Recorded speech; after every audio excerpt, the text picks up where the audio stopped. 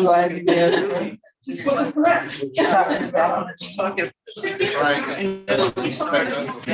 Hey, good to talk to you. Stay in touch. Even if it doesn't work out, speak. Rush, rush. Okay. Yeah.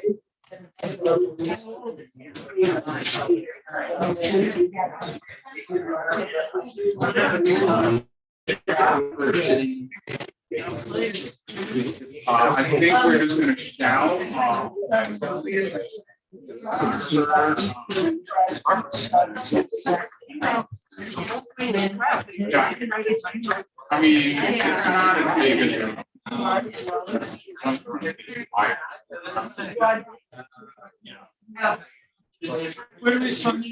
There's a sign-in sheet back in the corner. You see where all those people are standing there? Yep. Yes. Thank you.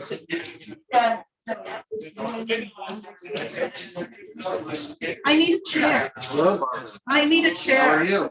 How are you feeling? Yeah, Yeah. yeah, I'll get one. I know, I got some. Yeah. Do you want to sit on this side? You can come back. Oh, that's all right. That's what I was saying. I very much appreciate your views on.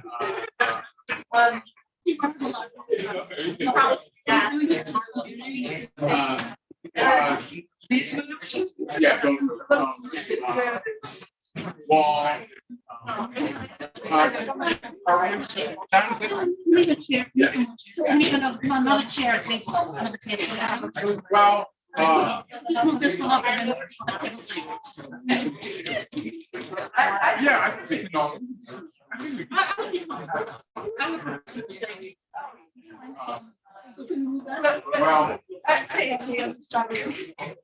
well, I don't want. no, we're not gonna. I don't want my back. Right, yeah. You know, this, we accept. I don't.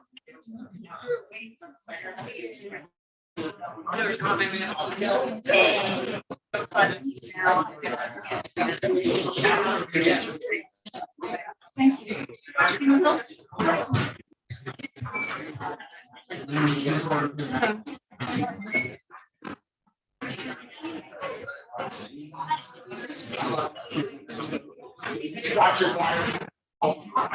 And maybe I should possibly have a space of something to get out.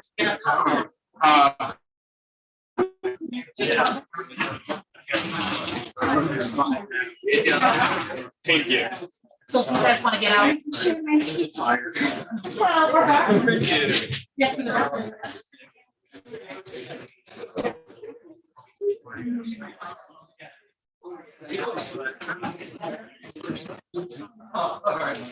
So we give you, I think.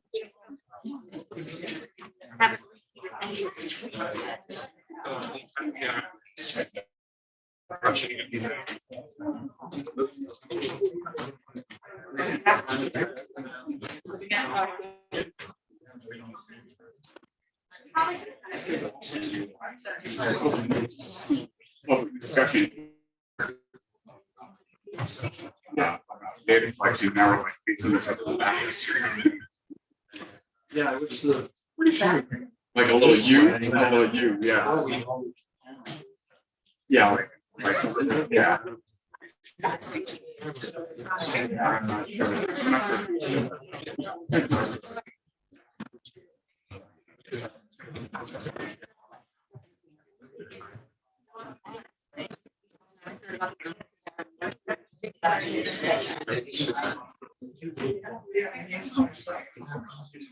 Oh, and I will. Saturday.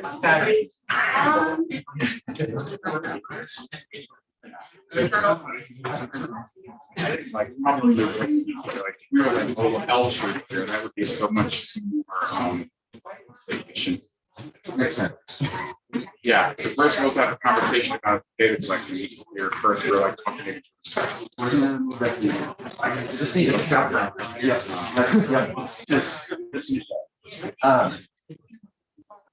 Thank you all for coming to the rent guidelines board, the Kingston Rent Guidelines Board public hearing. It is November 5th, 2022. The time is 12:04 p.m. and we are here at the Kingston Public Library.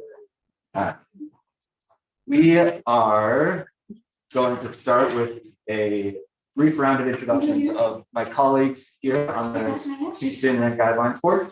I'm going to ask my colleagues to say their name, whether they are a public member of the board, a landlord member of the board, or a tenant member of the board, and then we will turn to our business.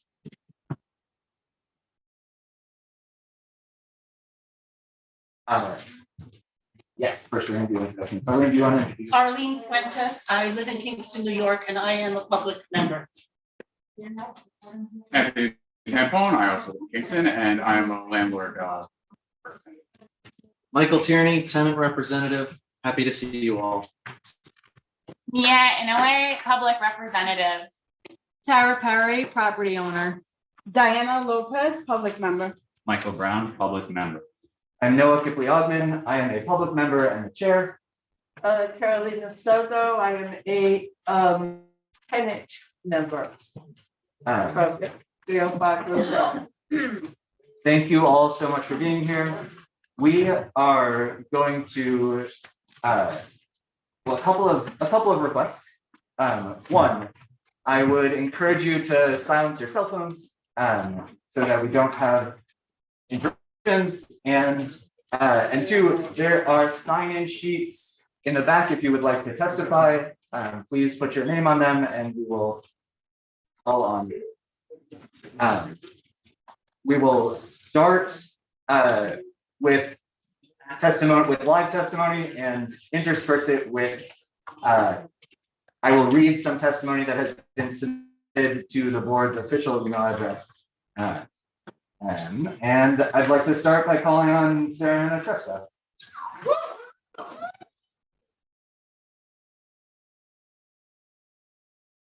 Good afternoon, everyone. Sorry. And just a reminder, I will be interrupting people after 3 minutes of speaking for individuals or 5 minutes if you represent. All right, thank you.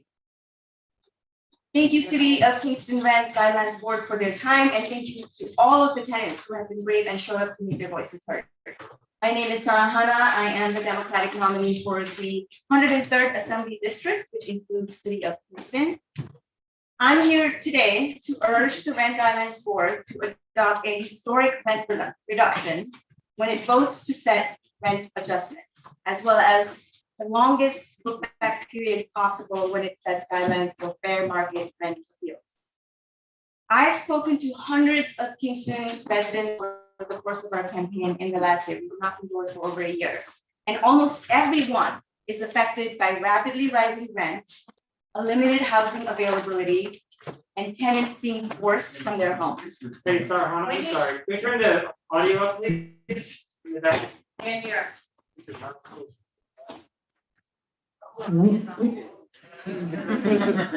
Thank you. Thank you.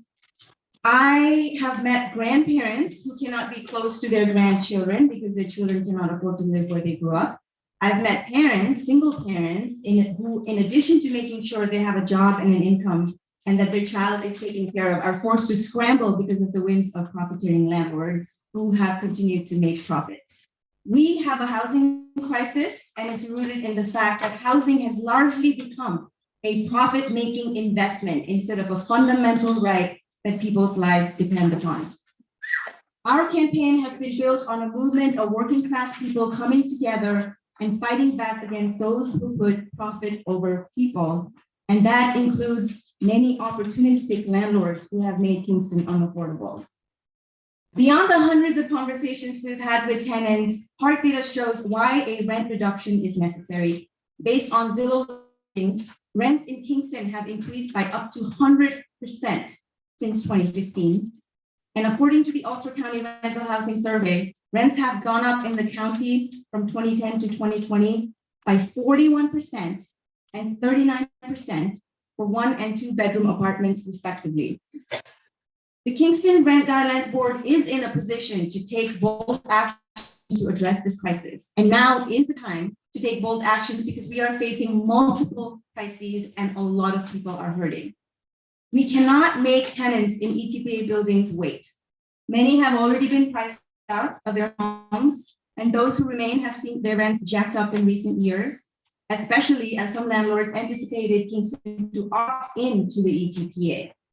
It's absolutely crucial the board vote to reduce rents in these units and send a signal that the days of rent gouging are over. That like everything else, housing needs to be democratized. Additionally, the board must vote to set the longest look-back period possible when setting fair market rent guidelines so that tenants can challenge excessive rent increases from previous years. I urge the board to not be intimidated by a bad faith lawsuit launched to prevent taking action. These nonsensical lawsuits have failed time and time again, and this one is no different. Thank you, Sarah. All right, thank you so much.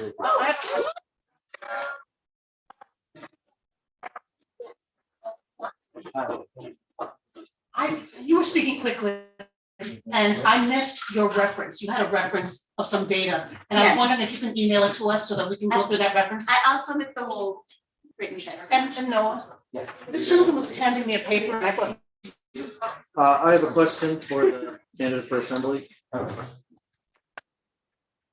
When you're speaking, when you're speaking of voters in the city of Kingston, is housing one of the top issues that you hear from? I can repeat it if you want.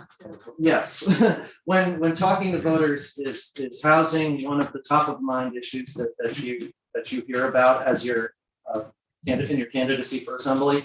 Absolutely. So just to give context, we've knocked on over 40,000 doors in this assembly district, and housing is the thing that people are most struggling with. And in fact, energy prices and housing prices are at the root of the inflation that we are experiencing right now. And I've met people who had their children had to go and live with their parents in apartment complexes that are meant for seniors because they had nowhere else to go. And some tenants told me, where are they supposed to go? Are they supposed to live in a car?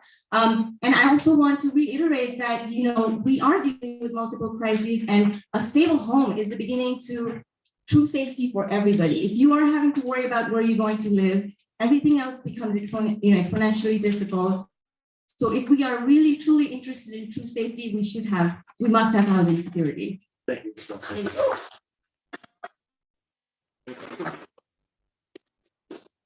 Thank you.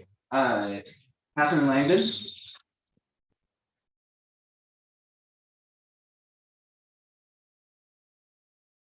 so my name is Catherine Langdon and I'm a representative for my uncle Eugene Langstrand, who's a 90-year-old Korean War veteran that lives in Kingston Village, apartment 24M.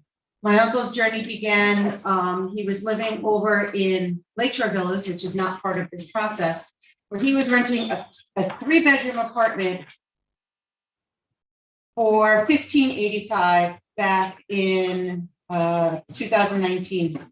He fell in that apartment due to rugs that had huge gaps in them and rolls and everything else. So he shattered his spine. We had E&M management over there at the time, who also managed Kingston Village at the time. And we asked for an apartment on the ground floor when he came home from the hospital and rehab because he was no longer going to be able to climb stairs.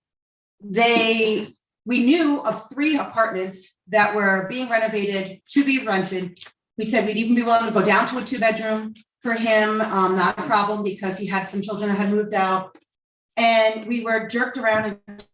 This was in June. And by October, we were starting to get ready for him to come home. They still hadn't given us an apartment. They rented the other 3 apartments that would have been appropriate for him to other people and told us there was nothing available. So they told us the only thing they could do was put us in one of their other properties, which is how he ended up in Kingston Village. He went to Kingston Village, where he went from a 3-bedroom for $1,585, and they turned around and they charged him $1,595 for a 2-bedroom apartment.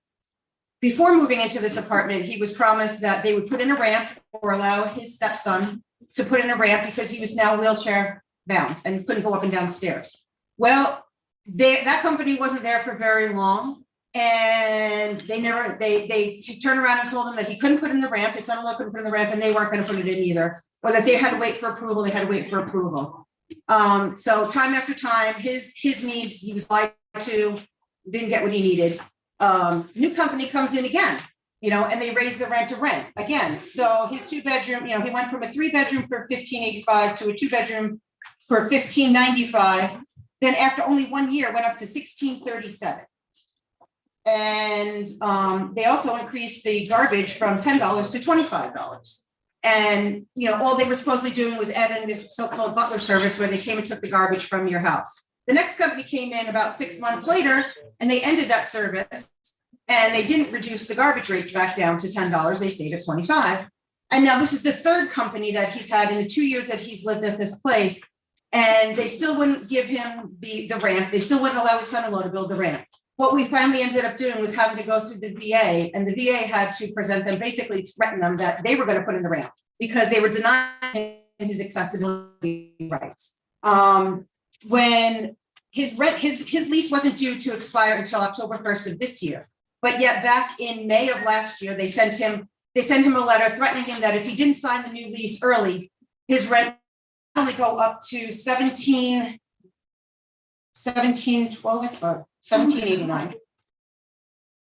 It would be $1,989 if he did not sign the lease when they were asking him to. Thank you so much.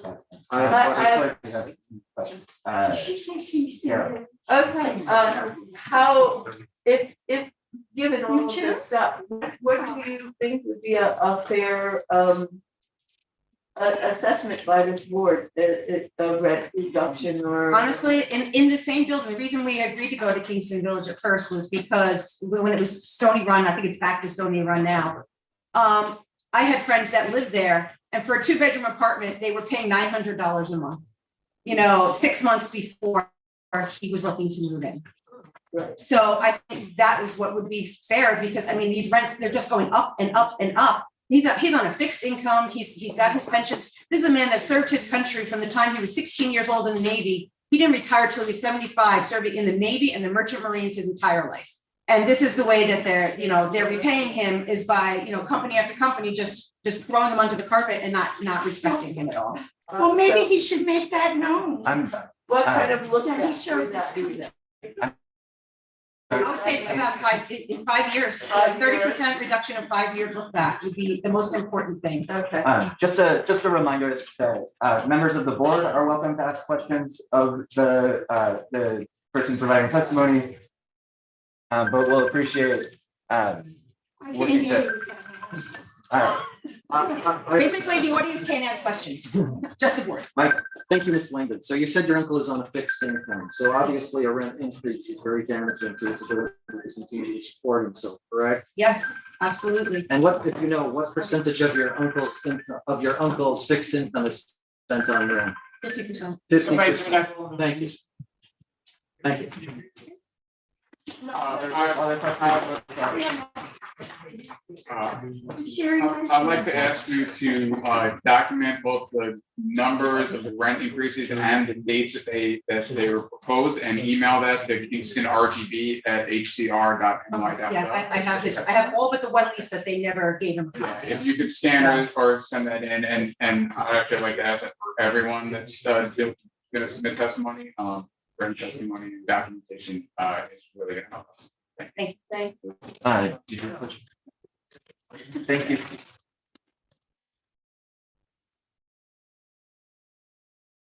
You from the training? There's I'm gonna apologize that I struggle to read handwriting.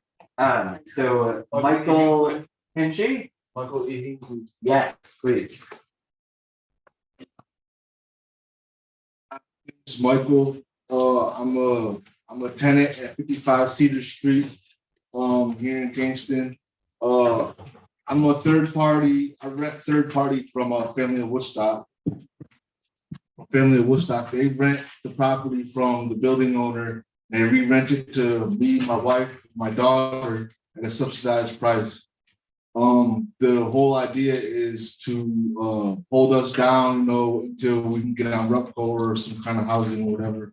My wife and I came out of homelessness. We was in a shelter in 2020. 2021, we got up in one of the motels. When I met my wife, she was pregnant from a previous relationship that was abusive or whatever, but we got up with family in Woodstock and they took us out of the motel and put us in a 2-bedroom apartment. Our time is running out with them.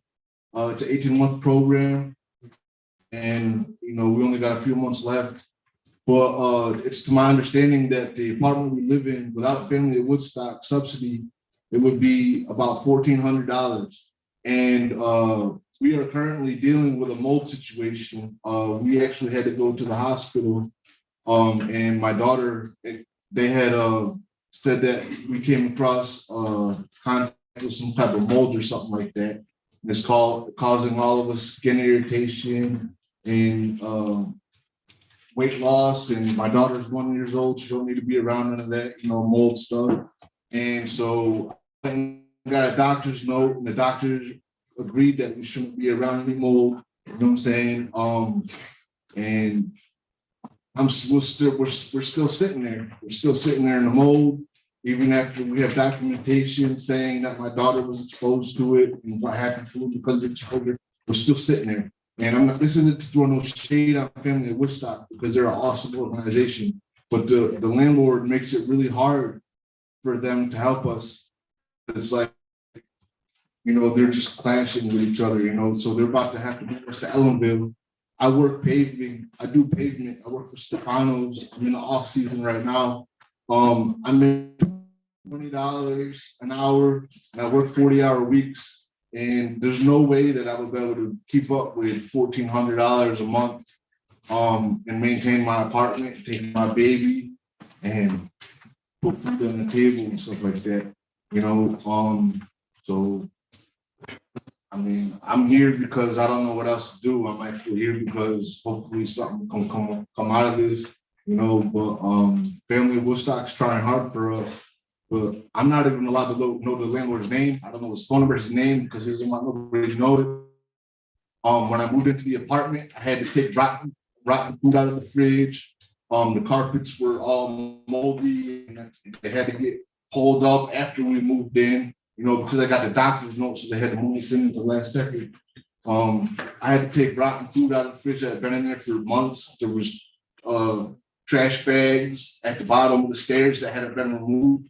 And, you know, it makes me feel like, oh, well, you know, they were homeless, so they're going to be happy to be here because they were on the streets before this.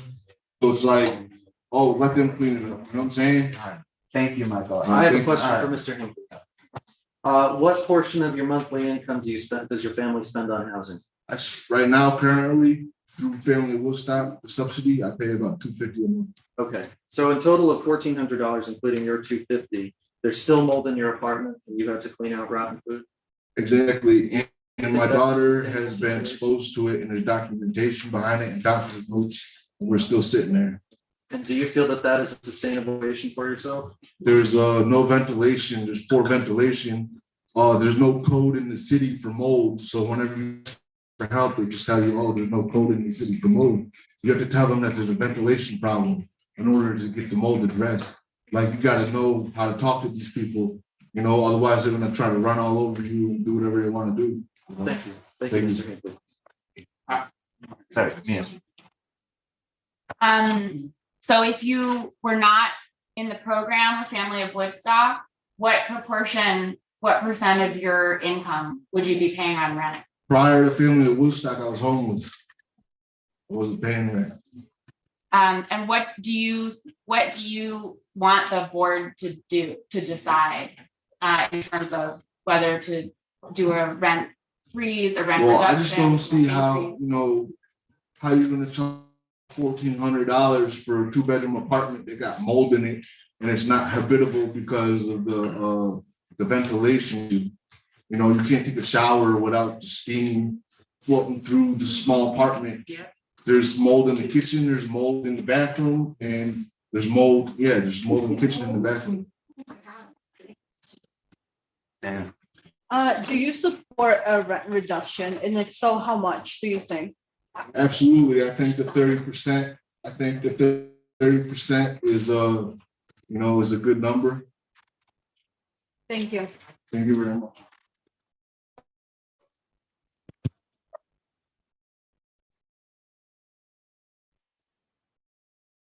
I'm gonna read the testimony submitted by Lisa Lerner. She writes, the members of the Kingston Rent Guidelines Board, I am the tenant in one of the rent stabilized buildings in Kingston covered by the new laws.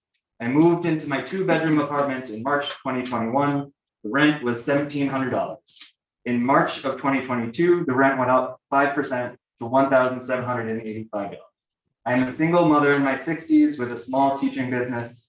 I have no other means of support. There's no other parent. In addition to paying my monthly bills, I am paying for one child in college while trying to fund the future time when I can no longer work. I drive a car that is 17 years old and repairs are costing me around $2,000 per year. And with current inflation rates hitting all the basic needs, I'm worried about money all the time. There's nothing left over for any more emergencies. It appears that the fair market rent for a 2-bedroom in Ulster County was around $1,345 for 2022. I'm not sure if I qualify for a rent reduction, but certainly another rent increase would be a hardship for me and my family. Janice Esposito. I know. When you read those testimonies, can you go to the mic?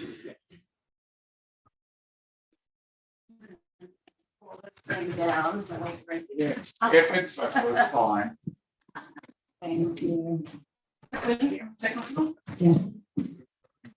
Hi, I'm Janice Esposito. I live in Stony Run. I've lived there for 23 years. I used to be able to call it my home. I just can't do that anymore. I'm here as everyone else is. We'd like to see a good 30% reduction in the rent, and as soon as possible. But as I've lived in 4 different apartments there in Stony Run, and the first one I started at 3 years ago, a nice 2-bedroom apartment, 1.5 bath, $882. Now I'm living in a 1-bedroom that's gone through plenty of maintenance problems. And I'm paying, just recently raised $143, and it's $1,443 I'm paying along with the garbage service, as we all do, for $25, and our water and sewer bills, which are so unfair. We don't have individual meters for reading. For the water, pay what we have to pay. My rent just started as of May 14th. I signed it in February. And this just started July 29th.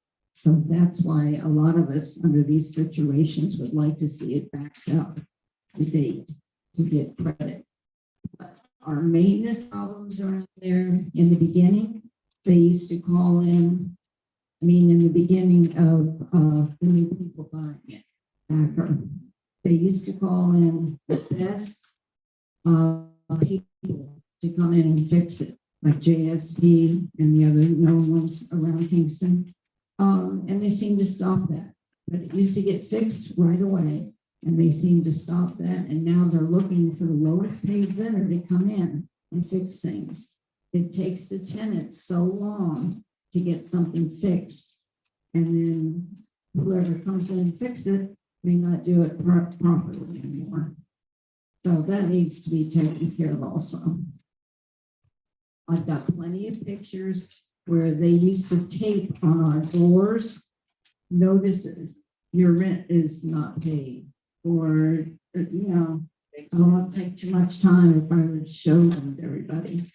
But they do things there now, it's not home. Something needs to come in and take care of this. And it begins with the rent. It's not worth what you're all paying for. And just last month, I live in building 1.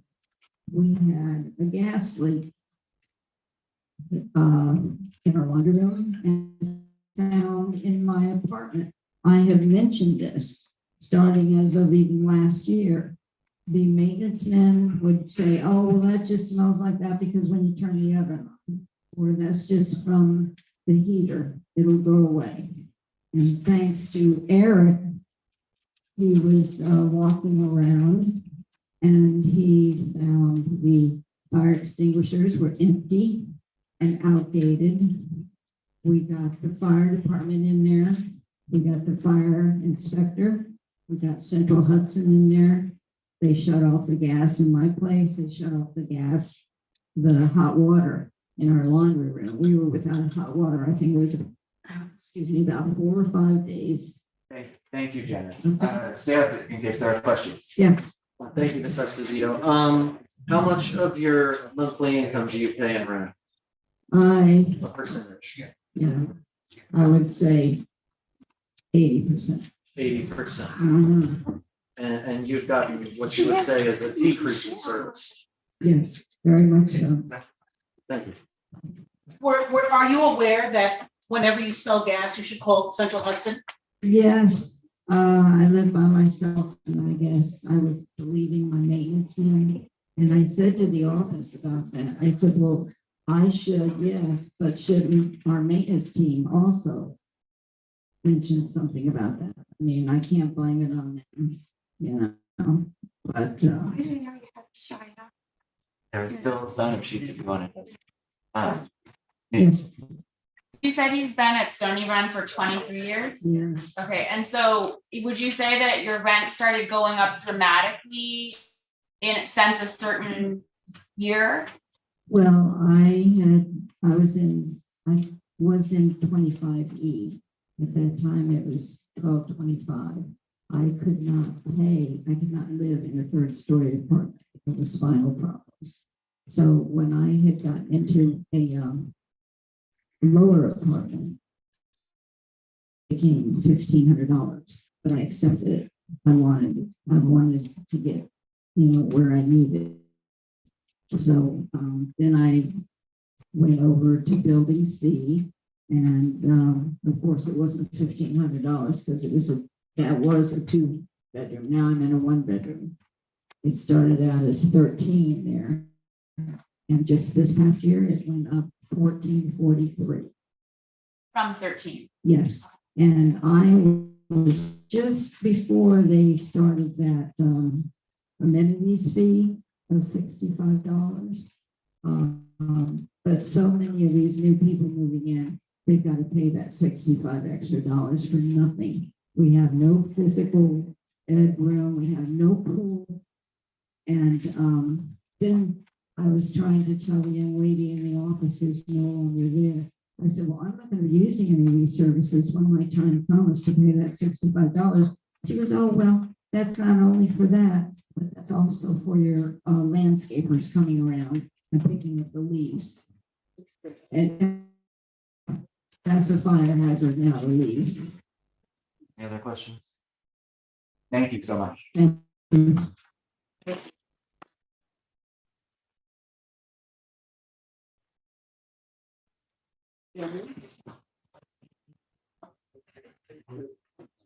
Demi Sharpley? Or, I'm sorry, I'm struggling with handwriting. It looks like a capital D for a first name and a capital T for a last name. All right, if you figure out that it's you, give me a holler. David Burkhart.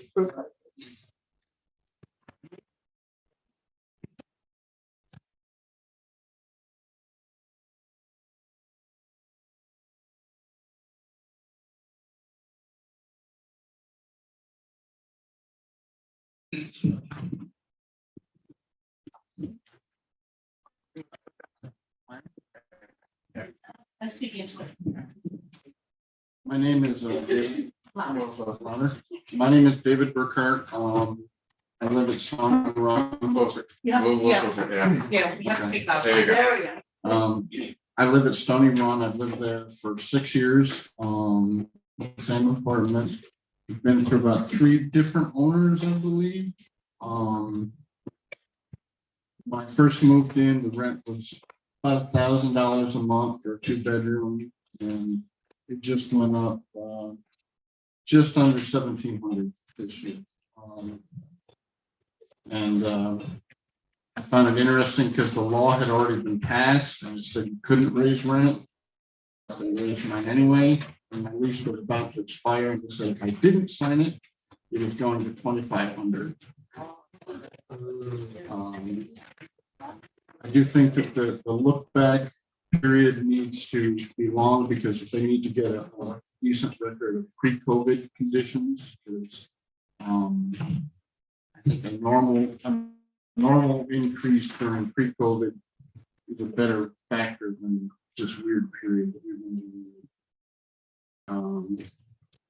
They really need to, the board needs to make the decision. Now granted, my family lived in Dutchess, but they all have had to move south because their rents over there are just as bad. So I'm the last member of the family here. Closer to the mic here. Sorry. And if there's another, like this year, my rent increased 30%. And if there's another such increase, I'll be next year, even though I had a decent job. I can't afford to live here. David, what would you suggest the board do about a decrease? How much would you do? I mean, I understand that landlords, they have costs, and it's not just tenant versus landlord. But a 30% increase is just ridiculous. I mean, it pretty much. I could handle when it was, $50 increase. It's fine. I mean, I understood the prices go up, but when they're like $350 more a month over 12 months, it's a cost of living raise that you get at birth that doesn't cover that. So it's like, yeah, I got a raise and I'm worse than whole. I have a question, Mr. Burfer. What percentage of your family's monthly income goes to your housing costs? I'm pretty lucky because I chose to live at an affordable place. It's about 25%. I mean, I use that guideline when trying, but like when they raised the rent, I tried looking elsewhere and like everything was more expensive. It's like they really want you to pay more than 25%. And this 30% increase that you got, did you notice a 30% increase in service from the property owners? They have done a lot of work outdoors. A lot of it doesn't come to me, like they put in a dog park and new playgrounds for the kids, but I don't have kids, I don't have dog. But I mean, of the 3 owners that we've had since I moved in, I will say that this owner has done the most work of any of the 3, but they've also been giving the most. So largely aesthetic improvements? Yes, not indoors. I mean, the air conditioners, I'm pretty sure are original to the building. My electric bill triples every summer when the AC goes on. Thank you, Mr. Sit like that. One other question, sorry. You said you lived there for about 5 years? 6. 6 years, and in the beginning, so pre-COVID, you lived there and your rent was about $1,000 a month when you moved in. Do you Yes. know what the yearly increases were? The first couple years it was about 50 a month, then it went to 100. As I said, this last time was $300 and some dollars, and that's not counting there's other people that you mentioned. They raised the garbage fee because they added this weird butler service, but then they took away the butler service. And the best part is the butler service garbage can doesn't even hold a regular trash bag, so I didn't get anything. Thank you. Thank you.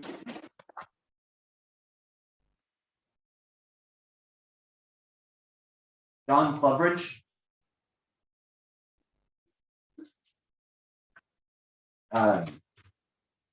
John, I think it's to the city. Clubridge, John, John Lovett.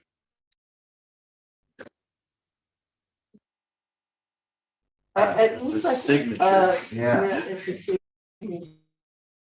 It looks like CUL. If you don't get called because I can't read your handwriting, please do try again on another sign-in sheet. John Theobald King.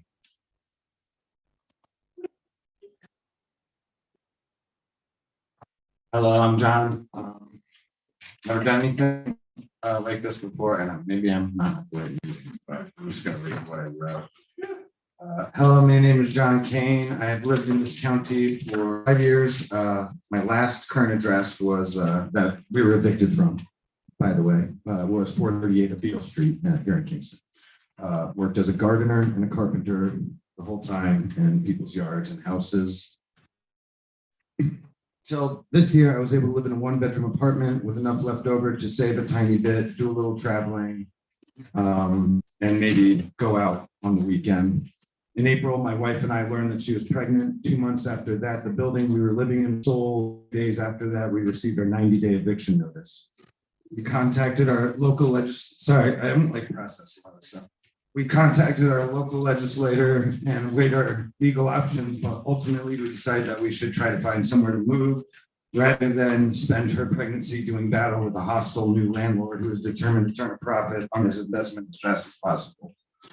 Our old Airbnb our old apartment is an Airbnb now, but at $200 a night, not including fees. We regret not fighting it because it's been a difficult year, and I'm sure plenty of folks here have experienced far worse. And recently, when we were looking for apartments, the best options we could find were 400 square foot studio apartments, and these trended towards the $1,200 a month range. 20 years ago, when I first moved out of my folks' house, my dad took me out and showed me on paper how to write a monthly budget for renting an apartment. And he told me, and this has stuck with me, he told me that ideally you should be able to pay your monthly rent with 40 hours of work, in order to be able to afford bills and groceries and some date nights and save a little on top of that. And this made sense 20 years ago, and I still think it's a decent model. But in Kingston, New York, the average 1-bedroom apartment nowadays is renting around $1,500. And that means to pay for a week of work, you need to be making $37.50 an hour. And here in Kingston, the minimum wage is more like $13 an hour. So if you work a minimum wage here in Kingston, New York, you need to work 115 hours to afford the monthly rent for a 1-bedroom apartment. And that's just the rent, no groceries, no utilities, and God forbid your car breaks down or you're injured or you get sick with COVID. And to me, this is a society telling you to your face that you are not worthy of basic luxuries, even if you work over 50 hours a week directly serving the people who decide how much the rent is. And this is not a sign of a healthy society. And by the way, everyone I know in this town is living under the dangling sword of eviction and rent increase. My wife and I were lucky enough to have a friend who was willing to rent us a small cabin in the woods, but there we don't have running water. We have to haul it. We split our wood. We hike our groceries in. We use an outhouse, and we have to drive to a friend's house to use a shower.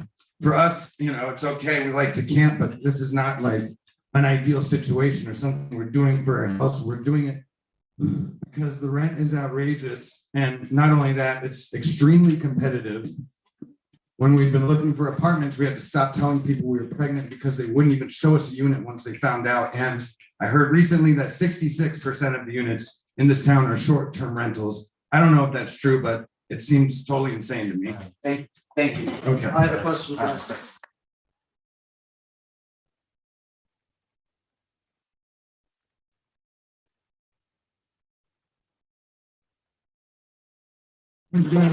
everybody for coming out. Thanks you. Thank you so much for your testimony. So what you're saying is that you had to leave our community because of your housing situation, because you were evicted? Yes. Thank you. Other questions? Yes. Do you support a rent reduction? I support a rent reduction as far down as a rent reduction should go. And I think it should be codified into law that a one-bedroom apartment should never cost more than 40 hours of minimum wage.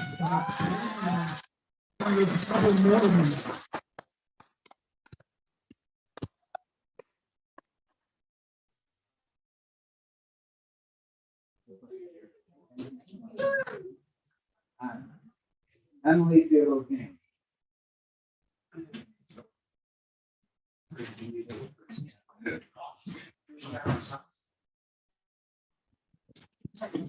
Yes. Good. Yeah, speak to me. Hi, my name is Emily. I currently live in Glenford after being evicted from the new Ulster Marina in Kingston back in July. I moved to Kingston in June of 2016. My housing, I've been renting for the last 13 years, and my housing has always been renting. I'm from Long Island originally, but I moved here from Brooklyn looking for cheaper rent and community. To my surprise, I was able to find an apartment on Craigslist where I was able to afford to live alone for my first time. An 800 square foot, one bedroom apartment on Henry and Pine for $850 a month. In fact, my new landlords lowered my rent by $50 when they found out it was just me and my cat, which was a far cry from the tenant landlord relationship that seems to be commonplace 6.5 years later. I won't reiterate our whole eviction saga that my husband so eloquently and passionately told you all, but being evicted for anyone is a traumatic experience, let alone being 2 months pregnant in your first pregnancy. A time that should be happy and exciting was now overshadowed by our new landlord making it quite clear that he did not care about us. I even went as far as to have a very real and honest conversation with him where I basically pleaded for him to let us stay till the spring so we could have our baby, and then we would be out of our hair. That was after we made him aware of the good cause eviction law, in which he said to my face things like, I intend to move in and work on the place, and I'm a man of my word. A month later, it's an Airbnb, and he didn't even replace our crappy stove that you can't even boil water on. So for $200 a night, you can rent a stove that works. In a time where we should be nesting and preparing for a baby, we were faced with having to find new housing in a town we knew it would be hard in. At the marina, our rent was $50 a month for one bedroom. But the rental market now is extremely limited and everything was at least $500 a month more, even with less space. In all cases, we would have to be settling for less. We're in our mid-30s with a baby on the way, and we shouldn't have to settle for a crappy apartment and the roll of the dice of who our landlord is as a person. We should be able to have the best housing possible for our family. In the end, we had to move out of Kingston, and we are very grateful for our friend who is renting us a place for extremely affordable rent. But like my husband said, it lacks most modern luxuries that people are used to, and we work hard for it.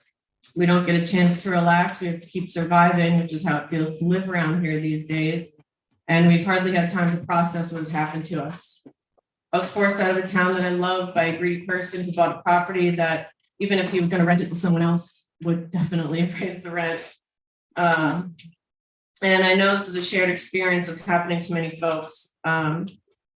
Many people I know were born and raised here and can't afford to be here any longer. And I'm demanding a rent reduction in the longest look-back period possible to make sure that this amazing community does not get pushed out.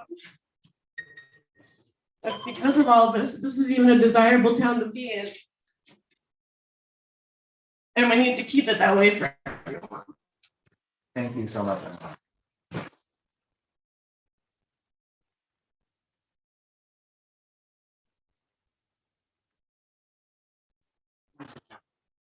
Thank you so much.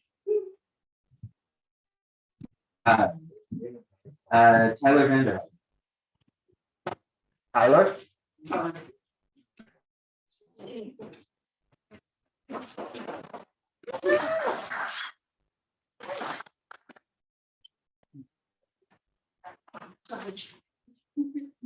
Hello, my name is Tyler Vanderhaeg. I live at 72 Wall Street in Kingston. I'm also an organizer with Citizen Action of New York.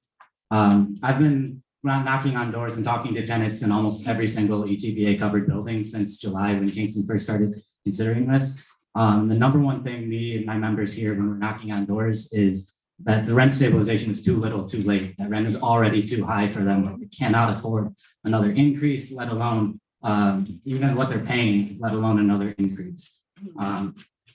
This 30% rent reduction that tenants here have been asking for today would be a one-time, much needed, desperately needed market adjustment to the years and years of price gouging that's been happening in Kingston that everyone here so eloquently talked about. We're losing people of our city. They're having to sleep on the streets or just move outside of our county, even let alone our city. That's not right. We need to be doing more to protect them. And this is a historic first step that we should do to help them. As long with the 30% rent increase, having as long as possible the look back period to help restore some of those increases that have been happening over the last years is just beyond needed and deserved for the people of Kingston. Housing is a human right here. We should making that more of an effort to protect them instead of trying to give developers more money in their pockets. Being housing insecure or rent burden affects all aspects of somebody's life, from their mental health to their job, to their kids' education, to their safety in general, everything else. Doing this is not only a chance to put money back in people's pockets, but to give them a better shot at life, keeping money in their pocket, all of that. So I urge you to do all you can to help these people, help the tenants, and help the people of Kingston. Thank you.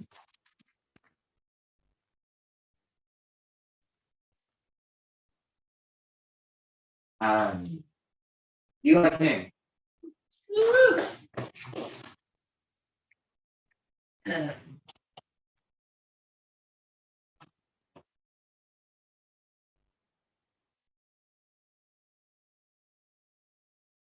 Can everybody hear me? Yeah.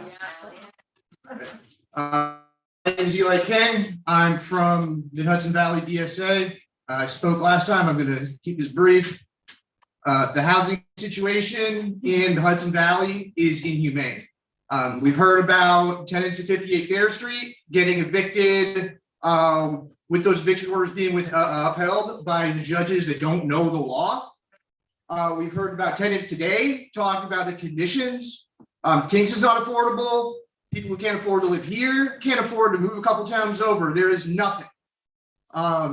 We live in a fundamentally unjust society. It is not just Kingston. It is not just housing, and the ETPA is not enough. But you have clear legal authority over this one thing, and you have a moral obligation to your neighbors and your community to do so.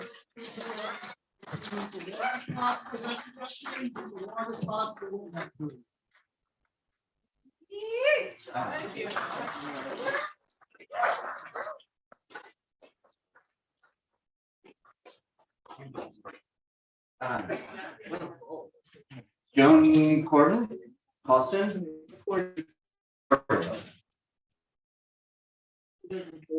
Joan Corden.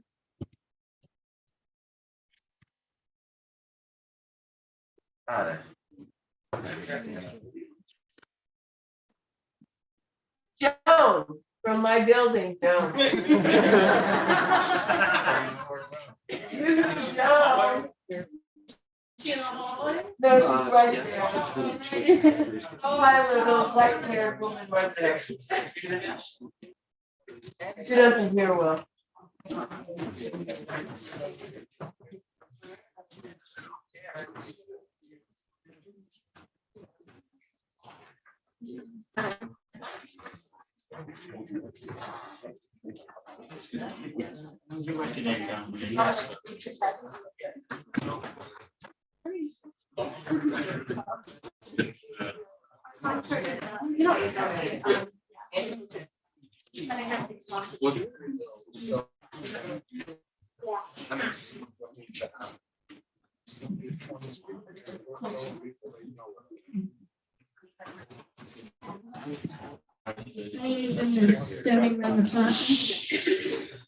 I rented it about, it's gonna go on 2 years now.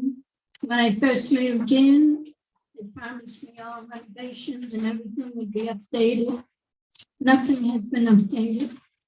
I have bathrooms and the sinks are all backing up.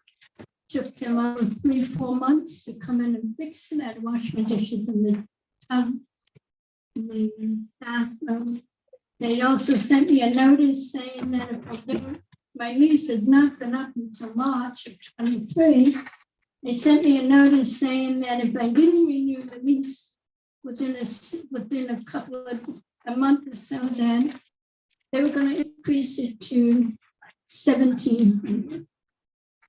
And then it also said if I don't renew it, let them know by a month, then they were gonna increase it by October to 2,200. I am on a fixed income. I don't, I can't afford it. So bottom line is I'm gonna have to do that. I can't afford this kind of rent. And they just Stony Run, like they said, they've been under 3 different owners since I moved in. And not one of them has ever lived up to what they were saying. The apartment was filthy when I moved in.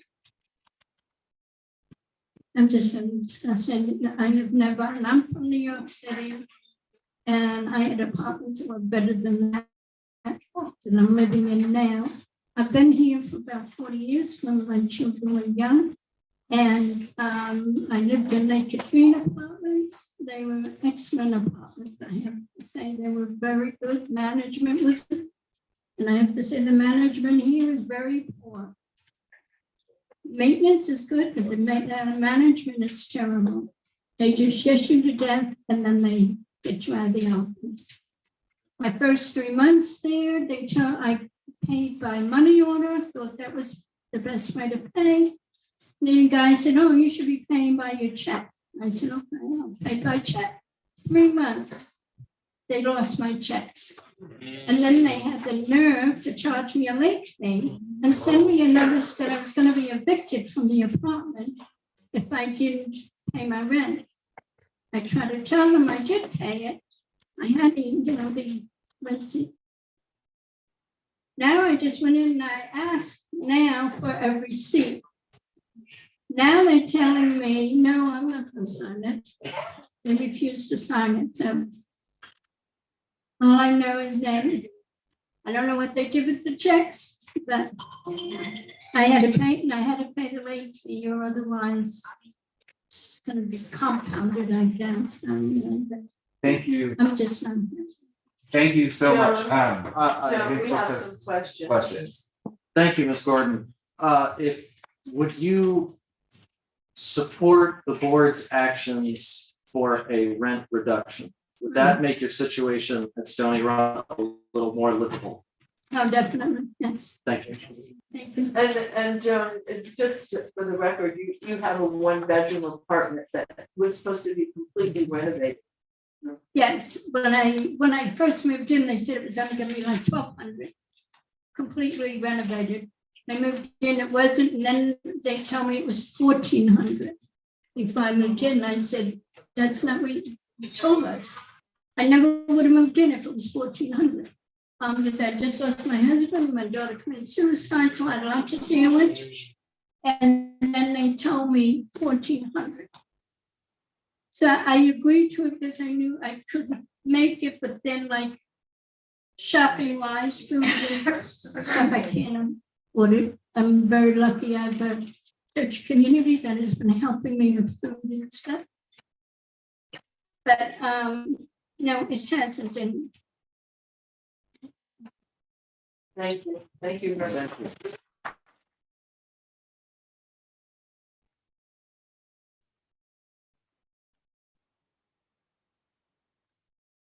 At Pelicano.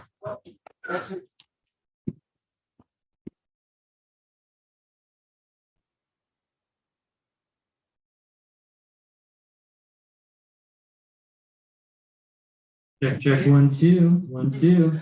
How do we sound? I won't take a long time. I don't live in one of those apartments that are going to be helped by these changes. But would like to see the longest look back, I guess, for all of y'all. But to everyone else's point here, I don't know what with the 30% reduction, why that number makes any sense. I like what Johnny was saying in terms of let's go as far as possible.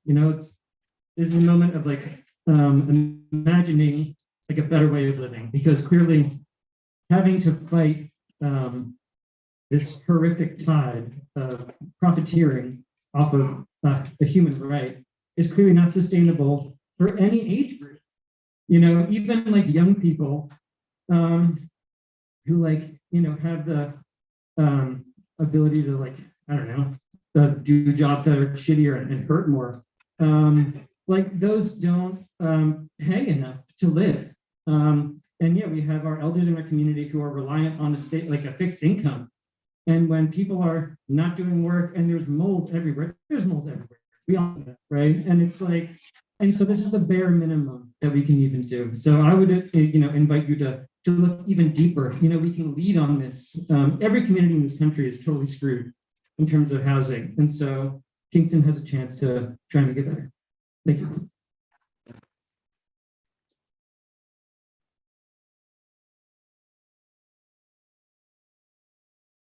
Gavi and Jack Bechtel.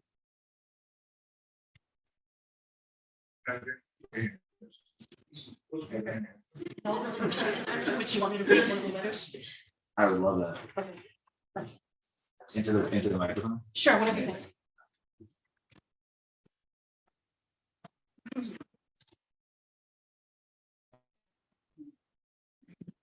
My name is Jack Bechtel, and I live in Dutch Village.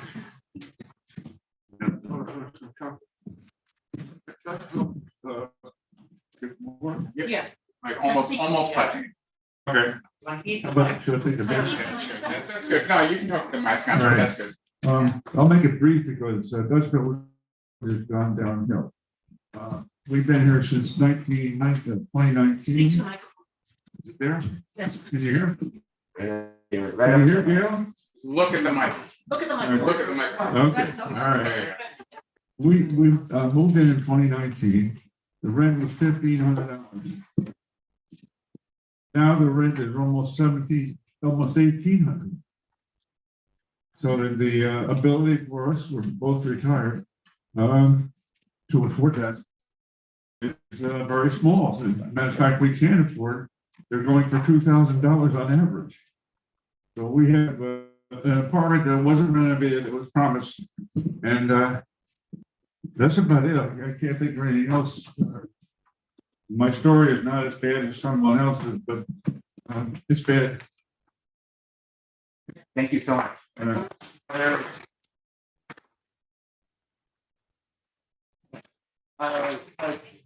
has a question for you. All right. You could return to the microphone so folks can hear your answer. Do you support a rent reduction? Yes. And if so, what % do you think? Well, it's hard to say. We were 1,500. I don't know what the percentage of that increase is, but it's got to be 15% at least. So it's touch and go, really. We may not be able to stay here. Well, one thing I wanted to point out is we think that the landlords, who the apartments, the complexes that's flipped a couple of times at least, have New York money coming up here, buying up property. They bought Dutch Villas. They promised renovation, and that's about all I can say. Thank you. Thank you.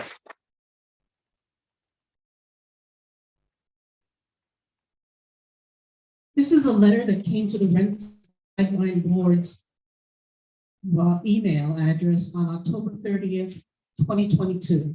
Dear Kingston RGB, I am an economist and director of the graduate programs in sustainability at Bard College. I am the author of a widely used college textbook titled Economics and the Environment. I have also researched and written on the dynamics of urban housing markets. I am writing in support of a modest rent reduction that has been proposed for Kingston tenants. To be clear, I am offering this assessment as an individual, not as a representative of Bard College. The reason to support the reduction is straightforward. Moderate and low income Kingston residents are being squeezed by inflation generally and very rapid increases in rental housing costs. As you know, between 2015 and 2020, rents rose on the order of 30%, and in some cases more than that. This has created an affordability crisis. The rent reduction will provide much needed relief to moderate and low income Kingston residents. Any negative effects of the policy on the rental property market are likely to be small for two reasons. First, with the rapid increase in rents, most landlords have earned large windfall profits for several years. A reduction would be a rollback to, say, 2019 rental rates, a time when landlords were doing quite well, having profited from the run-up between 2015 and 2020. Thus, even with the reduction, most landlords will largely still be earning a good rate of return on their investment. This will be true even though landlords are facing inflation for labor, utilities, taxes, and other variable costs. These operational costs total significantly less than the monthly rent that landlords receive. Second, the restriction of the rollback to multi-dwelling units built before 1974 will also reduce any negative effects, as landlords will have few alternative options.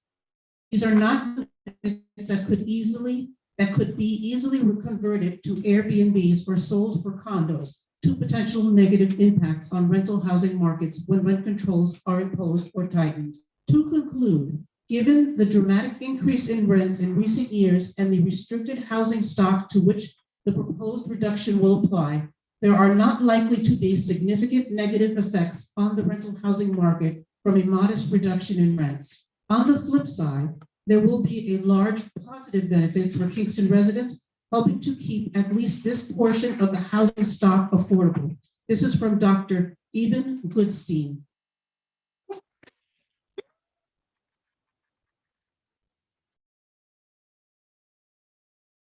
Give you another for after the next speaker, Anne Marie Curry. Anne Marie Curry. Brenda Miller. You should read audio books. Yeah. I would say. Yeah.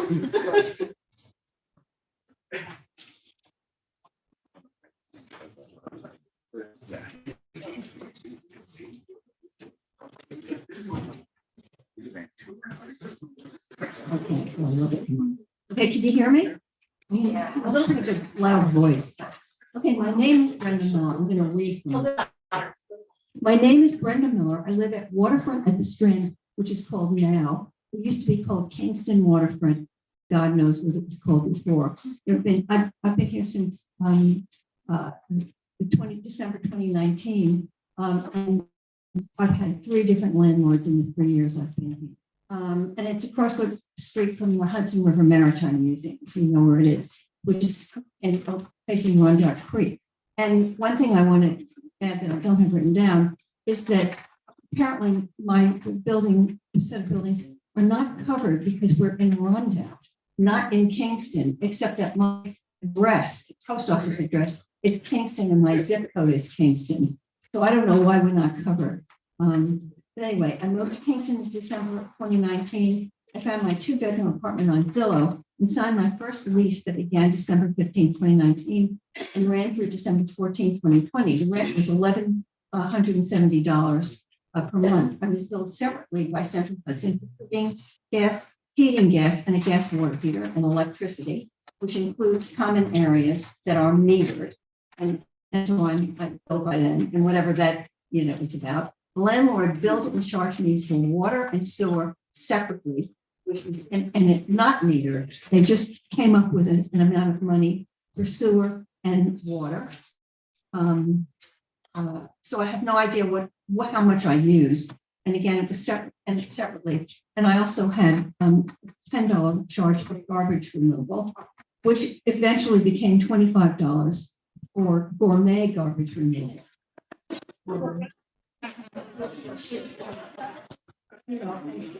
Somebody said about his garbage can, I never would take it in my house because why would I take their garbage can into a very tiny, it's really a small apartment. It took the garbage in and then have to put it outside for them to pick it up. They only picked it up a couple of times and I could just as easily bring it back, to the dumpster, which I had been doing before for $10 a month. Okay, so And they also made me pay. Because I don't have a job, I'm an artist, and I'm kind of older. So they insisted that I pay them a whole year's rent, ahead of time, which I did, So anyway, that was my first lease. My second lease, which started December 15th, 2020 to December 14th, 2021, my rent was increased to $1,240 a month at a 6% increase, still paying all this other stuff. So that was an increase of $70 a month. My next lease which I have now, is running from December 15th, 2021 through December 14th, 2022. An increase of 9.5%, $124 a month. But the lease that I was offered, which will start December 15th, 2022, they didn't issue it to me. They asked me for a 21.5% increase. I'm raising it to $1,644 a month, which is an increase of $284 a month. Now, what's interesting is they sent me a letter, which is kind of this threatening letter saying if I didn't sign the lease immediately for this amount of money, then I was going to have to pay, and I wanted to stay, I'd have to pay, I don't know, $2,500 a month. They also asked me how old I was. They wanted my date, which, I think that immediately, smacks of discrimination. Thank you, Brenda. That's your 3 minutes, but colleagues may have questions. Yes. I'm sorry, can you state your address, please? My address is 18 Hudson Valley Landing. Okay, you do live in the city of Kingston, and I would speak with Bartek behind you in the pink shirt to see if you're in one of those covered units. Yeah. You're a city resident. Yes. What percentage of your income do you pay in your housing costs? Well, I would say about 120% of my income. Okay. And so that means, to me, that means that you're in an unaffordable and unsustainable situation. Yes. Would you prefer if this board raised the rent, froze the rent, or decreased the rent? I would like to see a decrease. What I really like to see are some limits on how much a landlord can increase your rent and what a landlord's going to pay for. This landlord does not pay for my sewer, water, or heating bills. Those are the big ones, or electricity. I mean, I pay for everything, including for communal costs of lights that are in a small vestibule, that where I enter into my apartment, and the lights, the exterior lights are hooked up to my upstairs neighbor or to me. And they, so they're, they're not, paying for anything but the shell of the place that they are. And as far as repairs, they make sense of when who may be competent to make repairs, but they really make repairs. They do little, like they jiggle the toilet. And they go, see, flushes. I can do that. Thank you, Ms. Miller. And if you don't get through all of your statements, I would ask you to send it to us electronically. I will. Thank you. I really appreciate your testimony. I want to just help you and everyone here kind of understand the purview of this board is covered under buildings that are 6 or more units and built before 1974. This one. That's the reason, that building wasn't built before 1974, and that's the reason why it's not covered under the purview of this board. But a couple of other things, if you do have if you're paying your meter and somebody else in light in someone else's apartment, that's a shared meter situation. Call Central Hudson, they'll come out and fix it and make sure the landlord takes care of it. Also, it is against the law in the state of New York to pay more than 1 month's rent to a landlord cannot legally accept more than one month's rent. So if the landlord asks you to pay for a whole year, don't do that. But I did it. I'm just letting you know what the. When you're out there. I agree. The owners of your property are also the same owners of the Kingston Village, which is, everyone here is hearing these, it's very clear, I think, to this board and probably everyone in this room of where the bad actors lie. Do you know what year I don't know, but I bet it was one of those checks, and that's right. It was built after 1974, so it doesn't fall under this. Your landlord also demands your age. That is also. That's against the Fair Housing Act. Thank you so have much. other laws that can help. There's a 5% limit on what they can. There is a 5%. Okay, so I definitely am asking for 30% reduction because, speak to my phone. Oh, I'm sorry. I am asking for a 30% reduction because.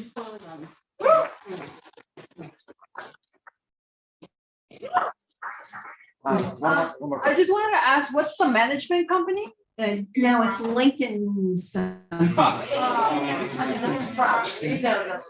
you. It's the same landlord. What's the white horse building came falls under the same code? It's the same landlord. Different building type, no. Alright. It's not fair. Not fair. Thank you so much. Arlene is graciously going to read out another set of. No, this email was from Janice Esposito of 305 Hurley Avenue, apartment 1C. And she didn't send words, she sent her lease. So we have her in April 2021 at $1,300 and in July 2022, $1,515. So she sent the lease. Do you have another one? I think there's two different sets of leases in there. Yeah, that's it. So do you have any other?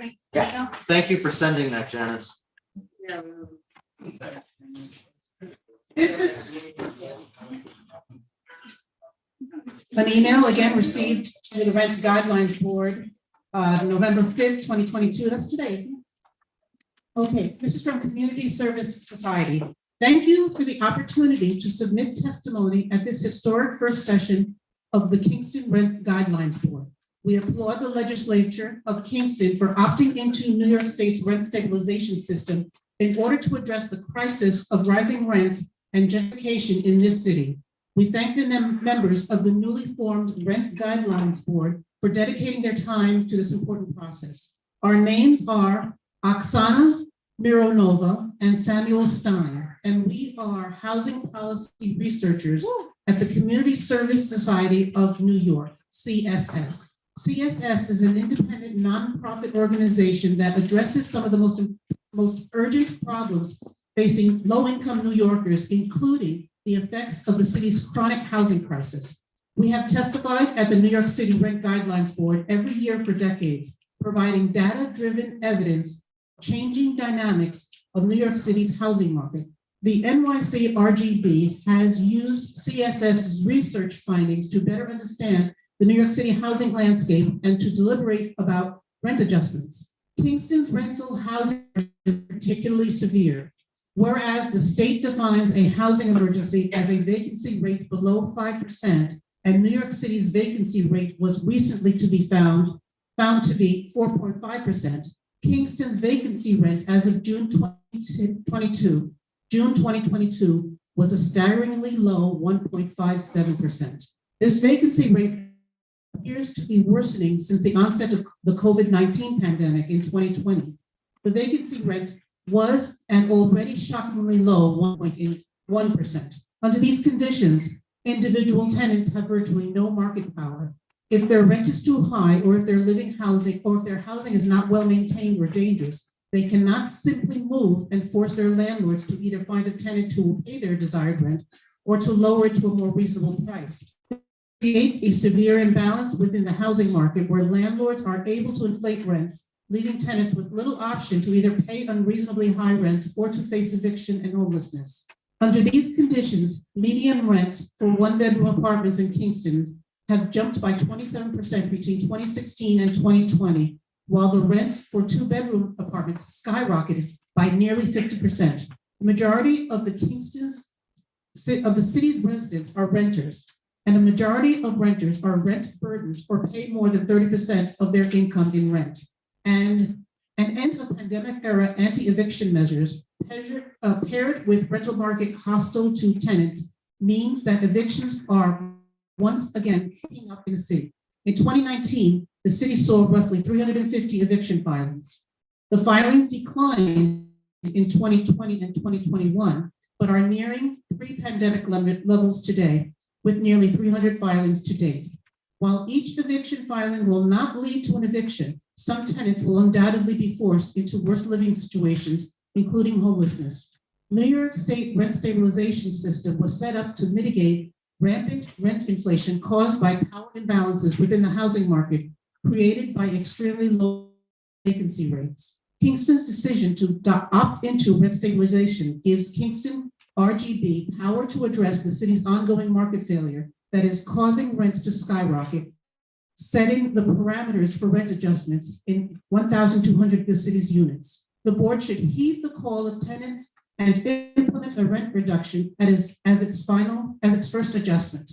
Such a bold action would act as a market correction, mitigating the impact of multiple years of unjustified rent inflation.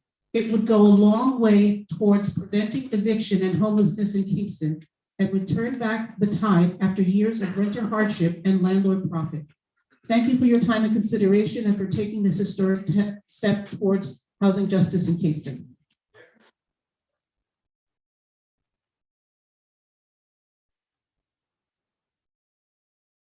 Thank you, Arlene.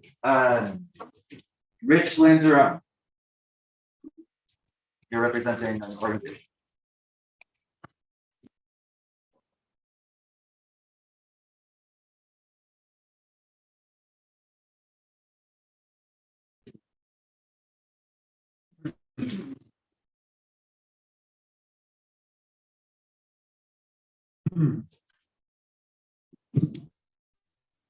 Thank you.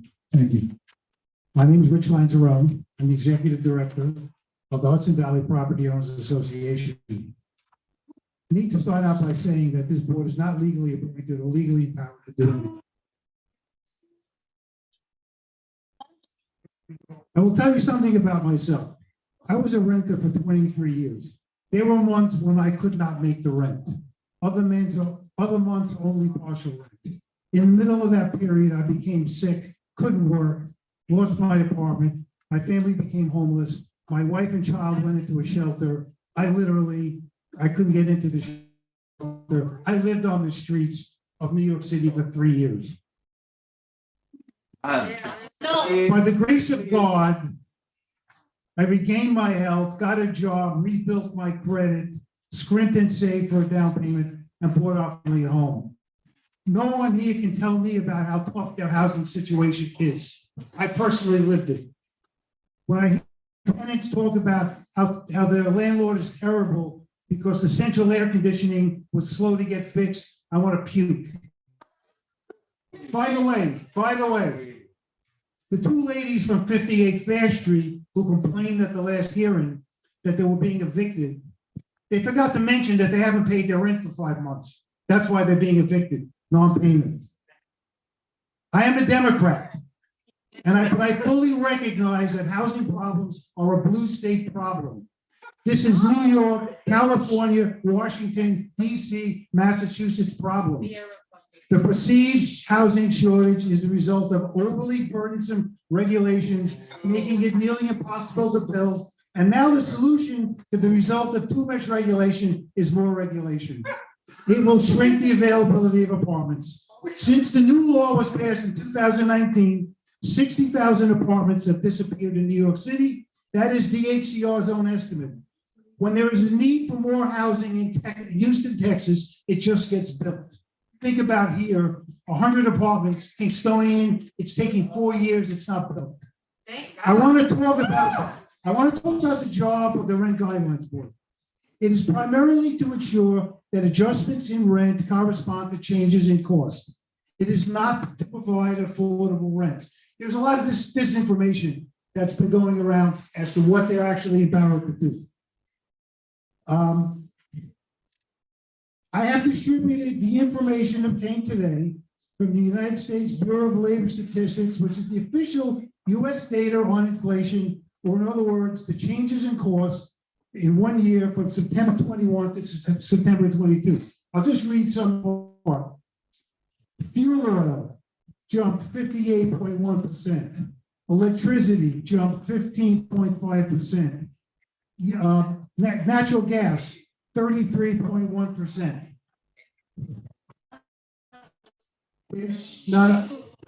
These are the increases in costs that most affect landlords. I would appreciate. Okay, thank you. If you will let me speak, thank you. Any consideration in adjustments in rent legally needs to be based on official data of changes in cost. You will notice that nothing went down, and the very cost impact landlords are those items which have increased the most. I want to remind you, excuse me, sir. I want to remind you, the board, that any decision that would be contrary to the documented official authoritative government pronouncement of actual changes in cost would be, to use a legal phrase, arbitrary and capricious. I would also like to mention I would talk about rollbacks. Sorry, whenever we're interrupting him, I'm increasing the length of time that he has. So I would appreciate if we could be respectful. Thank you. I'd like to mention that any talk about rollbacks, I would ask the board to ask the attorney guest here from DHCR about the case Regina Metropolitan, which you should be aware of, which involved DHCR trying to apply rent regulations retroactively. It didn't work out too well for DHCR. I've used the phrase highly regulated in my last appearance. This is a New York City RGB phase, in which would include any building with 80% or more regulated apartments. Such buildings are on financial watch for solvency in New York City. So when they set the increase, now you have to understand in New York City, a building has a mix of market rate and regulated apartments. So when the RGB in New York City sets an increase of 3.5%, they know the market rate tenants will be overpaying and subsidizing the stabilized tenants. In Kingston, immediately, all subject buildings would be 100% stabilized, which brings me to the other responsibility of this board, which is to make sure that the housing stock remains financially viable. Thank you, Rich. I Does the board have any I have a questions? question from Mr. Lansbury. Carol. Okay. Are you not suing the board and the HRC? We are, yes, we are. And so don't you feel like you've been subverting a democratic process that's going on here? Yeah. No, the city is required to act legally. The city acted illegally. I'm sorry. I beg to disagree with you. Okay. Thank you. So, Mr. Lansbury, I'm very grateful that you're no longer homeless. Me too. If you view this board as illegitimate, why are you providing public comment? Yeah. Just so that the public will understand that they've been perhaps fed disinformation and to reset their expectations for what you are actually allowed to do. And Lies. All right, How can you be homeless and have no Excuse me. empathy for others in a situation? has nothing to do with empathy, I'm sorry. So at our hearing on the 25th, I asked what the average turnover rate for your membership is for the Hudson Valley Property Owner Association. Do you have that information for us? 0. You have a 0 turnover rate year to year? Yes. That's a lie. How many members? No further questions. Any other questions? Yeah. 2 questions. So how many ETPA covered landlords does your organization represent? It's 50 buildings. It's approximately 40 owners. And last week I asked you when you testified, how much have those landlords increased the rent in the past 5 years? And you didn't have an answer. Do you now have an answer? I'm not sure, but I will tell you that we heard before from the first speaker that rents have increased 39% since 2010. I will tell you that the rate of inflation from 2010 till today is within single digits of that number. So basically rents in Kingston have increased basically in line with general inflation around the country. And rents in Kingston have also gone up in line with rents around the country. Nothing really unusual about Kingston, New York. Please. Yes. So if you were sitting on this board, would you set a rent reduction, freeze, or increase? And what do you believe the look back period should be?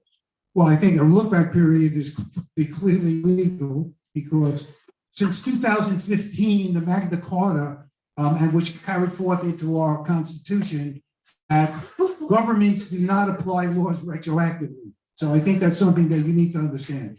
And so looking forward, the general rate of inflation for all costs for this year is about 7 to 8%. And so looking forward into 2023, if you go by the data, that would suggest that rent should go up 7 or 8%. And that's if you're going by data. If this is a political process, you might come to a different conclusion. However, you will be legally required to basically justify anything based on the actual data. I have a couple of questions. Sure.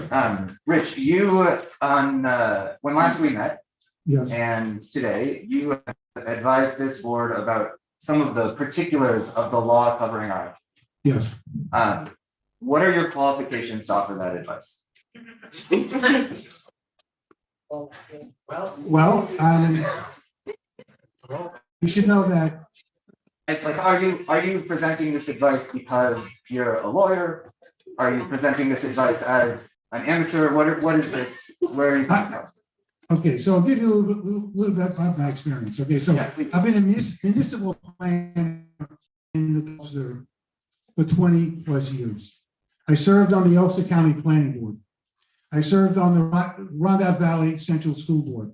I'm a fellow of the Hudson Valley Pattern for Progress. And I'm a property owner. That's why he's talking like that. He let you talk. No, I'm upset. Now, so we talked about the impact beyond just rent regulation, but the impact of disinvestment in properties. I'm still trying to figure out We ain't answer your question as yet. where you see in the law our responsibility is to make the economics of rental enjoy. I'm trying to figure out, is that our responsibility? What evidence do you have for that being our responsibility? I brought a copy of New York Times.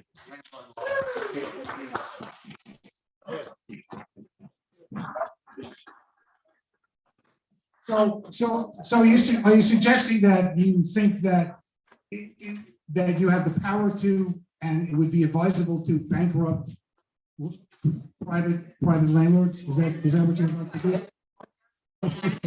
You don't think you have a responsibility to make sure that the housing stock remains viable?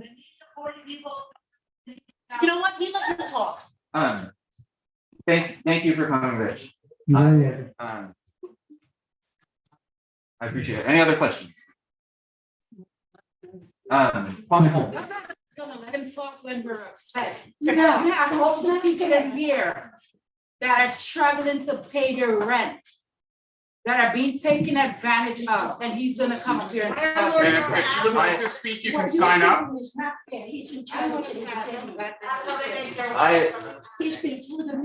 I would encourage people who have something to say to the board to sign up and come and say it into the microphone so it can be on the record. Thank you so much. Hey, everyone. Very close. Okay. I'm Kwame Holmes. I'm a renter here in Kingston. I'm also a professor at Bard College, and I'm really happy that I was able to come up after Rich because he made some interesting claims, and I just wanted to address a couple of them. The first that I'd be interested in addressing is the notion that rent increases is a blue state problem, which is something that he said at the beginning of his talk. You might notice, however, at the very end, he said there's national inflation, so it's happening everywhere. So he's already provided an internal defeat of his own argument. But I just wanted to offer some data from some red states. Florida, there's been a statewide increase in rent of 31.7% since 2021.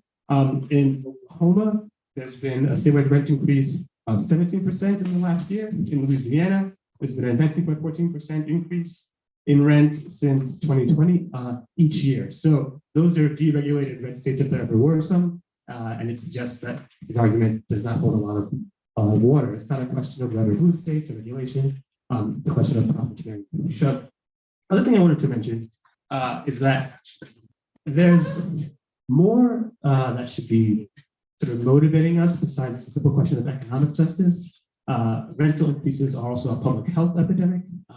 The stress that a person experiences each year, wondering if there's going to be a rent increase, can actually be measured in what's called allostatic load, which is the public health way of measuring the amount of psychological stress that builds up in the body and can affect organ function. So we're experiencing a COVID epidemic, an RSV epidemic, monkeypox epidemic, and also like a puppeteering epidemic. We need some kind of relief from that sort of tide of trauma that's been sort of overtaking our community. So that's one reason why I'm here to advocate for a reduction of 30% every year. The other thing is that Rich makes claims, his lawsuit claims that there can't be a housing emergency in Kingston because there hasn't been a change in population sufficient to match a decline in available apartments, which is a really silly argument because there's lots of ways that there could be less available apartments that is disconnected from the change in population. So, for example, if you are a renter in one of the many buildings in Kingston that have only 2 to 3 units, that building is sold to a single family, and they never move here. But they could also, it could be their vacation. That will cause a reduction in the number of available units, but not a change in population, right? Another thing that can happen is you could convert a 2 to 3 building unit into an Airbnb, right?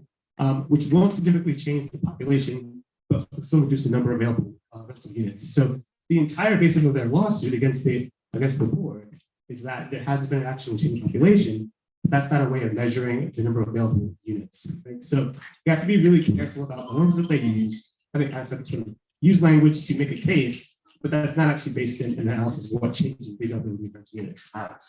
Thanks. Are there questions?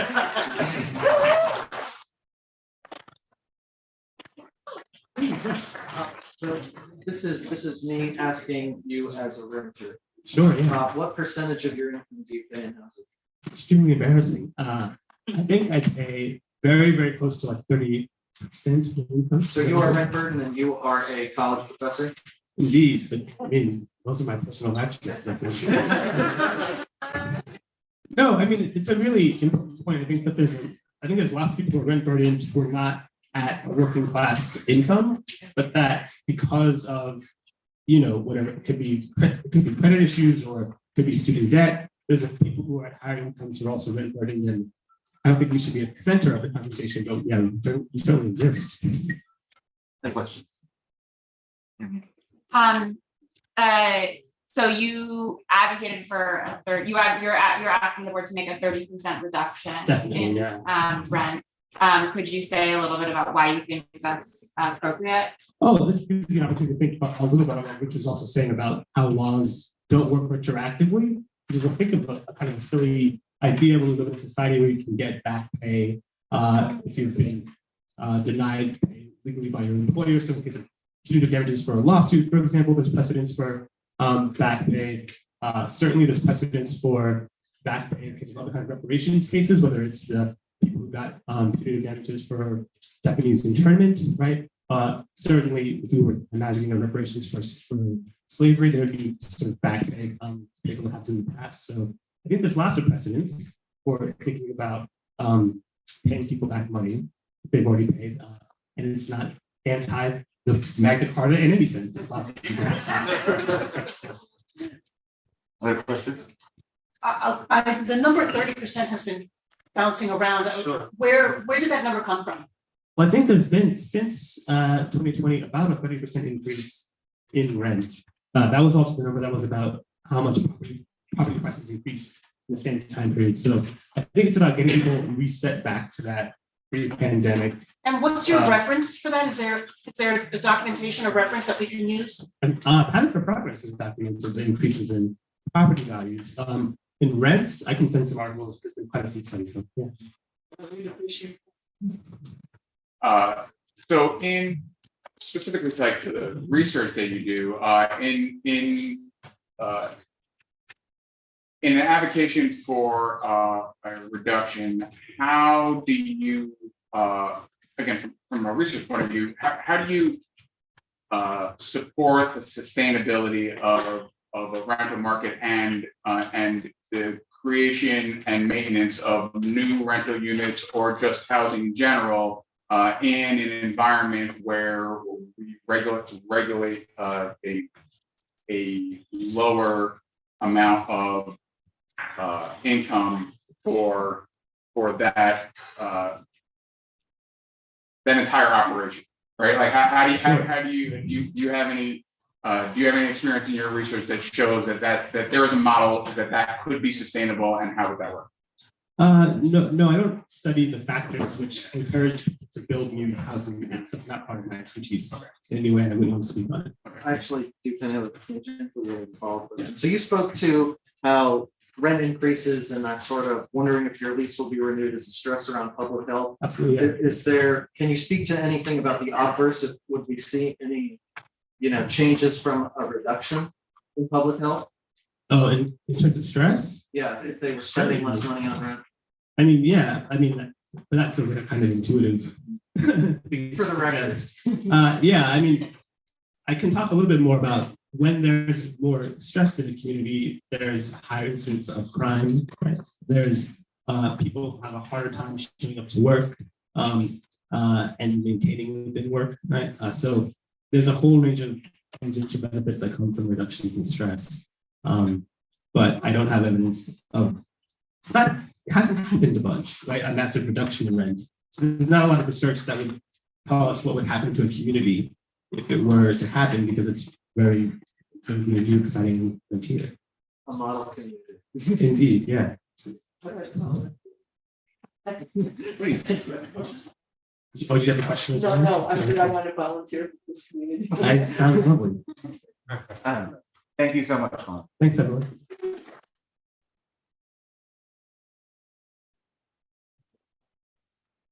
Lisa Royer. Hi, everybody. Can you hear me? Yeah, I'm a little bit closer to the mic. All right. Can you hear me now? My name is Lisa Royer. I'm co-founder of Rise Up Kingston. And I'm a resident at 58 Fair Street, which has been a topic of discussion here tonight. The gentleman that came up and spoke about the residents at 58 Fair Street saying that we owe money back. I'd like to give you the description of what really happened with our building. And I'd also like to say that I'd be grateful for the day that our most vulnerable citizens don't have to come up here with trauma porn for our city officials to do the right thing. Residents should be home resting on a Saturday. They should not have to be here. So 58 Fair Street, I've moved 4 times in the last 2 years, twice because of slumlords and twice because of death threats around the community work that I do here in Kingston. So thank you to everybody that showed up today. You're really brave. Keep coming out and keep speaking your truth. 58 Fair Street, I moved in on New Year's Eve. We were excited. We had a bottle of champagne in paper cups while we were moving stuff in.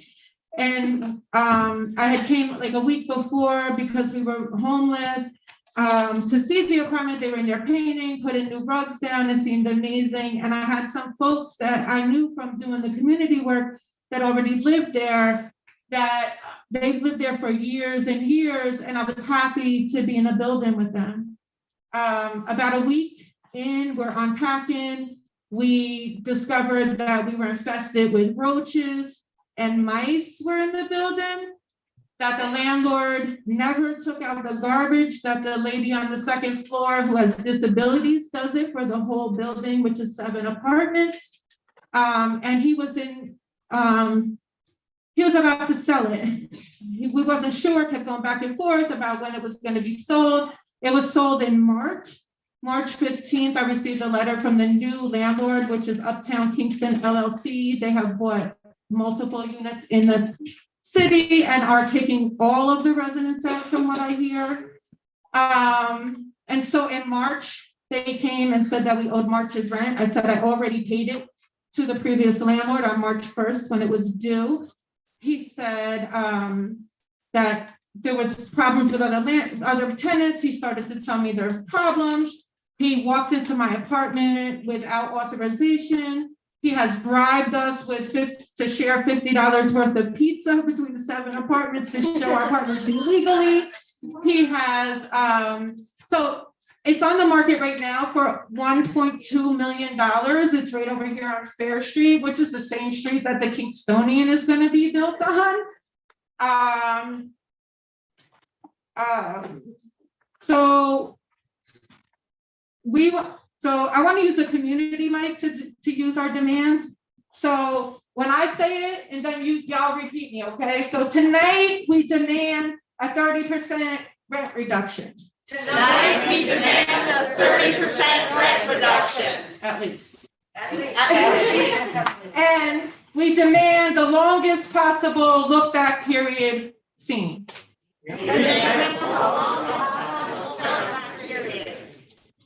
Thank you. Thank you.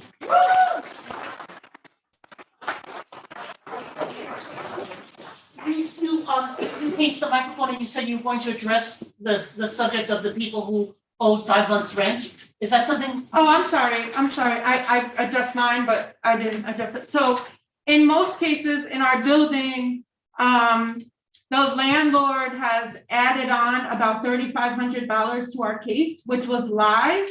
And so there was no way for us to prove that we did pay that because it was a lie, because he had just bought it in March. So if they go back and see it, the testimonies from our eviction courts, we all stated that he came in and added an extra $3,500 onto each one of our rents. And that's why we're in court for non-payment. I'm sorry, I don't understand. So you paid. He's saying that the amount that we owe, the papers that he put into court for our eviction, each apartment, it says an additional $3,500 that we didn't owe, that he lied and added on to the paperwork and said that we did owe. Okay. And so that's the non-payment. It's for the lies that he made up. So you're currently in an ETPA unit. Yes. You are facing an eviction. When was that court date started?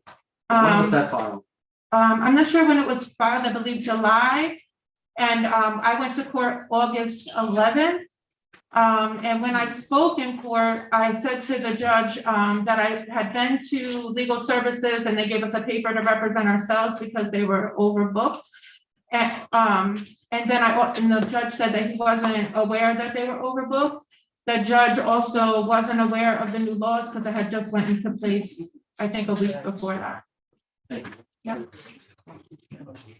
Thank you. Oh. Actually, hold on.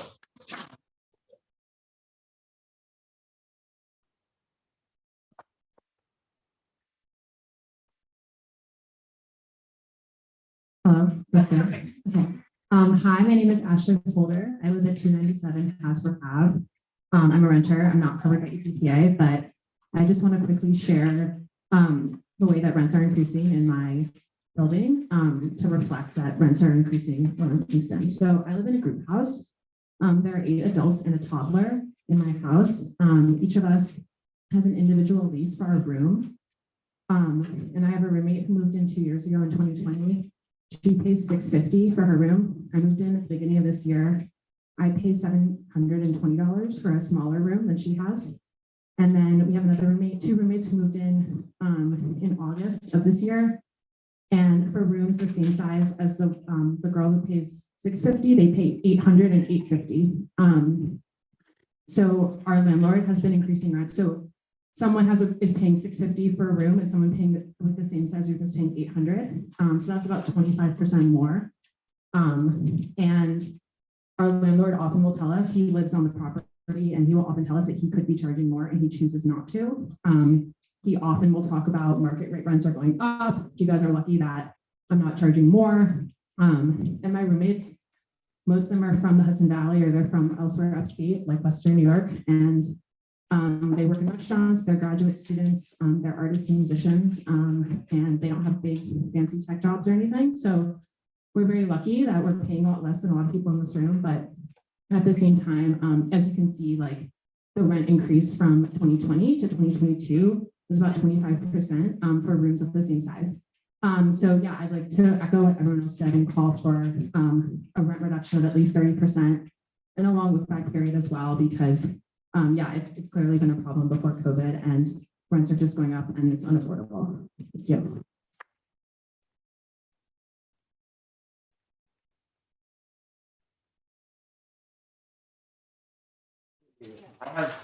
I have the email that you sent to the board. Do you want me to read it into? No, it's fine. It's the same. Yeah, thank you.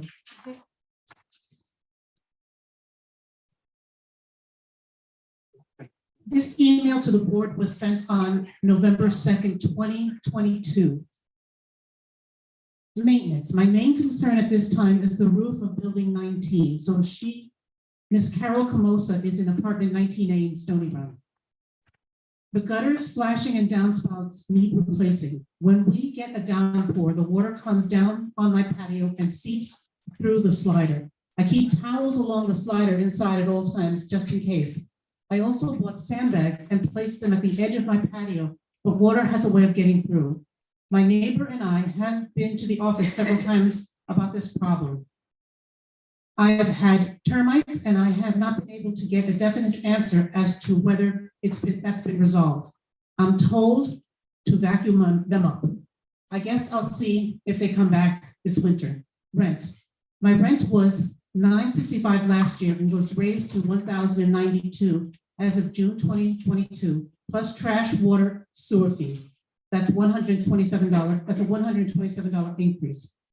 If I went month to month, the rent would have been $1,905. This is from Carol Camosa, 19A Stony Hill. Christine Brockmeyer. I have some photos to pass around. This one's going this way, show the deteriorating buildings. And the other one speak to the size of my 1-bedroom unit. Can we keep these? Sure. And I also have a copy of my lease. Yes, we love a prepared queen. Good afternoon. Thank you for this opportunity to speak. I really appreciate it. As I said, my name is Christine Brockmeyer. I live in 14C Stony Run, and I signed my lease this past February 2022. I moved to Stony Run out of sheer desperation. My daughter was in a desperate situation. She had a 10-month-old baby and could not get daycare. We lived comfortably in a beautiful home in South Carolina and sold our home and moved to Kingston. We could not find a home to buy in Kingston for what we sold our home for in South Carolina. Not even close. As a matter of fact, my rent here is $300 more a month than I was paying for a 1,400 square foot home. We moved into Stony Run out of desperation. We could not find another place to live. It was impossible. There was a time crunch for us because my daughter would lose her job, which is a very good job, if she did not get daycare soon. So we had a friend that was working for Stony Run. He said, oh, there's a really nice apartment. You've got to come see it. We looked at it. I said, it's small, but we'll make it work. We moved in February. We signed our lease. My rent is $1,660 a month for a 1-bedroom, 1-bath apartment with an eat-in kitchen. We have a small little patio space that is not usable at this point because we also have a roof that is caving in and pouring water into our little tiny outside space. I'm here to ask for a rent decrease. I am paying an astronomical amount of money for a tiny little space. My husband retired when we moved here. We are now on Social Security income, and my daughter provides me with a slight little bit more of income so that we can survive since I watch her child. This is not affordable. The money that we had saved for our retirement is going 50% faster than we ever imagined. And in 2 years from now, we will be penniless. There's no way around it. We need this decrease. Everybody around I talked to, the people next door to me hadn't paid their rent in 3 years. They had a note on their door. They were paying $850 a month rent for the same space. I'm paying $1,660. I find this disgusting. We have had repairs that we beg for them to fix. I've come to find my building, my space was completely mold infested and it was vacant for several months before we moved in, which was never disclosed to us. I have breathing problems. I've had problems since I moved in. And unfortunately, we can't find another place to live. When you don't have a job because you're on Social Security, and I have to watch my daughter's child. It's very difficult. We're literally living paycheck to paycheck, which is Social Security. And even with the slight little bit more that we're going to get this year, it doesn't make up for the food expenses, the gas expenses, and everything else. So I'm imploring you to think about this community and what it's doing to people. We are at our wit's end. We're at our last nickel. We need this decrease 30%, please. Thank you.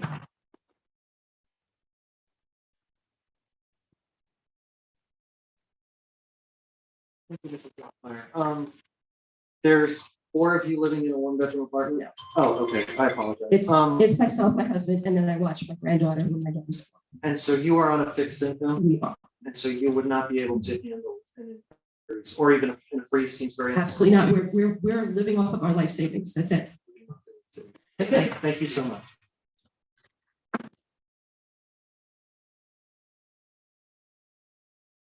Paul Merselter. Paul Merselter. Nope. Nicole Serlich.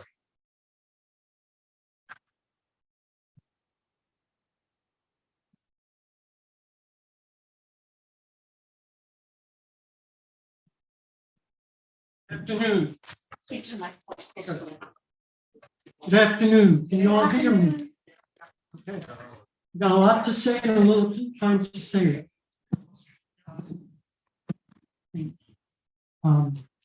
In 2020, I was living in a 3-bedroom house in Lake Katrina, and I was paying $1,250 a month. The landlord decided to sell, and we had to find a new place to live. As the previous speaker said, in short, we moved into Stony Run in desperation because we could not find anything else. Our rent went from $1,250 to $1,750. That's a 71% increase in rent that I had. We've lived there for a year now. Over the year, we've faced a litany of leaks in our house, which were, to be fair, repaired in 2 or 3 days in general. We did have a lovely water feature for about 3 days, with water pouring down from our roof, from our ceiling.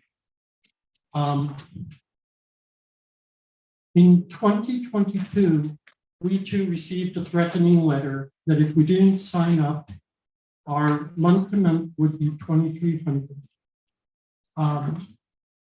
We received, our rent increase was to $1,981, a 13% increase. This leads me to have to pay roughly 50% of my income for its rent. I'm here to request a 30% rent reduction and a look back as far as possible. Would it be okay if I ask the room a question? You can ask a rhetorical. Yeah. Okay, consider this a rhetorical question. Anybody here looking at a 7% increase in salary this year?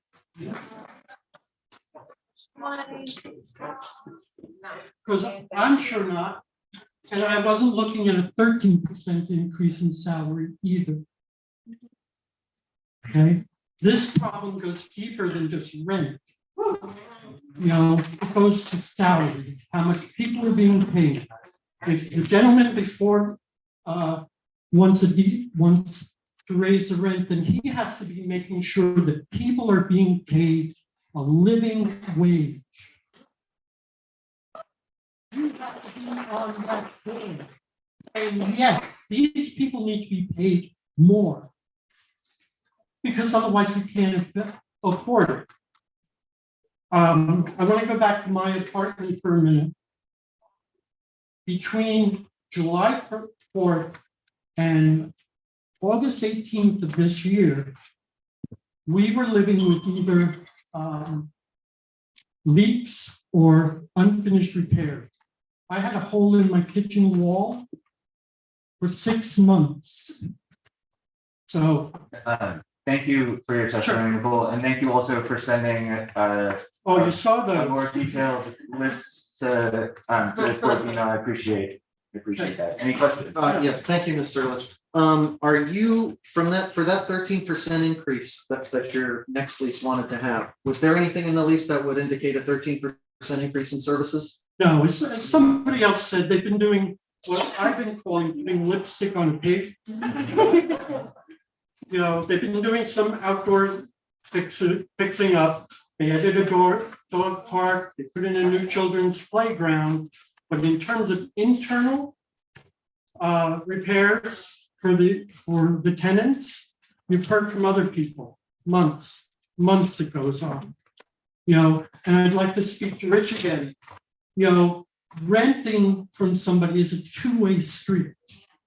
You know, it's not, and I don't know you as a landlord, so I'm not judging you, but it's a two-way street.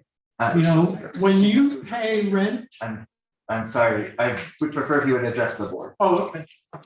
When you pay rent, you're expecting certain services for that rent.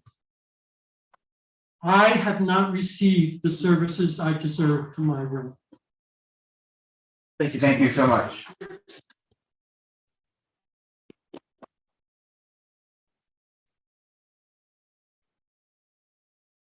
Michelle Hirsch.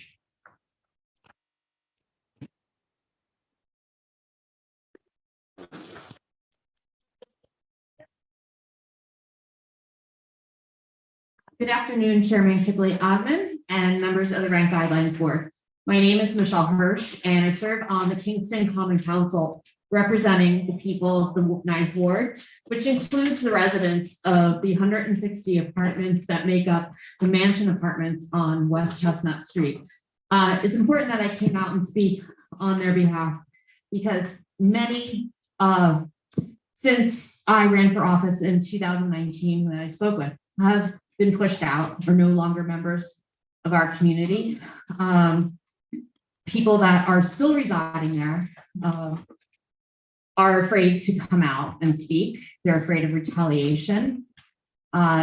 During my campaign in 2019, I spoke with a large majority of senior citizens that called these apartments home for over 25 years and could no longer afford the astronomical rent increases that they were receiving. This was a sleepy, off the beaten track apartment complex, and citizens there had been living there for quite a while, over 25 years, and were receiving increases of rental increases of 25% and up. When I took office January 1st, 2020, by the end of February that year, the residents of mansion apartments were the victims of an illegal lockout by the landlord.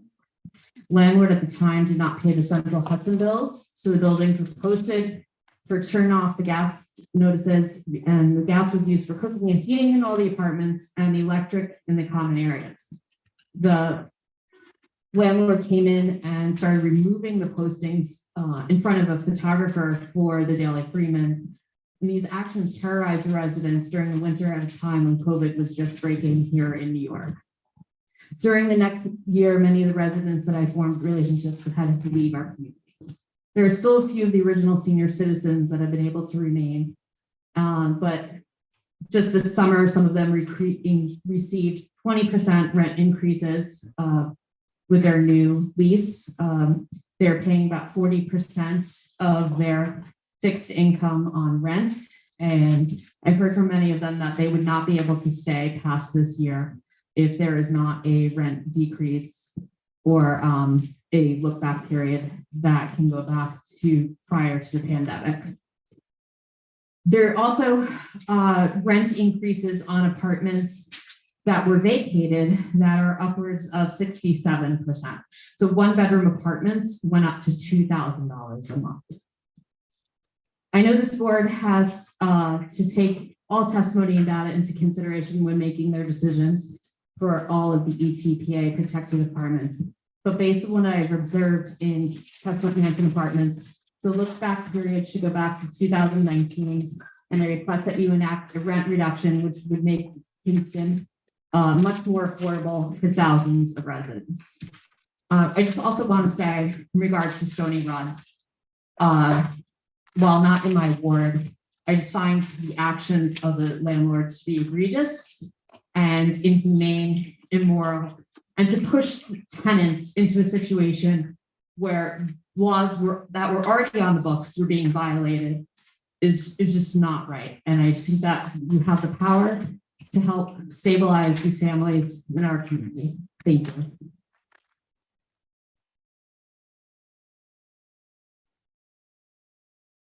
Thank you so much, Alderman Bridge, for addressing the board. Would you say that when you speak with constituents, the cost of housing is one of the main issues that Yeah, it's a they bring huge, to you? huge issue.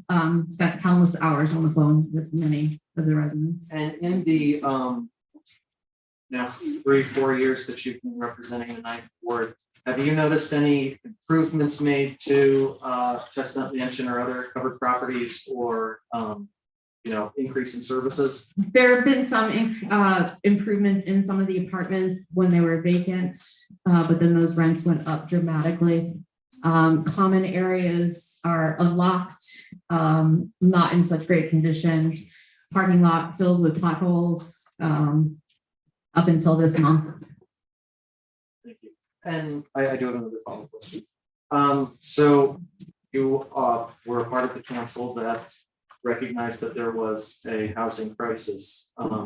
Yes. Do you still believe that there is a housing crisis? Absolutely. It's also the reason I ran for office going back to 2018-19, because of my work with families here in Kingston that are struggling to find affordable housing. Thank you so much, Alderman. Thank you. Have those residents stated where they would go being forced out of here in the next year or so? Repeat the question.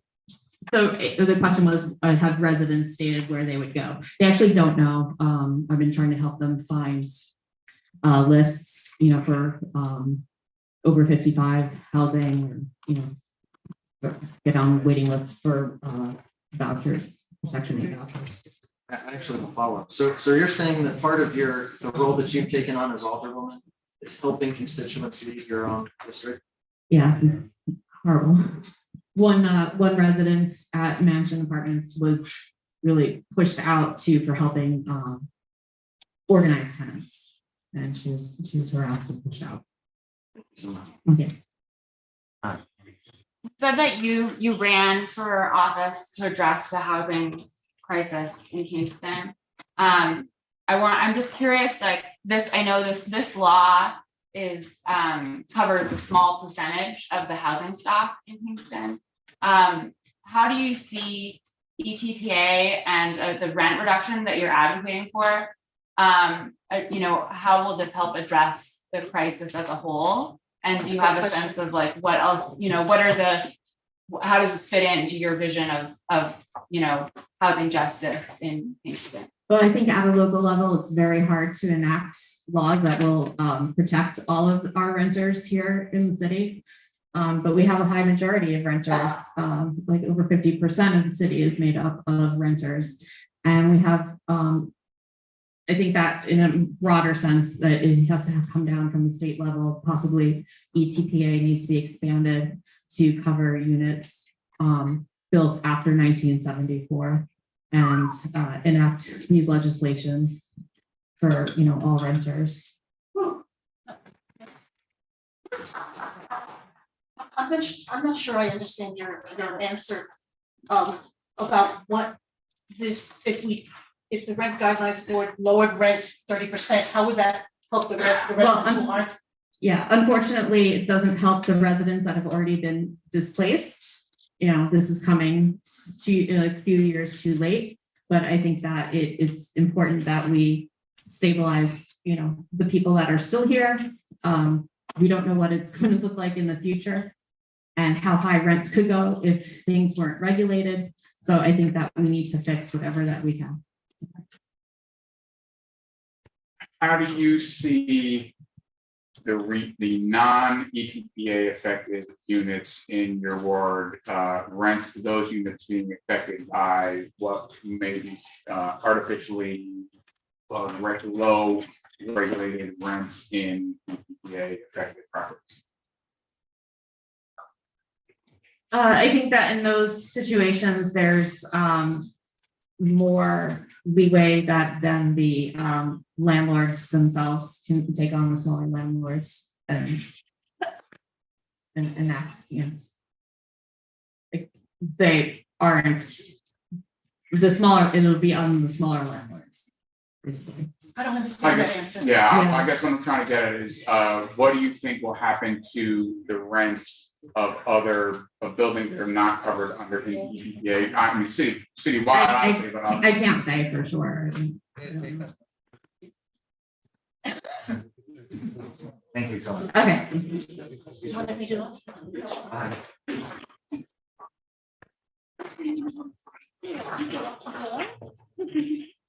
The Rent Guidelines Board received this email on November 2nd, 2022 from KC Wimbish. Dear members of the Rent Guidelines Board, I am in strong support of a rent reduction for all units that qualify for ETPA buildings. It is imperative to have the longest look-back period possible and that these reductions are made and made quickly. The housing situation in Kingston has become untenable for most renters. People should not be paying more than 30% of their income for rent. It is nearly impossible for everyone working in the Hudson Valley, wages and salaries to not pay significantly more than this for a rental apartment. Again, please pass a rent reduction for all tenants that qualify in support of an economically community. Casey Wimbish.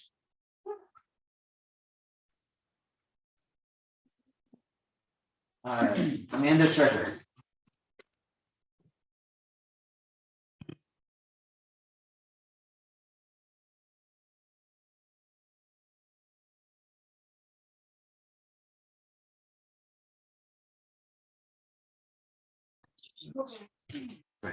Hi, thank you for letting me speak. I live at Stony Run. I've been there for 17 years. Seen so far, well, actually never met the owners of the building ever. We always see the management teams that they have there, which now we're going into, I don't even know who manages it right now because we had a team, they left, they bought E&M management was there, they left. The next one that came in, we had people in the office. Now we don't have an office to go to. We have to put our rent in a Dropbox, which who knows when they're going to get it or what's going on with it. I feel that we definitely need a rent reduction because they've raised my rent, this new lease, $150. They want to raise the rent, but they don't want to fix what needs to be fixed. I had an issue with mold, which I still do. We have mold coming out of the air duct vents, mold on the windowsills, mold in the bathroom. Had to end up a few years back getting Kingston Housing Authority involved because they wouldn't fix my leaking shower. Who was looking into my neighbor's apartment, which I pay my rent every month. I should not have to deal with them not fixing what needs to be fixed. And I have to work so much because my husband's on disability in order to be able to make ends meet. So I'm never home with my family. I'm always at work. And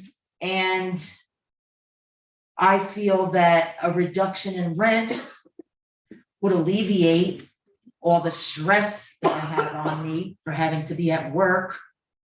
Usually I'm working anywhere from 60 to 80 hours a week because I got to make ends meet. And that's not how somebody should have to live. And we should not have to live with mold because my son and I both have asthma. And here we are living in an apartment that has black mold, which I did have it tested. It came back from the lab saying that anybody who had respiratory or breathing issues, it's dangerous for. And I had sent to you guys that form from that and the rent increase, I had sent it through email. And I really feel that a rent reduction of 30% is fair.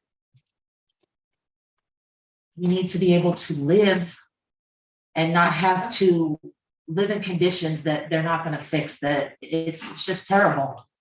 And to have to fight for that, we shouldn't have to do that. We call them, you know, we had a gas leak in our building, which I live in the same building that Ms. Esposito lives in. And we didn't have water for 5 days straight, no hot water. And they like to Band-Aid stuff and not fix it the proper way. And I shouldn't have to be having to clean my windowsills, clean my vent ducts, all that stuff with bleach all the time. It shouldn't have that. You want my money, but you don't want to fix things. That's not the way it's supposed to go. It's not. Thank you so much. Thank you. So in the 17 years that you lived at Stony Run, has your rent ever decreased? No, it's always going up. And have you seen the responsiveness to these maintenance issues increase or decrease in those 17 years? There is a lot of issues that I've spoke to a lot of tenants that live around there, my neighbors, where the issues are just ridiculous and none of them are being addressed. No. So It's like you have to that- battle with them for what? If I pay my rent all the time and I call you and say, I have a leak, you should do something. I call the health department, the building inspectors with the mold, there's nothing they can do for us. That's not cool. It's not. So would you say that you're getting an increase or a decrease in service? I agree, yes, yeah. Sorry, we can only take questions. Any other questions? Thank you so much. Okay, thank you guys.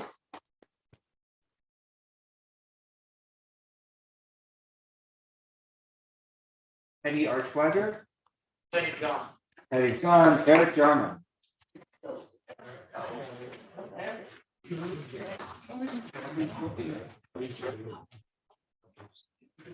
You should have a code for the mold when the time call for justification. There's no code. It's ridiculous. When that's the first people with mold, you know, there should be a code for it by now. You call the county health department out. No code for it. Environmental, no code for it. Maybe it's just between. One minute.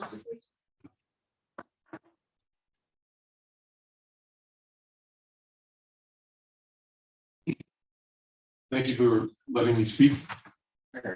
This testimony was emailed. This testimony was emailed just today with attachments, lease, ERAP letter, and what I like to term blackmail letter. Okay. My name is Eric Jarman, and I live at Stony Run since December of 2019 with my wife and stepdaughter. We, after looking for apartments in Dutchess and Ulster counties, came across an online ad for the property. We looked at an apartment in building 25, it was too small. After we came back another day with promises to view an apartment with a den, we were excited. Andrew Goldstein was really quite the illusionist with the imagination of a child who spoke to their invisible friend. My wife and I weren't sure what to make of Andrew's claim of there being a den in the unit we stood in and knew that there was no den to be found. In the end, with very little inventory available and time being a factor, we signed an agreement to move in on December 1st. On inspection and key day, a couple of days before December 1st, we toured the unit and discovered that items that were sure that would be repaired and fixed were not, in fact, completed. The date was changed to December 15th. We cannot afford any more delays as our current landlord was expecting to receive back his keys to his house. Our walls were still not painted, even though Andrew said they were. The living room floor had a subfloor issue, which causes a depression in the floor, to which my wife always manages to find and lose her balance. Moving forward many months, I learned that my building neighbor, who has right across a 2-bedroom with no den either, was paying $250 less per month than we were. To learn that we were paying a 20% premium for the same dated apartment was eye-opening, to say the least. What we didn't know was that the city of Kingston was in the middle of a targeted campaign by Wall Street investment firms drunk with the idea of giving away money for commercial and residential deals. We learned too later that the exact same floor plan below us, the tenant was also paying $250 less. I'm about to run out of time. This very facsimile is you can read it for yourselves. All right. I'm calling on the board to actually decrease the rents by 30%. my argument is further in the action testimony. I encourage you to read it. Over a long look back period of 5 years.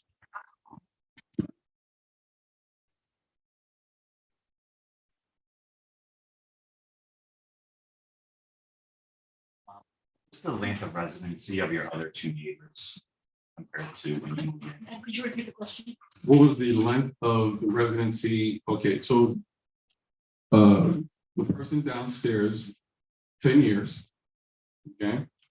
And the people across, they've been there, they're in their, I believe, 8th year. Other questions?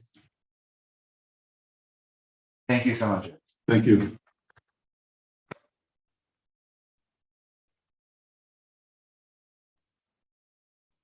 Rebecca Garrett.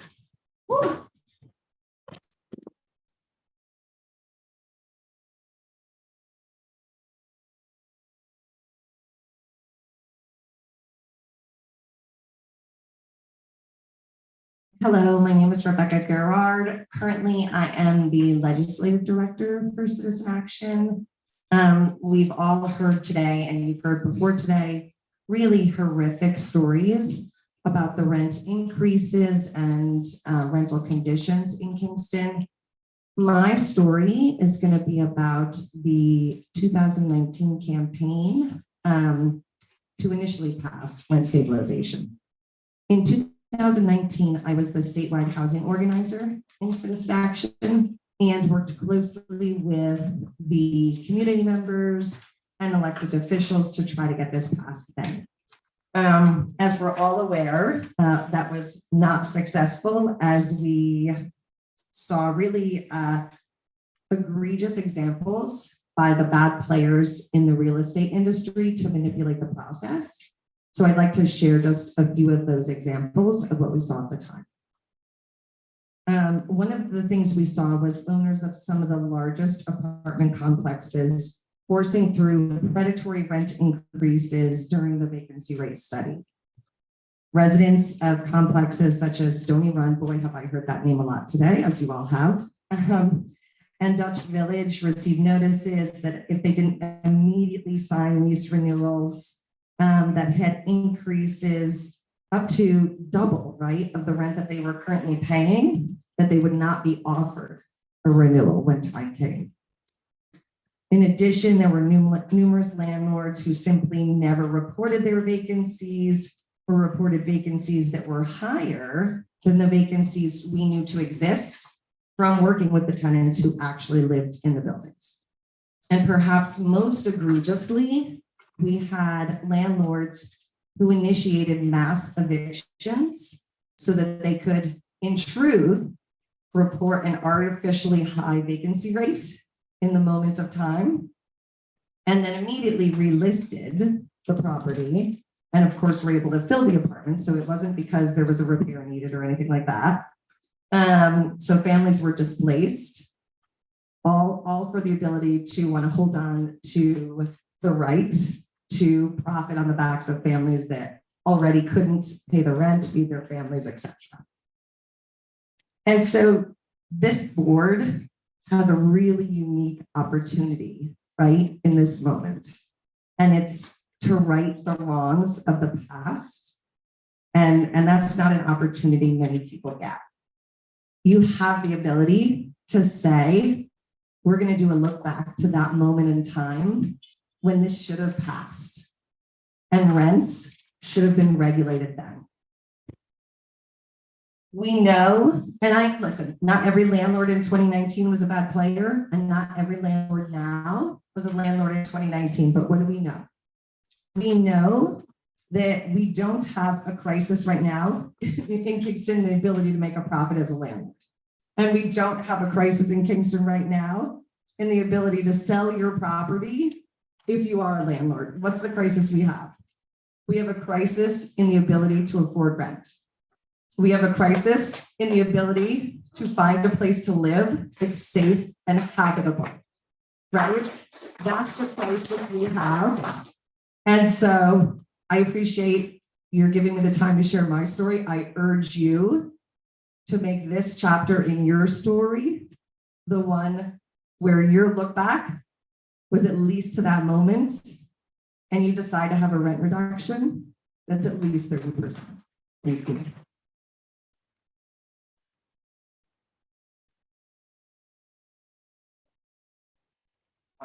You got a question? Yes, sorry. What would you say are the consequences of that fatal flood 2019 study, and where would we have been maybe at that? Yeah, Crisis that was like. I think we saw immediate consequences, right? Because we saw predatory behaviors in that moment where some landlords felt the need to price gouge in anticipation of the possible rent stabilization. And then when ultimately that did not happen because of the manipulation of the process, we had the free market influences for the next 3 years, which allowed for rents to continue to increase due to the nature of the market. And I know if anybody wants to ask me a question that was asked before about what are other things that could be done to help people that are not in ETP buildings, I'd be happy to take some. Could you answer that question once? Could you repeat it and answer it? Yeah, so in terms of what could we do for buildings that are not ETPA buildings, right? Because it's such a real question. It's brilliant policy, right? And so to Michelle's point, it would be really important for the state to expand that. That is not something that the city has the ability to do, either by including buildings that are post 74 or buildings that are less than 6 units. But something we have right now that's a policy that's moving through is TOPA, which is the Tenant Opportunity to Purchase Act. And that is a bill, right, that puts state funding into the ability for tenants to acquire ownership of their buildings when it goes up for sale. And so what's really going to start to address the systemic nature of this housing crisis is that instead of the state investing in private development, which is always going to yield to the free market, is that the state invests in community ownership and affordability and perpetuity. And the private sector will always, right, invest in development. They don't need the state to contribute to that. But what we need the state to actually participate in is community ownership, units that exist outside of that free market economy, so that people can actually, right, have some sort of stability in our housing structures. So anybody wants to get involved in the TOPA fight, contact us at Citizen Action or any of the other great work we're doing.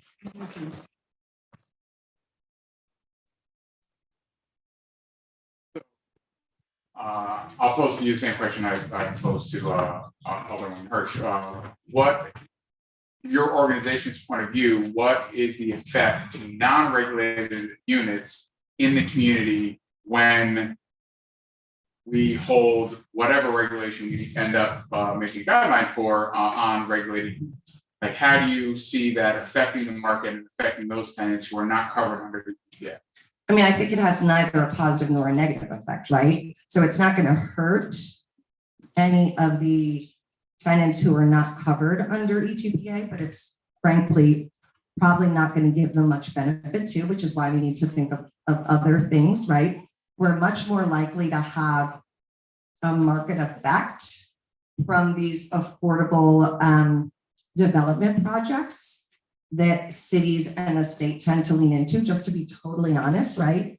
It's really easy to think, and I'm not saying this in a bad way, it's really easy to think microscopically about an individual project and say, okay, like we're going to invest in this with government funds because we're buying, quote unquote, right, 50 units, 75 units. But the reality is what comes with that is usually 250 market rate quasi luxury units. And so the collateral impact of that is that the affordable market rate units in the surrounding area skyrocket. And so to buy, quote unquote, those 50 to 75 units, you've essentially erased the affordability of the affordable, like organically affordable units in that entire neighborhood, right? So these are going to be stabilized, right? They're not subsidized. They're not going to really impact the neighborhood the way these developments tend to, because they're not going to come with bells and whistles, right? The way these developments do that drive everything up around them. So I would say it's kind of like a net neutral. Are you aware of any specific policy research that's done by Citizen Action or others to measure the change in rental units in places that have enacted some type of rent stability? How it affects the other open market units in that space. I mean, so this is the first city since the 2019 laws, but I would say when we look in New York State, other states. Right. I would say when we look at New York City, right, we don't see a direct correlation between rent stabilized buildings and non-rent stabilized buildings within neighborhoods, right? I know that you can't measure like an immediate change because that took effect in 1974.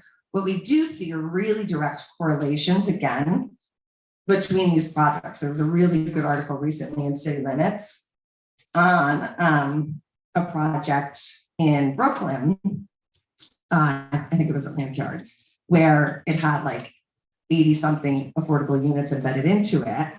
And really what's happened is the demographic, right, of the entire neighborhood has changed, because the 80% that were not affordable, right, has meant that the affordability of the units that existed before that were free market have drastically risen in cost. And so it went from a predominantly Black working class neighborhood to now like a predominantly white gentrified neighborhood. So, but we don't typically see that with rent stabilized buildings because they don't come with, again, the entire building's rent stabilized. So you don't have this like cost benefit analysis of like, okay, you have this section of affordable, but then you have this large group of like bells and whistles kind of units that come with it.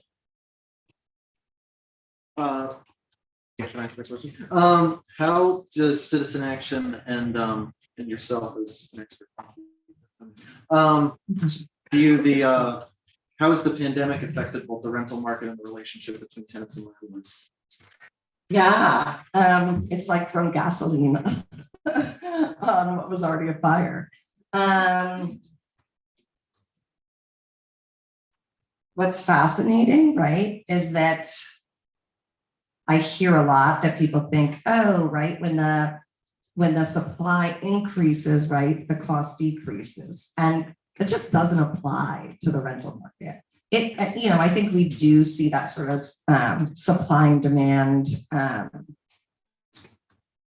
trend, right, in the housing market when it comes to sales, and that's a whole other conversation. But I just want to note that we just literally don't see that when it comes to the rental market, right? So first of all, if I don't think people moved out of Kingston, right? If anything, you had like a surge in when everybody was leaving the city, right, and wanted to move upstate and into the Hudson Valley. So you felt the opposite side of that.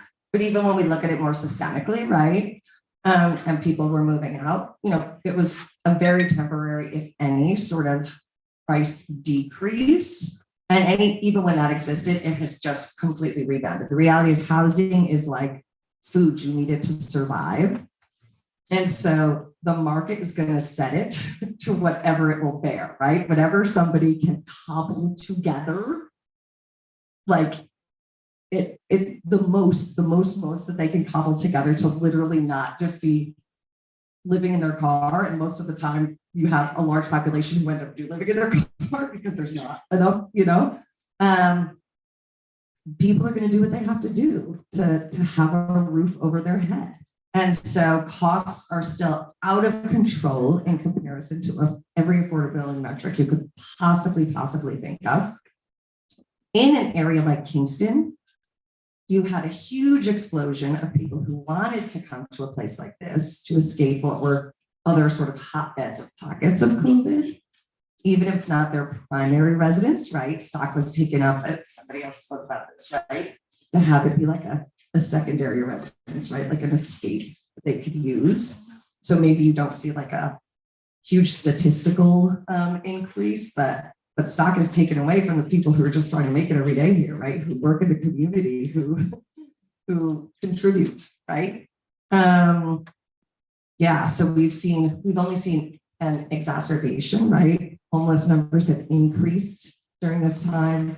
Costs have increased. Every metric you could think tells us the prices has only gotten worse. Thank you so much. Any other questions?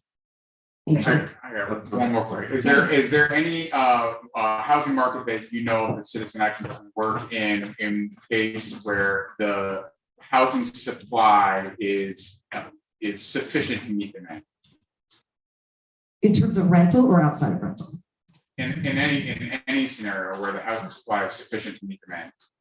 I would say there's some ownership models where that's the case. And yet in that case, the cost is still not accessible to low, moderate, or working class people.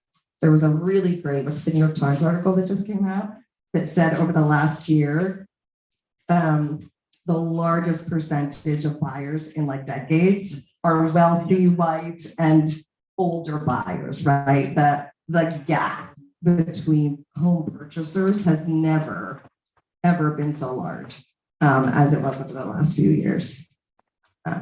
So yes, even when there's a supply that is able to meet the demand, we see that the only people who can access that, right, are generationally, racially, and economically rich. All right, thank you. Thank you.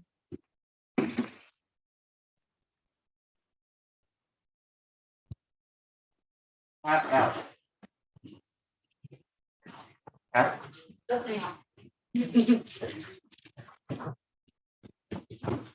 Of course. Can you all hear me okay? That's better? Yes. My name is Pat Foss. I'm a resident of Kingston and I live at 39 Coffee Street. I was lucky enough to rent from a family member in Kingston for below market rent for the last year and a half. But due to rapidly increasing apartment prices, I cannot afford to rent a place with my partner of 1 year. And by the end of this month, I will be living in Newburgh, where prices have not risen as sharply.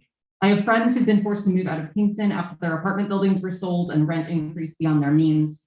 One friend who lived in the area for 22 years moved to San Diego because she could not find a single vacant apartment within her means for a 20-mile radius, despite working more than 40 hours a week. I'm calling on the board to quickly pass a 30% rent reduction and allow for the longest look-back period possible when determining what constitutes fair rental increases. The inhumane increases in rent that landlords have forced on local residents began in earnest several years ago, with prices doubling since 2015, according to Zillow, and it is essential that any determination take in the full picture of how the situation has developed.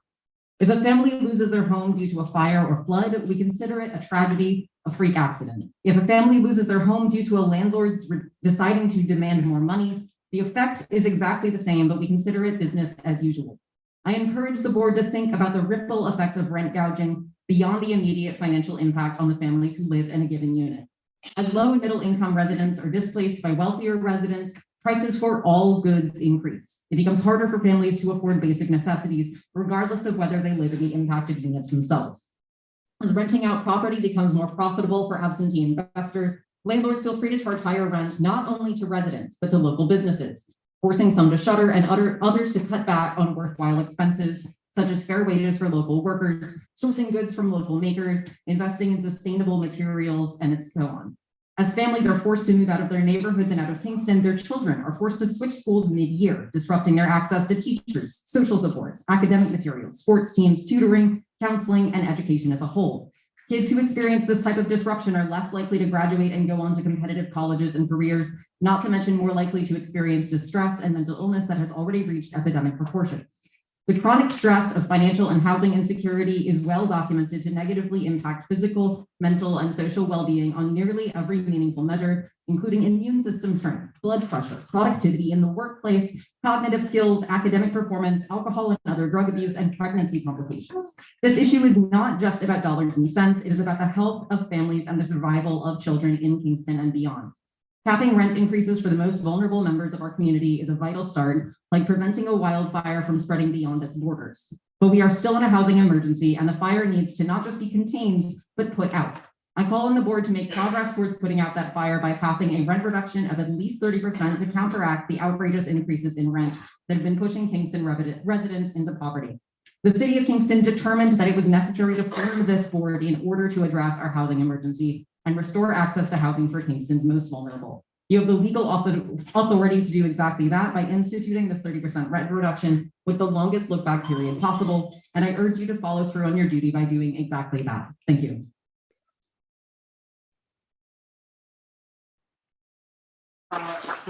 So you said if you did not have the social safety network of your family, you would not be able to live in our community? That's right. That's why I'm moving out of this community to Newburgh, where I'll be paying about $300 less per month than I pay here, even renting from family. Thank you. Other questions? Thank you so much. Christian Post.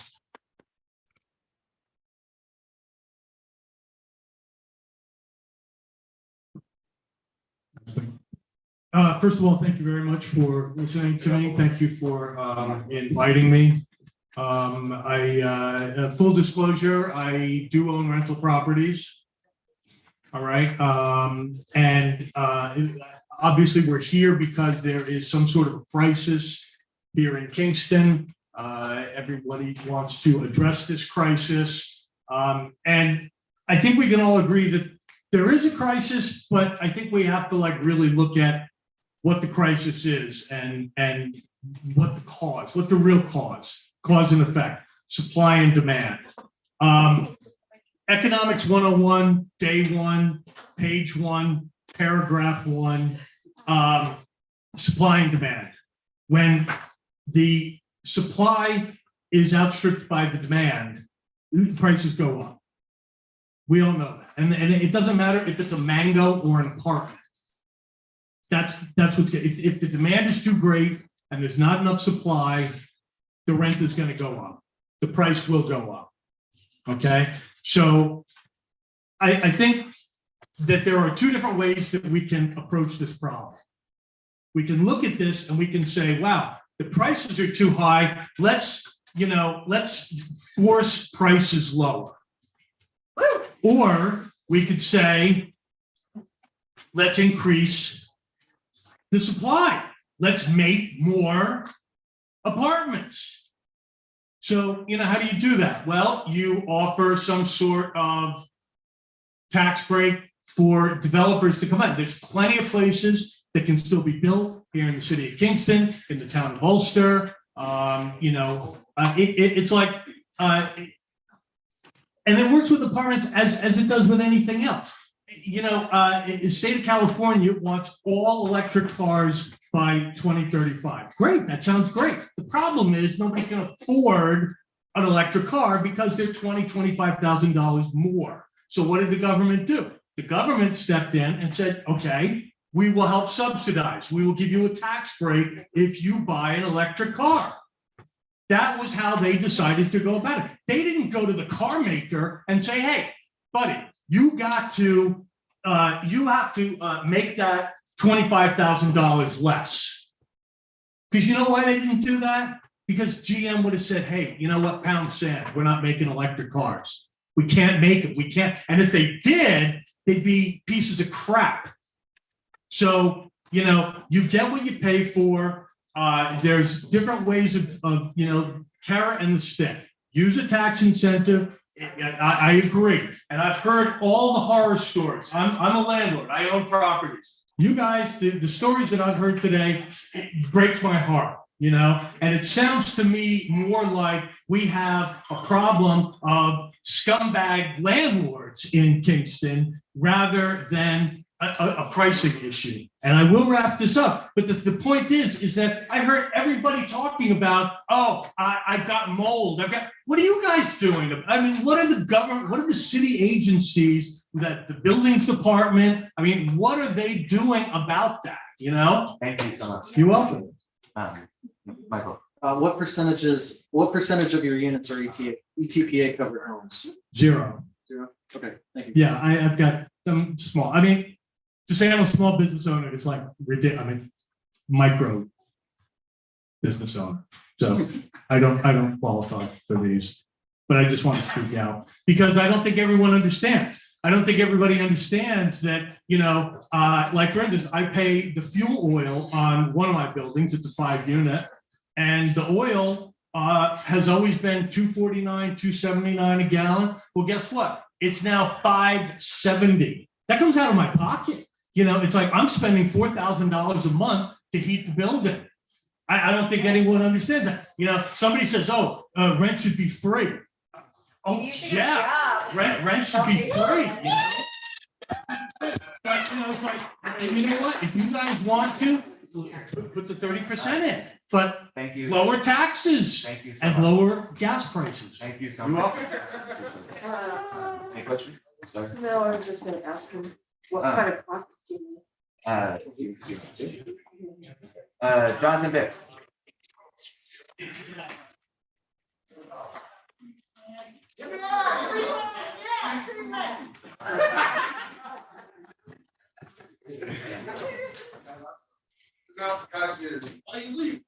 Hi everyone, I'm Jonathan, speaking as an individual today. I've been a homeowner in Kingston for the last 3 years and a renter in the Hudson Valley for the 9 years before that.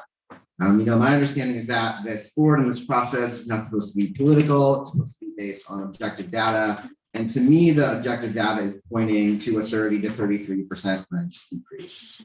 The best data I've seen is just from looking at Zillow. You know, if you just look at it, you can clearly see in the last 7 years or so, rents in Kingston have doubled.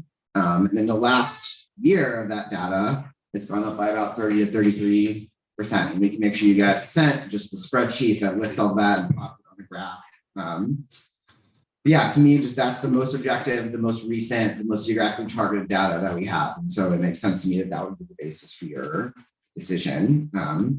You know, saying, well, a large rent reduction hasn't happened before, so we can't do it, that would be being political, right? Saying elected or appointed officials will be mad at us if we do this, that would be political. You know, if you're to act like it's your job to keep individual landlords in business, if they can only stay in business or afford to do repairs by price gouging, that would be political. But it's not your job to do that. It's your just a job to be clear and objective. And to me, again, the Zillow data for Kingston for the last year shows a 30 to 33% rent increase. You can get a specific actual number if you crunch that data. So to me, I hope you will follow that data and implement a very significant rent reduction with a long slope factor if possible. Thank you.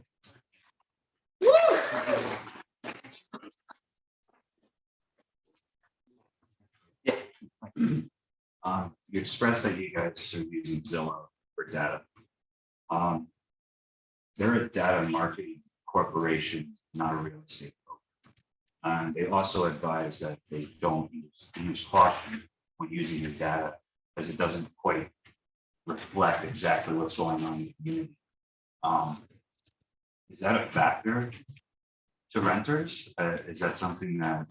I mean, people do rent apartments based on Zillow. I mean, if you look at other data like the American Community Survey data from 2010 to 2018, it shows really significant rent increases. So to me, if you look at Zillow data, it's not significantly different with what we're seeing the US Census Bureau has collected. So I think it's pretty clear data. I mean, if there's something else that we can find that already shows Kingston rents for the last year in an objective way, you could use that. But a lot of the publicly gathered data that we have, it doesn't have it yet for like the last year, right? So to me, the fact that the Zillow data is still on trend was sort of like the US Census Bureau collections from the previous years before that, to me makes it seem like it's still solid data. Thank you.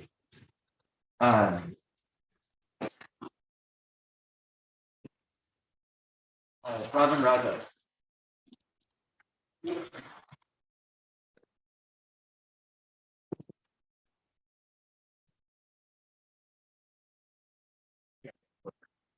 Everyone hear me? Thank you so much for this opportunity to provide public comment. And thank you so much to all of the brave tenants that showed up tonight. Y'all are the ones that are going to change history. And for the many, we organize hundreds of working class Kingston tenants, from recent immigrants to students to working class families that have been living in the city for generations. And housing insecurity is one of the central issues we hear from them time and time again. And it's in all too familiar stories. Rents are unaffordable and ever increasing, and our severely limited housing stocks makes tenants have extremely limited market power. People are paying an ever increasing share of their income on rents, or they're being forced from their homes entirely. In order to address the scale of the housing crisis facing Kingston tenants, in order to stabilize a spiraling housing market, and to protect tenants in more than 1,200 units covered by the ETPA, this board must adopt a meaningful rent reduction when it sets rent adjustments for 1 and 2 year leases, and adopt the longest possible look back period when setting guidelines for fair market rent appeals. These proposals are the only just response to the stories you've heard today from countless tenants, but it is also the only reasonable action you can take in response to the objective data. Every credible source shows that rents in Kingston have skyrocketed in recent years, and housing availability is severely limited, while incomes have not been able to keep up. According to the Ulster County Planning Department, citing data from HUD and the American Community Survey, 26.6% of Kingston renters are living in housing deemed unaffordable, meaning they pay more than 30% of their income on rent. An additional nearly 30% of renters were severely cost burdened, which means that their monthly housing costs exceeded 50% of their monthly income. That's ridiculous. And this means that according to the most recent data from the federal government of the United States, more than half of all Kingston renters live in housing that's unaffordable. These rapid increases have only accelerated during the pandemic. According to Hudson Valley Pattern for Progress, of which our friend is a member, a single person making average wages in the Hudson Valley cannot afford rent and modest living expenses without support. This report found that the average wage of an Ulster County renter was $13 in 2022, which meant that the rent they could afford was $717. This is far below the average market rates for a 1 and 2 bedroom apartments, which is $1,060 and $1,364 respectively. Perhaps and most critically, according to Zillow, the average rent between March 2015 and September 2022, rents went up from $970 to $1,930, an increase of about 100%. And these are the rents that Kingston renters are seeing when they're trying to find housing. So it is incredibly relevant. The evidence from objective studies, private listings conducted both by government and nonprofit agencies reflects a spiraling crisis of housing affordability in the city of Kingston. Moreover, with a vacancy rate of 1.57%, tenants have virtually no market power to escape these prices. The Rent Guidelines Board must correct this crisis by issuing a rent reduction. Moving to freeze rent or increase rent would be directly contradictory to what the data reflects. The data also reflects that unfair rent increases have been going on for almost a decade, reflecting the need for a long look back period, the longest possible. Such a move has been urged by various policy research organizations like the Community Service Society, the Legal Aid Society of New York, the Hudson Valley Justice Center, the Kingston Interfaith Council, and others. Those that oppose such a decision are interested in maximizing their own profits rather than the needs of our community. The lawsuits that they have issued are trying to scare you. They're trying to scare us, the renters of Kingston, and they have no legal standing. A judge already ruled that the lawsuit that was issued and the vote should continue and the lawsuit should be dismissed. And I urge this board to move forward. Do not allow greedy corporations and corporate real estate to intimidate you and shut down the democratic process. This board has a mandate from the people of Kingston, and your powers are enshrined in state law. You have the power to move forward next week to reduce rents, to install a long look-back period, to protect the renters in this room, and to preserve housing affordability in this city. Thank you. Thank you.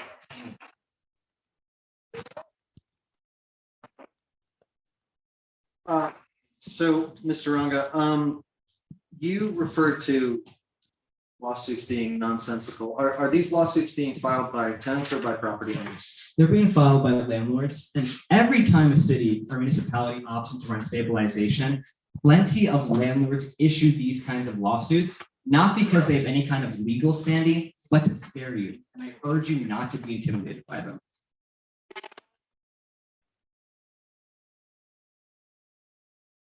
Well, to your knowledge, has a lawsuit against the rent guidelines board ever been successful? They have never been successful on substantive issues. No. That's the DHCR, that's you to agree. My friends at DHCR can check. That's Yeah. Any other questions? Yeah. How would delaying our vote affect tenants? That's a great question. If this board delays the vote, that would leave thousands of tenants in ambiguity. It would allow them to continue to be taken advantage of by predatory landlords.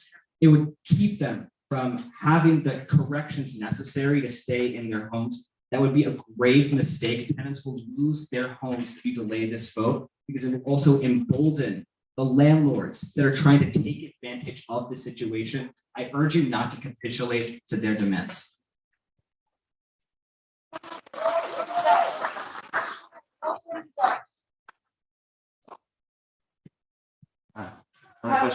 How would that, I noticed in my mail today, I didn't see it, but there was a notice that the landlord had registered the apartment. We got a registered letter. So that starts this 90-day period where we have the chance to, if we delayed the vote, would that also be delayed, or would that just be, would we still have to? That countdown would continue, right? As soon as tenants get that registration letter, they have 90 days to file fair market rent appeals and get money reimbursed that they lost due to rent gouging. If this board doesn't set guidelines, those tenants are lost. How are they supposed to file the appeal if they don't have the guidelines to do so? All right. Thank you so much. Thank you. Bill Erner. Oh, Bill left. Oh, Phil left. Okay. Barbara Hill. Everybody. Barbara Hill, Alderman, Alderwoman. Sorry. I'm recovering from, COVID, so I got myself here today. Barbara Hill, Alderwoman, Ward 1, Kingston. I'm also the chair of the Ulster County Community Services Board, which focuses on mental health, substance use, and people with disabilities in the county. I just want to say, I'm also a member of the Kingston Housing Coalition. I also serve on a standing committee with Phil Erner. We're focusing on housing in the legislature. So I feel like I'm cramming everything into my head I possibly can. Because I know the ETPA and rent stabilization is only one action we can take in the city, and it's heartbreaking. I have to say that I grew up a tenant and also lived in rent stabilized apartments in the city. Being a renter growing up was pretty scary and probably not having a lot of money. Anyhow, when I ran for office, people were saying, don't go to the housing developments. They're not regular voters. They're transient. They're not really part of the community. And that let me out, and then I try to get into the housing developments to talk to people. And one, I kept getting run out. I still do, Dairy Gardens. Stony Run, thank God, somebody here gave me a map of the buildings, and then I figured out the front door was broken, a lock, or the back door. So I was able to infiltrate, but it was horrible to see the conditions there. Horrifying. And then I started getting calls regarding the good cause eviction legislation we passed.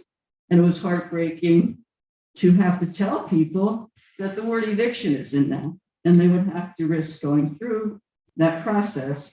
And then there's not really enough lawyers.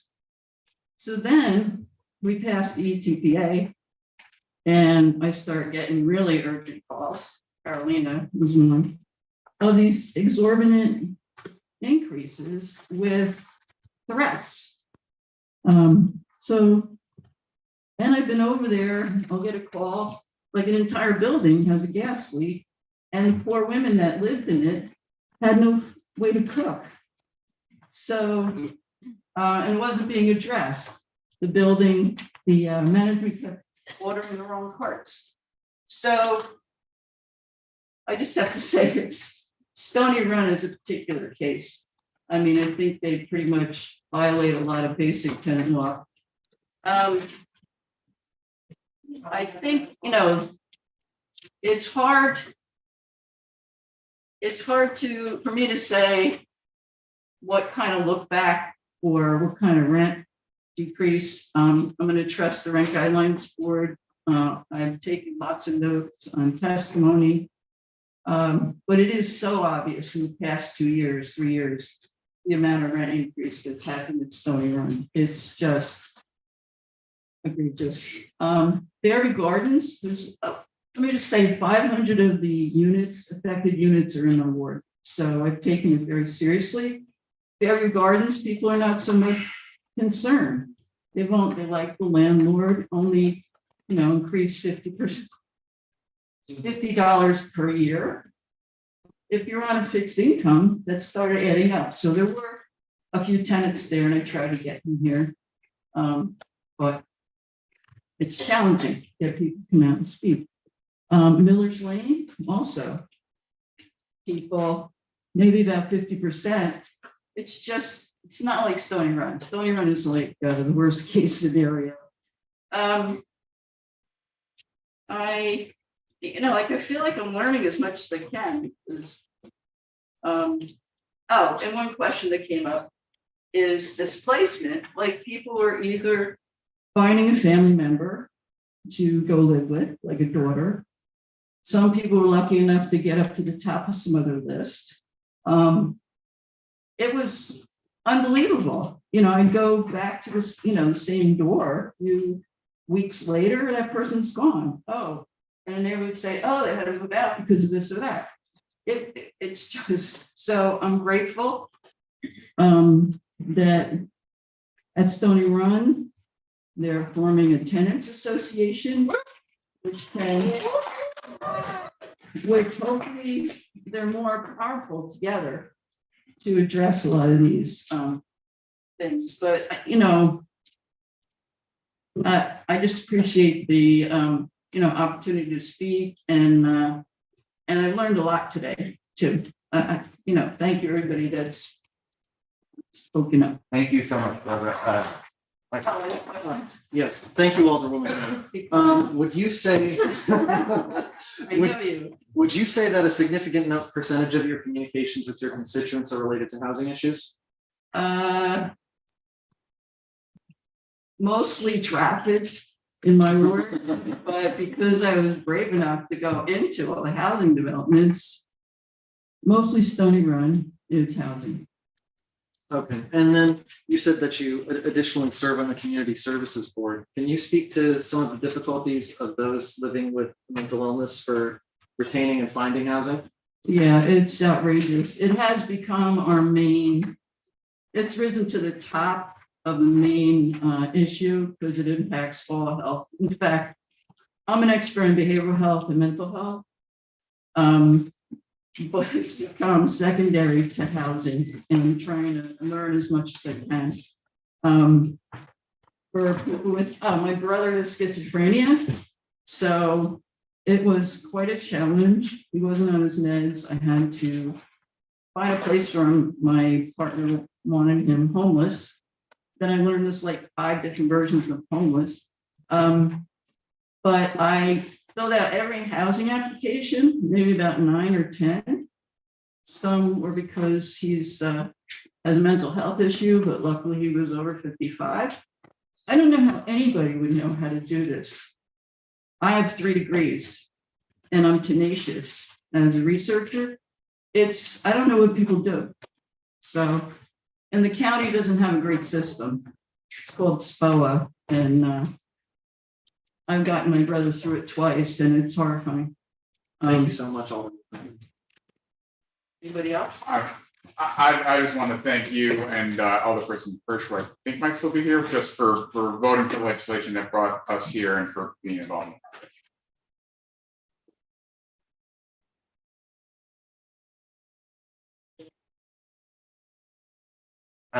Dee Grassi.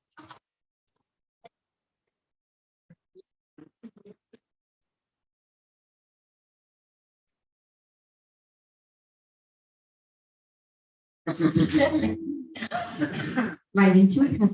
Hi, I'm Dee Grassi. I live at Stony Run and have been there for 20 years, so I have seen a lot. This current landlord is made my life hard in respects to finances. I'm at that phase of my life where I am on fixed income and the rents go up. I was one of the tenants who received an early bird special offer. My rent and my lease renews in August, so in April, they sent me this offer. If I signed in April, somewhere between April and May, I would have 11% increase. If I signed from May to June, I would have a 13% increase. If I signed somewhere from June to July, it would be 15%. Obviously, I took the 11%. And it's getting to the point where I don't know if I could spend another year there. Currently, this is 60% of my income. At my age, I am now went back to work part-time, not something I planned on. I certainly worked hard my whole life. I'm very independent. And I thought I planned well for this phase in my life.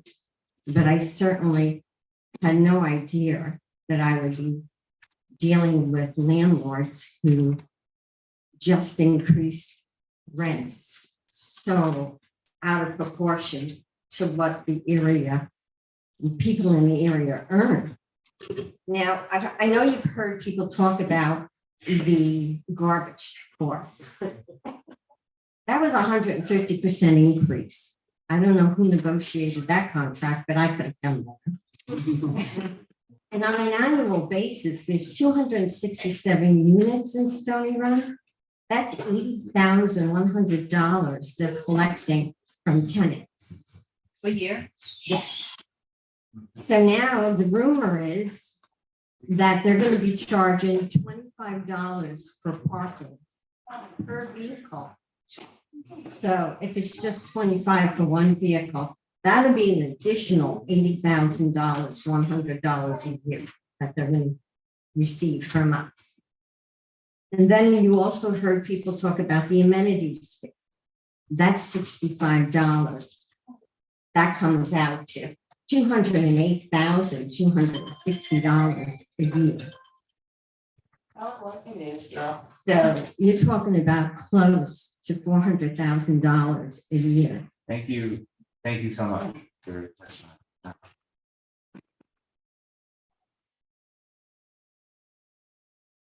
You've been there for 20 years. In 2019, when the city did their first housing vacancy study, was there any type of aggressive move to try to raise the rent at that point in time? Not that I recall, but I think what happened at that time and others could tell you if I'm right or not, they ended up with a high vacancy. And I think that was intentional. And as you look around the apartment complex now, we also have a lot of vacancies, which has been unusual. How do you was the management at that time trying to push people out, or like how can you frame how that high vacancy happened, or do you have any recollection? I think it happened because they were concerned about rent control. And I've been told, and I don't know if it's true, that vacancies has something to do with qualification. It does. So they're very small. Yes. Thank you, Ms. Razi. So when you were offered those three options, would you say that you felt intimidated into taking the cheapest one? Yes, because I'm certainly hitting on 15%. And even this 11% increase, that's overly burdensome for your fixed income? Yes. And so would you favor a rent reduction? Absolutely. Absolutely. Thank you. And for that 11% increase, do you see any increase in services, responsiveness from the property owners? No. You know, I know people had mentioned that they gave the kids a new play area.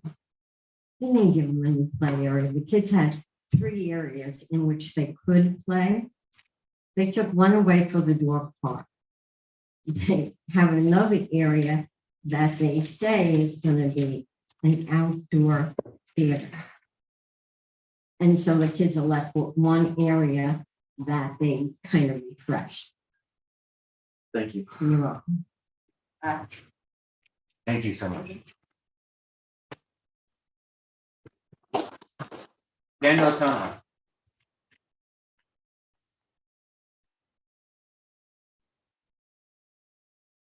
Oh, yeah.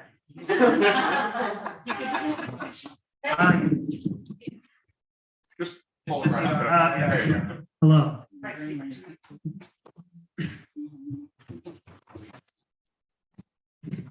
Hi, everyone. My name is Daniel Latona. I'm the political coordinator for the Many, and I work here in the city of Kingston at 13 Grand Street.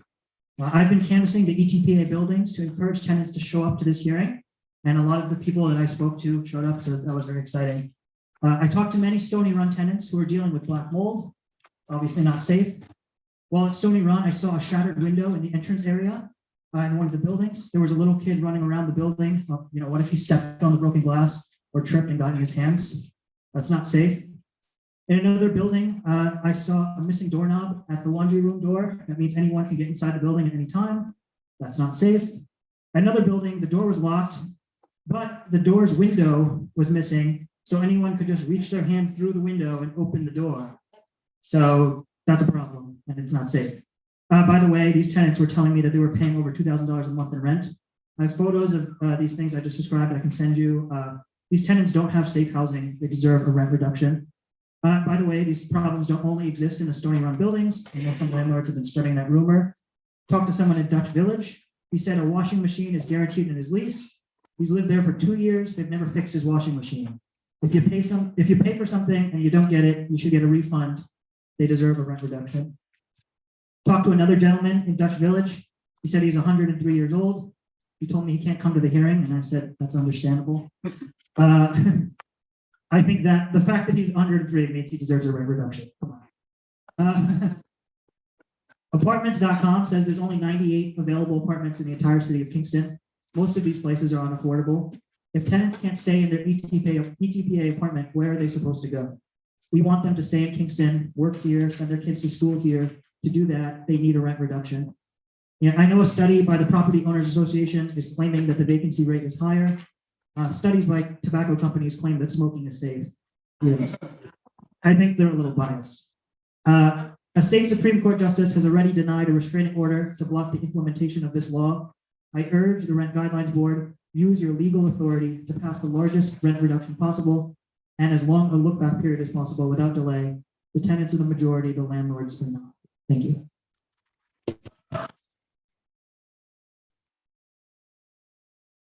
Thank you, Mr. Attorney. It seems like you've probably spoken with more ETPA tenants than any of us. And it seems like obviously not 1,400 are here today. Did any express any feelings of intimidation or fright in speaking publicly? Were they afraid to confront problems in their apartments? Yeah, there were definitely tenants who, when I invited them to the hearing, they asked me like, is my landlord going to be there? You know, can I get evicted for showing up and talking? There were people who were definitely scared to show up. Thank you. Thank you.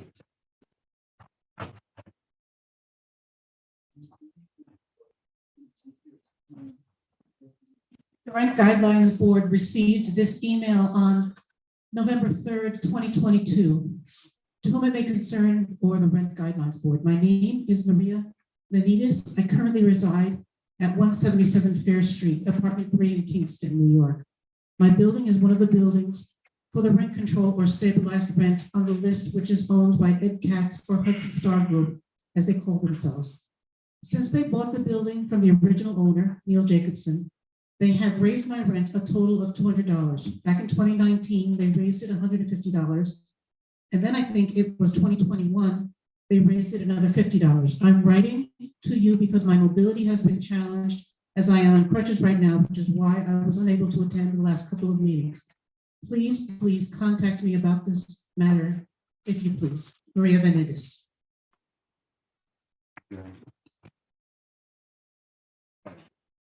Sierra Suarez.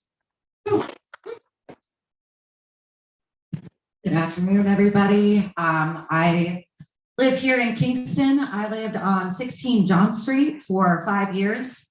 The building was sold and bought, not by the original people who were supposed to be buying it, by people looking for a tax break by buying this building. They then waited about 3 months to then tell me that they were going to raise my rent from $900 to $1,600. That is a 73% increase. When I reached out to them and brought up things such as affordable housing, gentrification issue, they called me to strike a deal. They said that they would let me, like we were homies, like we were friends, that they would charge me $1,350 for an apartment that I signed a lease when I or a notice when I originally bought it, that I wouldn't eat the paint because there's lead in it. That they would only raise it to $1,350 if I did not tell the other tenants in my building that they were cutting this deal. Like I'm some sort of goddamn class traitor. I think the F not. And forced to find other housing, which is 50% of my income. I spend 50%, and that does not include the electric. I pay for that myself. It does not include my gas. I pay for that myself as well.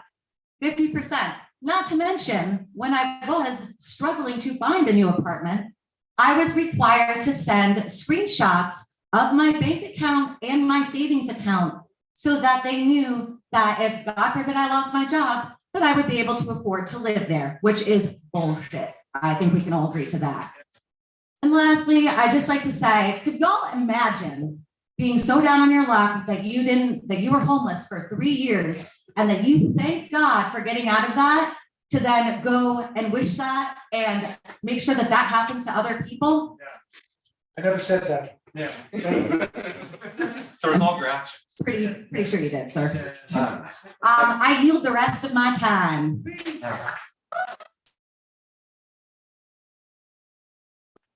I think you've got questions. Yes. Yeah, go ahead. So if you were sitting on this board, would you be voting for a rent increase, rent freeze, or reduction? I would be voting for a rent reduction. And also I would be voting for open book management, where there's accountability to the landlords on why they're raising the prices. So if you want to buy new furnace, I get it. That shit's expensive, but I want to see it. Why are you arbitrarily raising prices because of free capital, free market. Thank you for your question.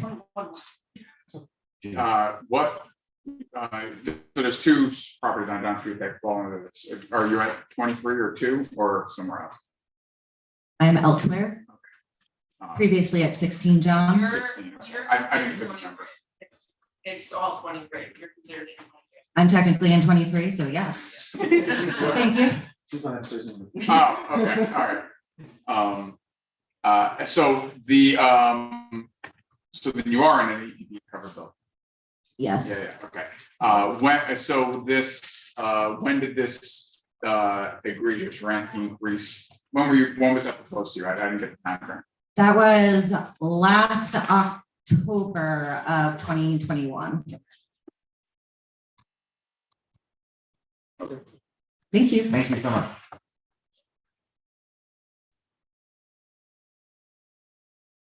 Dario Lara.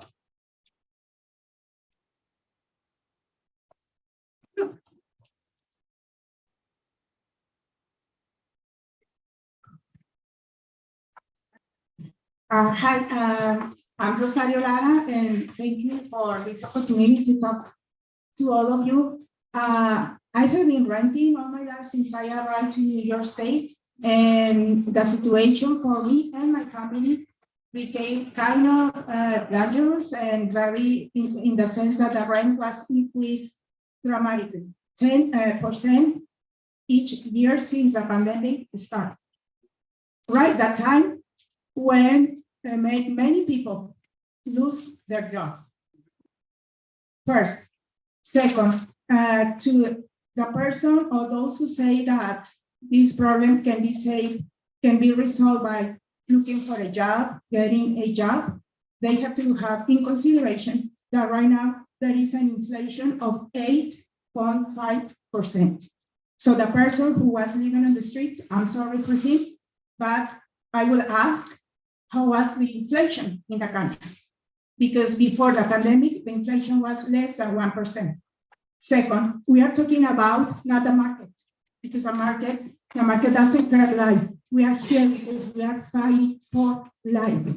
And life should be over the profit, should be over the market, because we have the life to have a good, we have the right to have a good life first.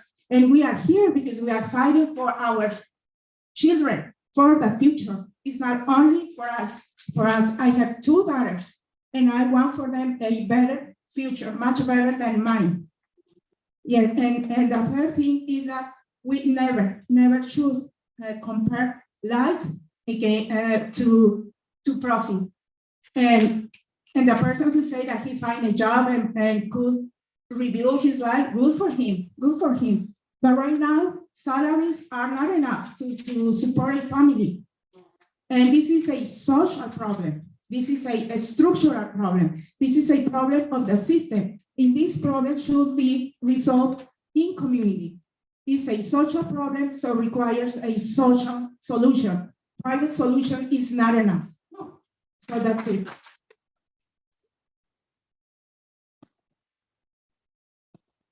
Thank you, Ms. Lara. You said your rent rose 10% each year since 2019. What percentage of your income goes to your housing costs? It is more about 50%, and we have to be responsible for paying the electricity, gas, internet, water, and sewer. And for me to be able to cope with the situation, I have to get 2 jobs. It's not like some developers told like, get a job, work. What we are doing, we are working. We are working more than 1 job. We are not lazy people that want the government or give us something for free. We are here because we are fighting. And I'm very grateful for the many that are organizing this, because we are here fighting for life. Thank you. And that, for all intents and purposes, is a 20% increase since 2019. Have you gotten a 20% increase in services to your apartment since 2019? Yeah, we are paying more for electricity, we are paying more for water, we are paying more for sewer. But has your landlord provided anything? No. to justify that? No. And not only that, when the pandemic started, we received a letter from the landlord saying that instead of paying directly to them through a money order or a check, they request us to give them our bank account, the bank, and the router number, because they will take it out directly out of our money. So they are not only happy to raise our rent, so they are controlling our lives because they have control over income. So so most of us sign up that paper, that new stipulation in the contract, because we are completely vulnerable. Because if we knew that if we didn't sign this new piece of legislation on the contract, on the list, we will be, next year we will not get a renewal, and there is no place to go. So what else we can do? And second, we try to organize an organization, tenant organization in our complex apartment. That right was denied because we received threats. So they were violating our right of free organization. And so we are completely, we are not protected by any law. And if you don't mind, what complex do you live in? Well, I'm going to tell you, I will not, I don't want to say the name. I come from New Paltz, and I know this is for Kingston, but I'm here because I would like that this fight cover the whole state. So I'm just supporting Kingston because I know that this struggle has to be, it's a social one. So each of us should support each other. Thank you so much, Ms. Lara. Okay.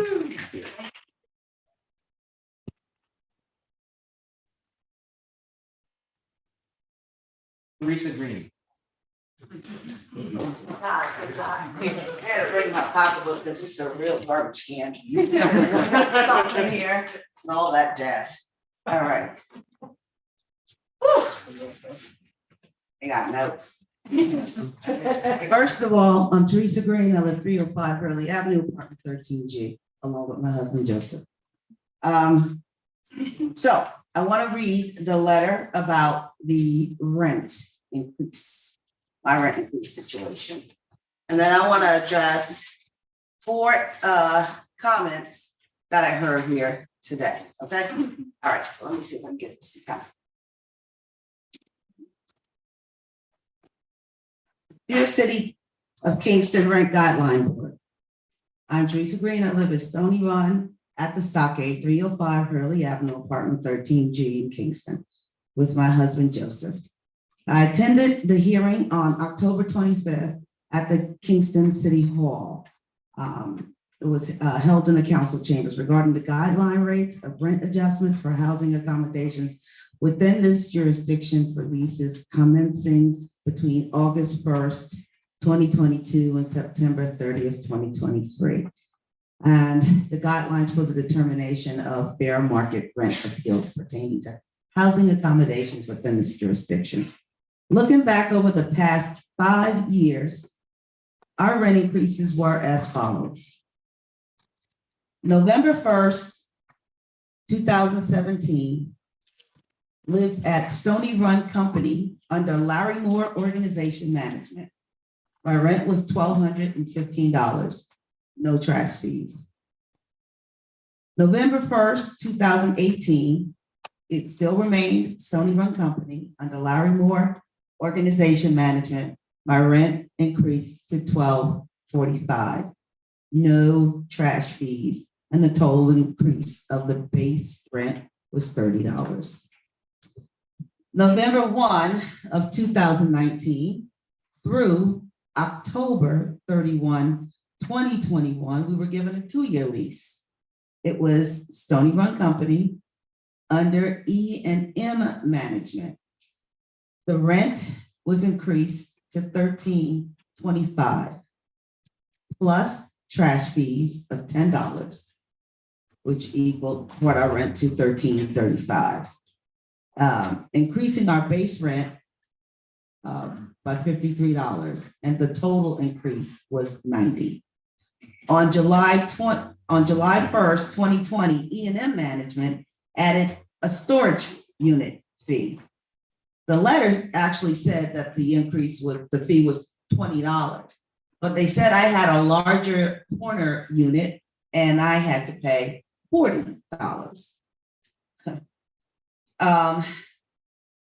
And this was an amenity that was inclusive in our rent since 2009 when I first moved there.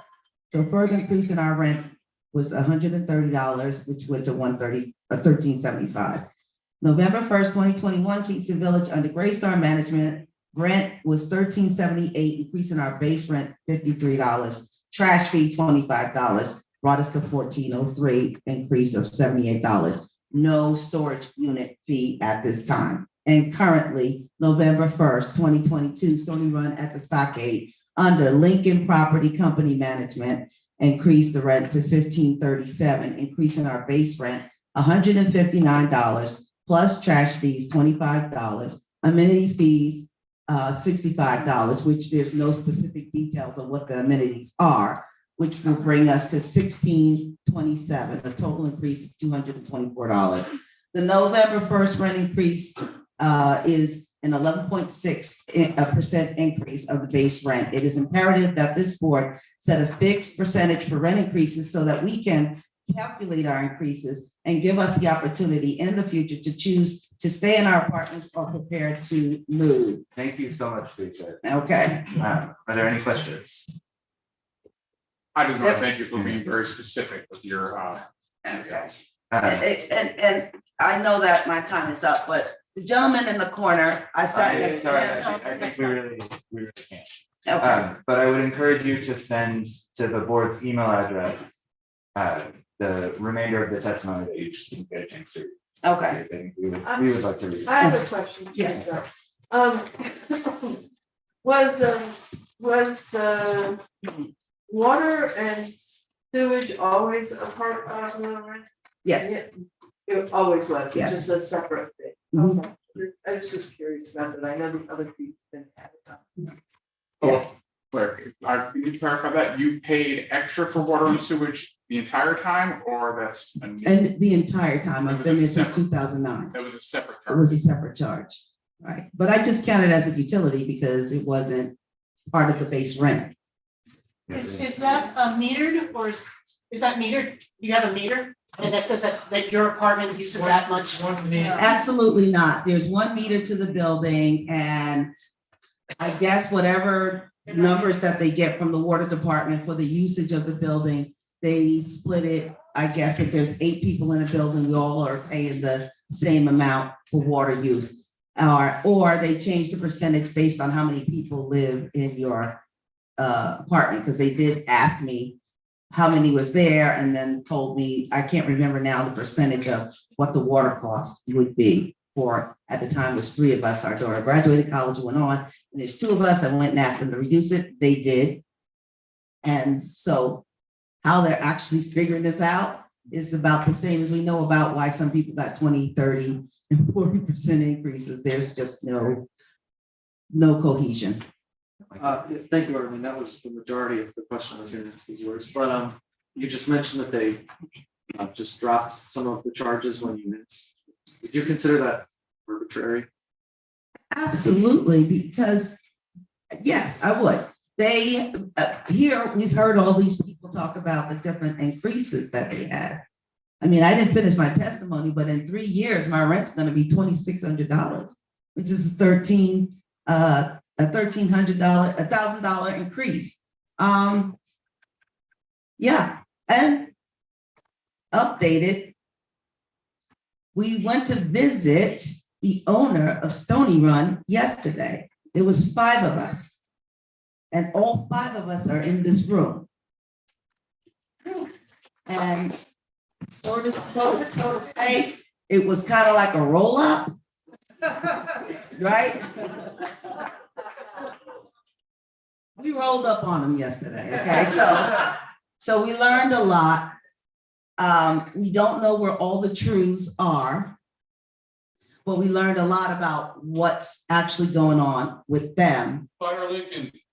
Yeah, so one thing that they said is that they reached out, when they came to buy the buildings, they went to the Common Council to get, to make it affordable housing. Correct me, Eric, if I'm wrong, right? They went to the Common Council to try to get affordable housing, and they were shot down. Right, that it was voted down, so they couldn't do that. We asked about the rent increases. He couldn't answer that, but I could tell you he was very receptive. And after a while he was very receptive to, he explained that the rent increases are driven by the lender. That's what he told us. The rent increase is driven by the lender. And he said that the lender has, its concern is that they can pay their mortgage. And right now, Stony Run is in such disarray that they created rent increases so that the mortgage could be covered and that the work could be done. And they were only given in their loan to renovate $3 million. Okay, they cannot, they say if we pass this thing, which I'm hoping that we do, and then he can do whatever he needs to do to go back to the council to get affordable housing, whatever. Everybody's got to make an adjustment. He said that the rent increase, he really didn't have any cohesiveness. The problems of that he would actually, he said he would fail, right? He said he would fail and lose on his investment because of this issue with Stony Run. He got ripped off from the previous management companies. They stole stuff. The empty apartments that were addressed here, he said that the empty apartments, 60.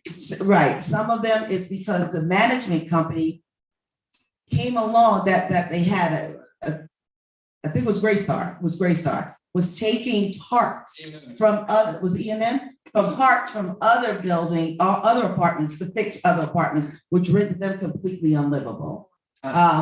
These are things that we found out yesterday, talking to face with the owner of Stony Run. Thank you so much. I would encourage the owner of Stony Run to write us a note to the official Kingston Rent Guidelines Board. He is in favor of the Rent Guideline Board. Am I correct? He is in favor of it. I would All right. very much appreciate those words coming from him. Yeah, we have it on video, so we have it on video. It was all video. Great. Okay. Thank you so much. I really do. You're welcome.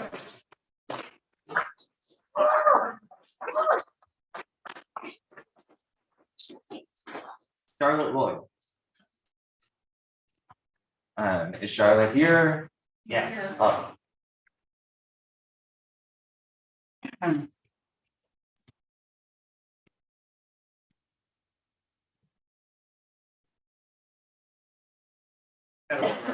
Just come close. Okay, there we go.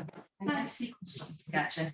Hi, I'm Charlotte. I've lived at Stony Run since February of 2021. I am 25 years old. All I've ever wanted was a home of my own. I looked for years to find somewhere to live. Even with 2 incomes and a budget of $12,000, it was damn near impossible to find anywhere to live. We were lucky enough to catch Stony Run the day it changed hands and snagged a much lower rate than what they're advertising now. And it's almost impossible to find housing in Kingston. All my friends either live with parents, leave town, or are in massive debt. Every year the rent goes up even though nothing changes at the complex. Our rent has increased 10% with nothing to show for it. I've spent many days and nights worrying about how long we have before we have nowhere to live, since every year they decide they're going to increase the rent. Every time they're allowed to, they will, because they want more money. And it seems like the safety of the tenants doesn't seem to matter to them either, based on their actions. It's extremely difficult to make enough money with my health issues. But it just keeps going up. College, travel, personal projects are not an option. Everyone's just worrying about keeping a roof over their head. My rent is 60% of my income right now. That's not including anything. I'm here asking for a rent reduction, and I ask you not to delay your vote on Wednesday. All these families can't afford it, and all we need is a home, a roof, a floor, somewhere to place ourselves. We ask for a 30% rent reduction and the longest look back period possible to help right the wrongs and get people back on their feet so we can live our lives.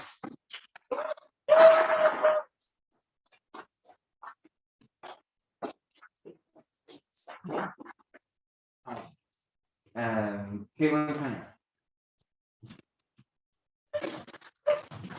I wasn't expecting to testify. I'm here with my partner and I actually live in New York City, but I'm an urban planning student and I'm hoping that I can shed some light on the experience that we've had with ETPA in New York and more broadly to touch on some of the points that other folks have made. So we have new ETPA in New York since 1974, as other folks have mentioned, and there have been really major benefits that have been pointed out to the program as rents have increased astronomically in cities like New York, and this data is from the Community Service Society. It increases integration in neighborhoods that have become increasingly unaffordable otherwise. So there's a kind of a impact on integration without further government involvement just through the rent regulation program. People have been able to stay in communities that have gentrified. I know a lot of people that are only able to remain in the neighborhood where they currently live because they have a rent regulated apartment. And that is a key thing that is keeping people in their communities. Furthermore, rent regulation increases stability, which increases community health and actually gives people a sense of long-term community. When people are not struggling to figure out where their housing is going to come from at the end of their current lease, they feel like they have a stake where they live. It's not a place that they can only stay until their lease ends and then they have to look somewhere else. As an unregulated tenant in New York City, I know that I will not likely be able to stay in my apartment after my lease is up, and I'm assuming that tenants in Kingston have the same experience. Furthermore, to talk about what Rebecca was mentioning earlier about vacancy rates, the city of Syracuse has this data is also from the Community Service Society. Syracuse has a vacancy rate of 10%, which is 5 times higher than Kingston's vacancy rate, and the average tenancy rent burden is approximately 40% of income, which would be seen to be a severe rent, I guess not a severe, but somewhere between a rent burden and a severe rent burden. We have an affordable housing crisis, and as long as the market is the key driver of where housing is coming from and how housing is produced, we will continue to have major discrepancies between what people can afford and the housing that is offered to them. The largest experimentation in actually diverging from that reliance was public housing, but the federal government systemically defunded that. And the disinvestment that we're facing in our communities is not because of programs like rent control. It's because the federal government and conservatives and other figures have disinvested from programs like public housing that provide long-term stability, not because we're giving people the rare opportunity to stay in their communities for a long period of time. Thank you so much.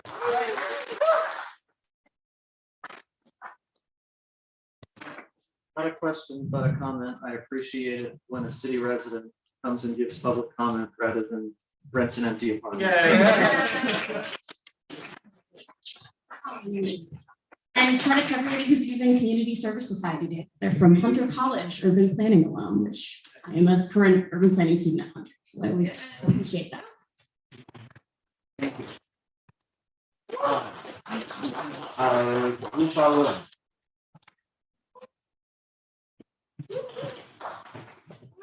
Can you guys hear me? Yeah. Okay. Hi. Okay. My name is Yuko Lewin, and I'm a community organizer with Citizen Action. I wasn't actually planning on speaking today. I spent all summer knocking doors in ETPA covered buildings, and I didn't want to take away from people who are coming out to speak. But earlier today, I heard some comments from landlord representatives that are actually incorrect, and I wanted to address him with the empathy that he lacked towards tenants right now. However, I know the board has said that you guys want to be addressed and that I cannot address the public crowd. So I'm going to try my best to do that here. When the landlord rep was up here a few minutes ago, he spoke about his time being on the streets and being unhoused as a validation on why he thinks he's qualified to speak out in support of landlords.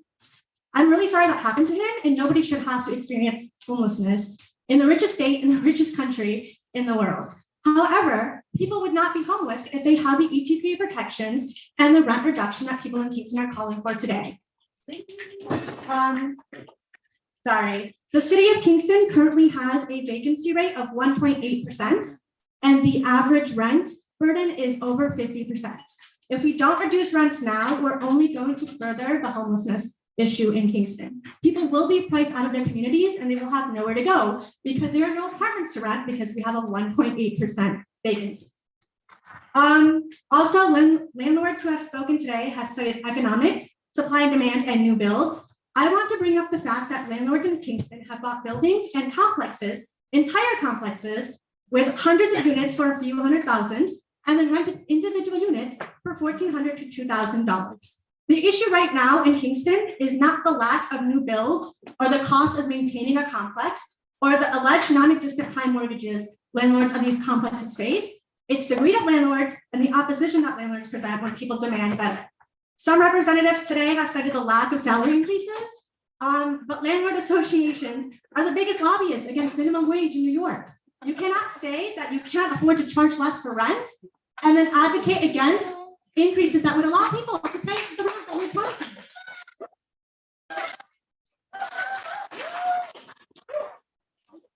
As many before me have stated, housing insecurity affects people in all facets of their life.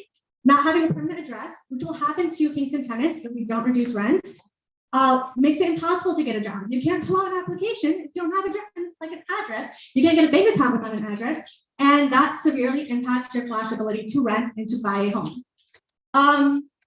Homelessness exacerbates serious health issues. Having to worry about whether or not you have a bed to go home to affects the way our students do in schools. Like not reducing rents would further harm Kingston tenants, and they don't deserve that. They've been through hell and back with the gentrification that they've experienced throughout COVID. And I implore you guys to listen to the tenant demands of reducing rent and of giving them as far of a look back today as possible. And to all of the tenants here, I am so proud and inspired to see the solidarity and the joy that you guys bring to this fight. I know how hard it is to demand better, and I'm so happy to see this. Thank you so much.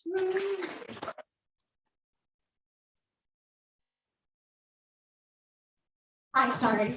Thank you, Ms. Lynn, for speaking. What would you foresee as the consequences of us deciding on a 0% adjustment or freeze? I think freezing rent is not enough. Like right now, people can't afford to live. People here who have spoken have said that they're running out of money. Just freezing rents doesn't do anything to fix the issues that they face. And it's only, I guess it's only pausing an issue that's going to drastically increase in the future. If you don't pause, if you don't reduce rents now, then people will be homeless in the next year. And then we're gonna have to address that, and that's not okay. Thank you.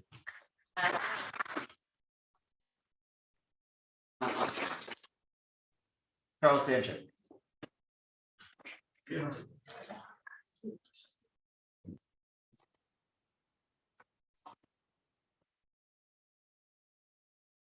Hi, my name is Charles Sanchez. I'm a tenant at Dutch Village located at 500 Washington Avenue. I'm going to keep this brief. First, I'd like to thank everybody for coming on a Saturday and making the time to be here. You clearly have enough testimony from everybody, and I think it's pretty evident that rent has been increasing drastically over the past several years. When there's drastic times, it calls for drastic measures. Just because you may, or if you do move to deciding a rent decrease and a significant look back, that doesn't mean it's going to decimate housing. Tenants still have to apply. It doesn't mean that every tenant in every building that's covered by ETPA is actually going to apply. I'm sure there are landlords that own properties where there are tenants covered by ETPA that may very well not apply for one reason or another. Because the lawsuit has been filed against the board, and that does not stop the period of 90-day clock ticking from the time a tenant receives their registration, clearly there was thought behind that strategy.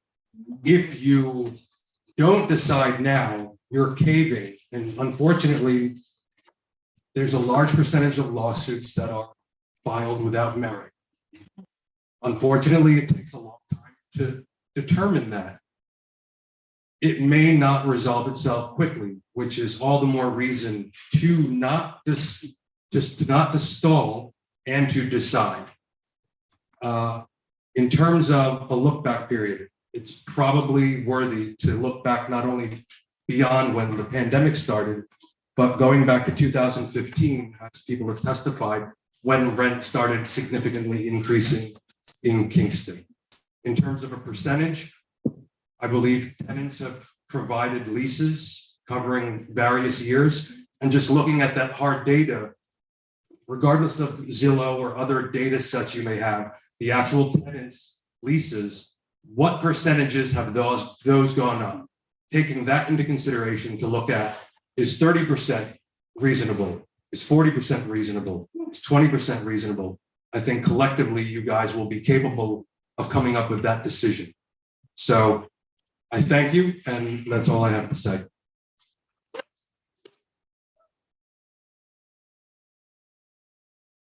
Thank you. Ray Soto.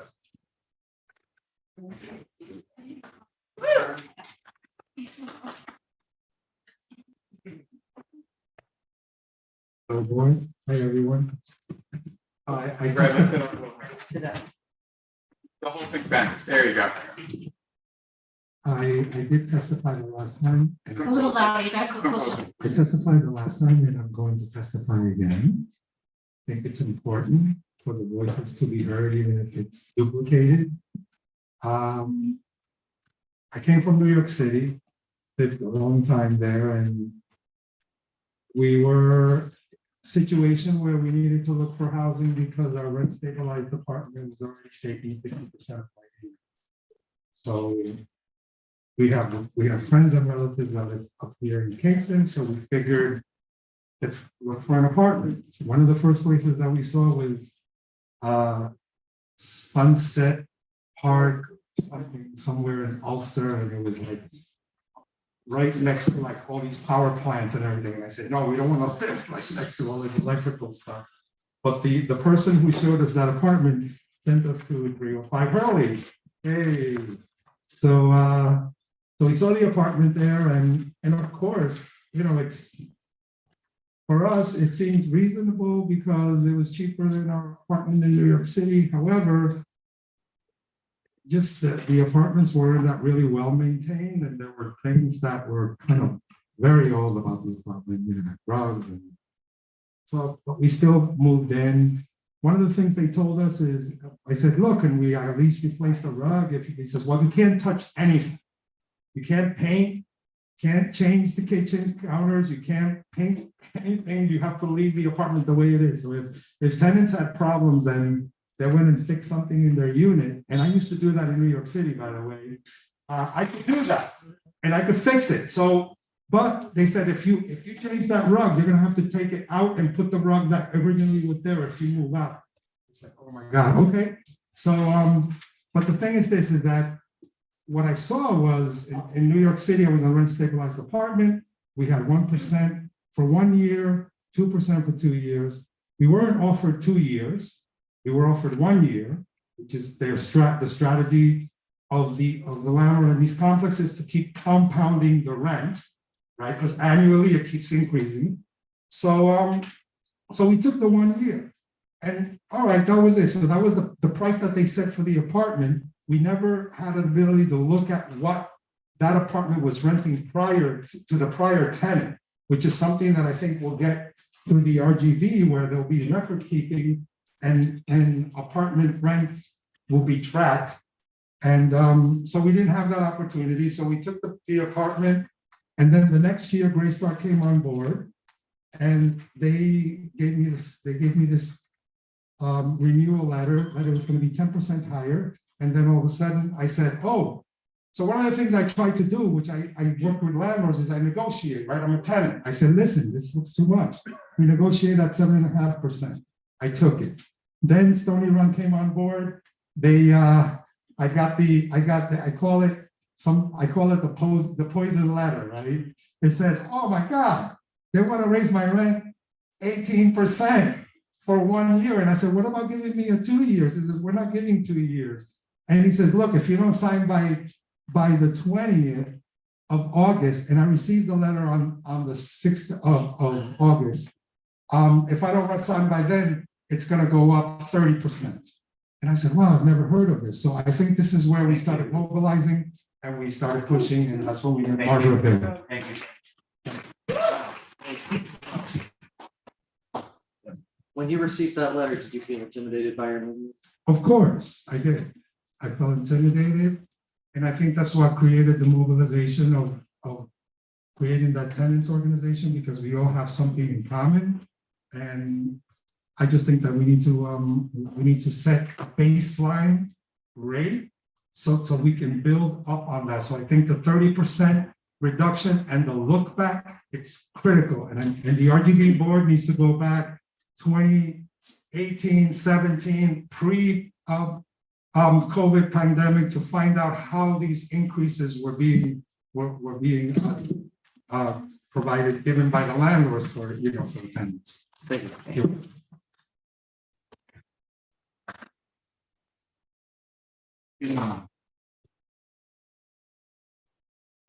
Hello. Hello, my name is June Neiman. I'm the organizing director at the Many. So yeah, I mean, the last few years, we've worked closely with tenants in Kingston and really throughout the Hudson Valley to pass good cause eviction, to address the crisis of Airbnbs buying out our housing stock, and most recently this fight today to reduce rent for tenants here in Kingston covered by ETPA. My coworkers and fellow tenants have sort of spoken at length about why we need a large rent reduction and a long look back period. But really what I'm here to do today is to speak about my experience working with tenants leading up to this hearing today. So the last few weeks and months, I've been working and organizing with tenants at Stony Run, Dutch Village, and throughout the city. And I've heard many of the horror stories that we all have heard here today. I don't need to repeat them. So last week we had the first meeting of the 305 Hurley Tenant Union, which is at Stony Run. A lot of the organizing committees here, we had dozens of people attend. We created a list of demands, which we turned into a petition. Yesterday, members from the organizing committee of that tenants union and I went to as Teresa was mentioning, went to their headquarters in Beacon and brought the petition directly to them. This was necessary because middle management has been essentially avoiding them and not answering questions for many months and some cases years. So at first they were quite resistant and sort of claimed that they were middlemen because the real owners were the bank and not them, which I'm sure that's what every homeowner thinks about their house. So after hearing the powerful stories from tenants, some of which are in this room, landlords did actually make some commitments to us. We had an over an hour long conversation. So I just want to read those commitments to you all. So firstly, right, they committed to assessing all of the specific problems that we have collected from tenants and using their remaining maintenance funds to directly address those concerns. They committed to meeting with tenants monthly on site at Stony Run. And they committed that they would abide whatever this board decided to do. They said they supported it. They said they do not support the lawsuit that's being currently that's challenging the existence of this very board. And so I think we've heard today at length about these specific landlords, right, and how badly they've treated their tenants, and even they are unwilling to associate themselves with Richland Zerone or the lawsuit, right? From the Hudson Valley Properties Association, right? Not to attack him as an individual, but he is the plaintiff on the lawsuit that we are discussing today. So I'm sorry if I drove you for it. So I think in short, if even the largest landlords within the entire set of units that you all are trying to decide is supportive of what your actions are, including a rent reduction, and I asked him that very specifically, and we have it on video and can send it to you. And we will get it in writing from him if necessary, right? If even he is on board with that, then I think you have no reason to take this lawsuit seriously. You should vote for a large rent reduction. You should vote for the longest look back period. You should hold that vote this Wednesday, November 9th. Thank you.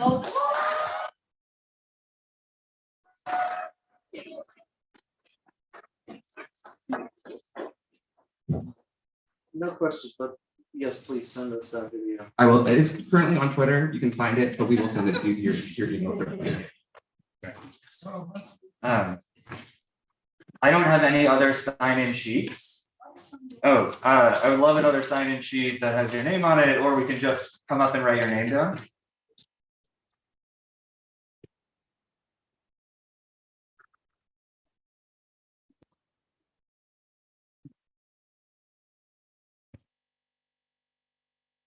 Did you sign in and there's a missing sheet?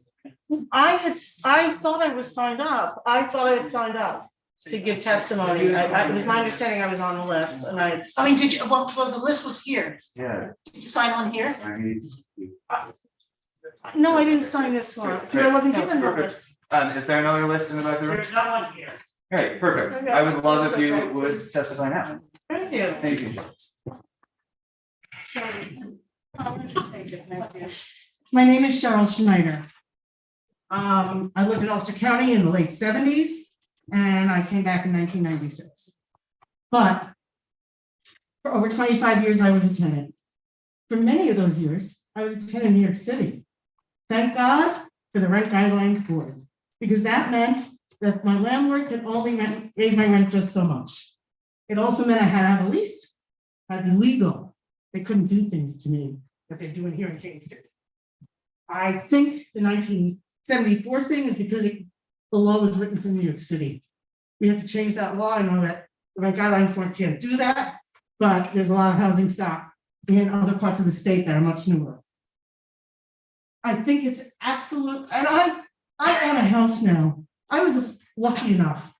I'm a white, educated woman. I'm pretty darn articulate, and I know my rights. And I negotiate with landlords because I'm a business. I also own a business. Not a business to make as much money as I possibly can. A business so I can live. I know most people in business have a different philosophy. And I know about 25 years ago, the house flipping movement, with all the gurus and the seminars, how to buy houses, how to put lipstick on a pig and sell them for twice as much, how to terrorize your tenants. And now it's gotten into the commercial realms. You can't even, some people don't even know who their landlord is. It's a management company after management company. I think it's outrageous.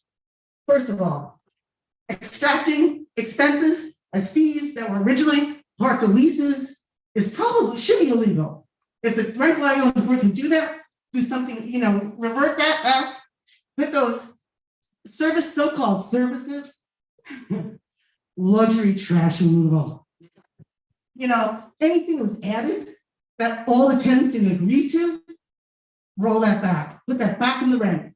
And I want this rent rolled back as far as it can possibly go, for as long a look back as it possibly have. As far as I'm concerned, 15 years ago, the rents were too high. 20 years ago, the rents were too high. I have two young women in my world who I call my nieces. They call me their auntie. I know them from before they were married. They left the region because they could not afford to get married, buy a house, and raise a family. This is going back 15, 20 years. Endlessly. There's a house next to me. My neighbors just told me 2 weeks ago, they got to go. They got family in Ohio. They've been looking for a place for over 2.5 years. They have a baby now. They can't do it. I think it's outrageous. First of all, when we do this, we destabilize our communities. People have to completely go somewhere else. They leave the city, they leave the county, they leave the state to find housing. Housing is a human right. People shouldn't have to put themselves out on a limb and pay everything they can possibly afford to raise or earn just to have a roof over their head. It's outrageous.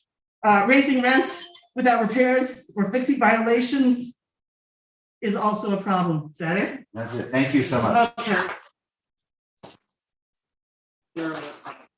Thank thank you so much for all the work you do in our community and for largely being responsible for making the UCAT free. Could you? I cannot, no. That was done because the community organizing tenants get together. And tenants, if your landlords don't do what the rent guidelines board says, and that was for everything, you organize, you want rent strikes. You don't pay another penny. You want to buy rent? We did it. Houses in Hill. Yeah, I lived there when they paid 5-year-olds to collect the crack files up and down the neighborhood. The chop shop on the corner is now, which sold cocaine and heroin, is now a Connecticut muffin. So could you speak to the sort of consequences of burdensomely high rents in our community? Oh my God. First of all, lots of people talked about the stress. It's not just emotional stress, it's physical stress. People get sick from physical stress. Some of the hugest stressors are loss of a loved one through death or separation, moving, having to move and not having a place to live and not knowing where your next home can possibly be. That's huge. But what happens when there's churn, when people can't afford, they have to come and go, is we lose our community safety. We lose the village that is our communities, where we take care of each other, we look out for each other. Like, mothers know if the neighbor's kids are into no good, kind of thing. But when we have communities where we're all strangers to each other, we keep moving around, we lose community safety. We lose community integrity, we lose the ability to be for us to be an us. They kind of want us to game it so we're all against each other. And that's what happens. I mean, I can't believe I'm so gifted that I have a home. But I want you to know, if I had to pay a rent right now, like the rents I'm hearing about in Kingston, I would be homeless. I'd be homeless. And people don't have cars anymore because they're paying their rent. I have several friends who are like carless, and they're in their 60s, 70s, 80s. How are they supposed to buy a new car? Anyway, so what we're doing is we're totally extracting from people's labor, from people's bodies, from people's well-being, so that some people can live off of their tenants. When you buy real estate, when you buy commercial real estate, the idea is you hold it, you improve it, it increases over time, and then you sell it. But somewhere this thing's flipped, where now landlords expect that they're going to have high lifestyles. Not only they own real estate, but now we're all going to support how they live. As well. We're going to put their kids through college. We're going to make sure they all have dental work. But that's not what owning real estate was about in America. Something flipped in the last 20 years or something. Thank you so much. And I did not bring feet there. The community did that. And Phil Erner, thank you very much.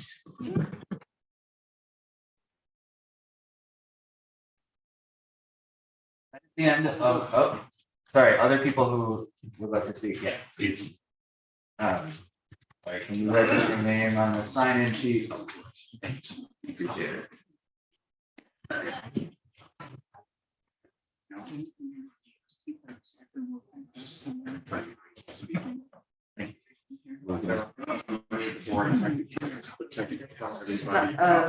Process going forward.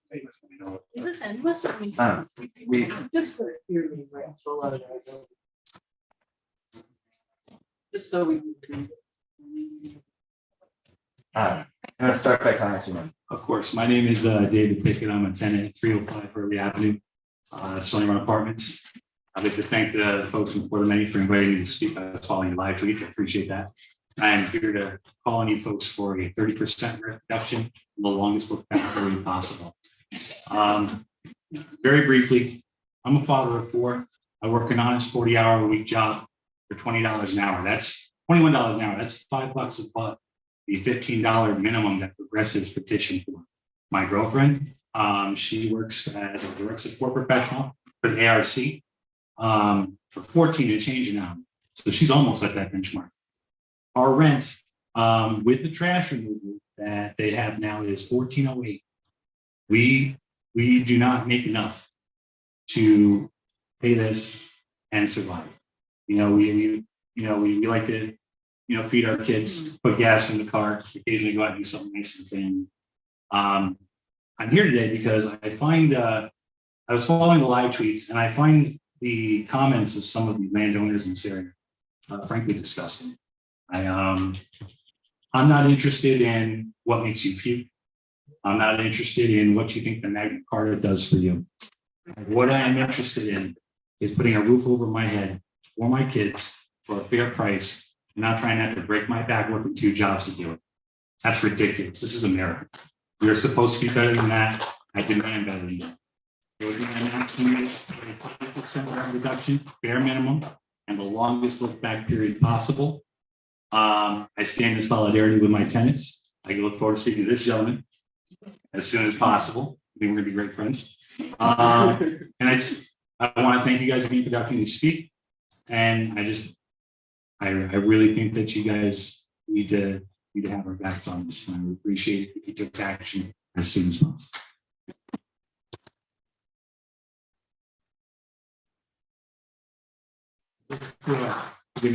Just to clarify, 10-minute break after this? Yes. If this is gonna go on much longer.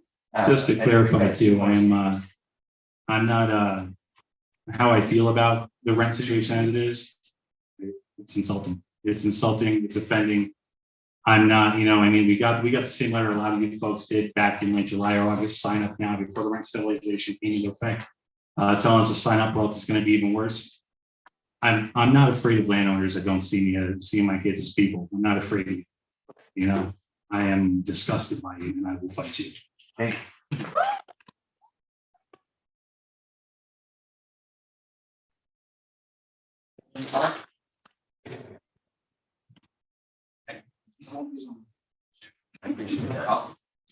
Hello, everybody. My name is Greg McCullough. I used to rent. I'm a homeowner now, but my heart, I'm always for the people. What I want to say today is give you something to think about. Closer to the mic, please, closer to the mic. I just want to say that we have to think beyond ourselves. People are struggling, hurting, we need our help. And this is what I want you to think about. One, we're talking about tenants right now, homeless. We need to get them off the street, get them in homes, make affordable housing for those that are coming off the street and those that are already in housing so that they can stay in there.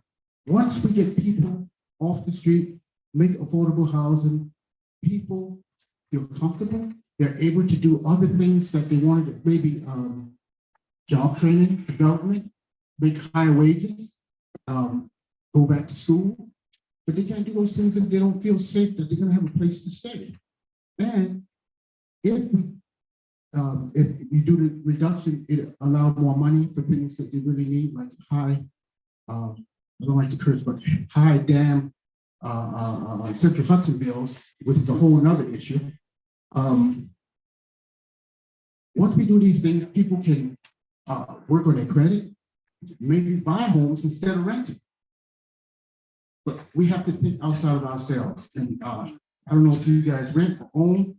I'm not going to ask you that, but I'm sure you rented sometime in your life. So let's put ourselves in other people's shoes and do the right thing.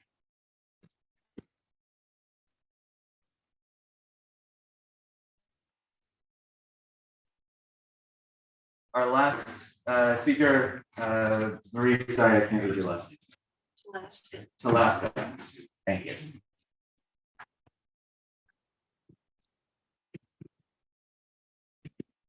Hi, I'm Marie Talaska and I live at Stony Run.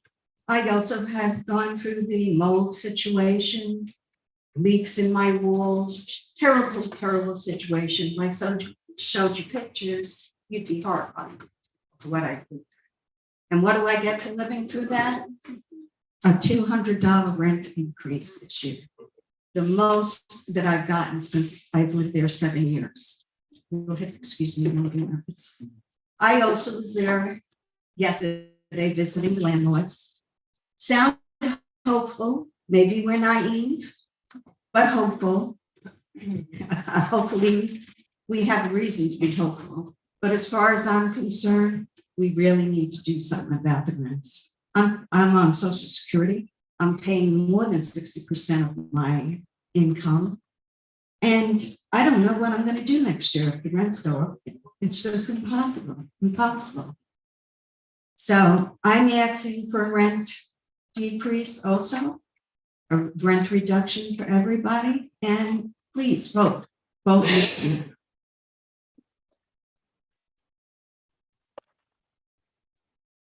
Thank you, Mrs. Velasco.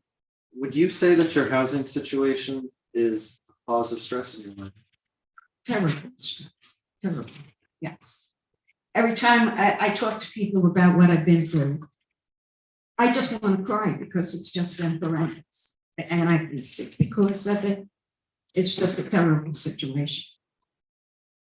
Thank you. So you'll have to excuse me for being so nervous. I appreciate you coming here. Thank you.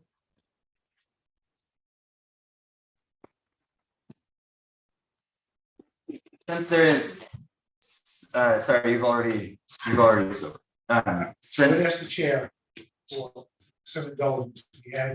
let me get some advice about whether or not the chair can offer indulgences and I hope. Consider me more late for that.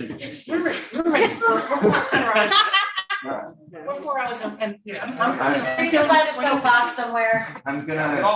I'm brain fatigued. I'm gonna defer to the board.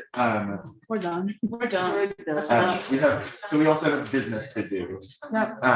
So I'm sorry, I would encourage you to write a written statement and submit it to the email address. No. Organize yourself in 1 minute. Email. Quick questions. I'm sorry. Oh, This today. is your. No. Today. No delay. Oh, Wednesday.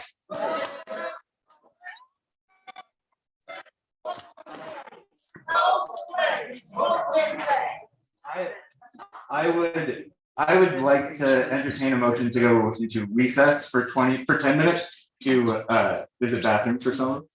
Are we in? Yes. You're seconding. And all right, Arlene. Oh, yes, a motion. I want a 10-minute break. My brain is dying. Great, I'm gonna second it. And let's go around and say. Aye. I say aye. Aye. Aye. Hi. Great, we're gonna recess for 10 minutes and then we're gonna return and we're gonna do our next bit of this. Thanks, council.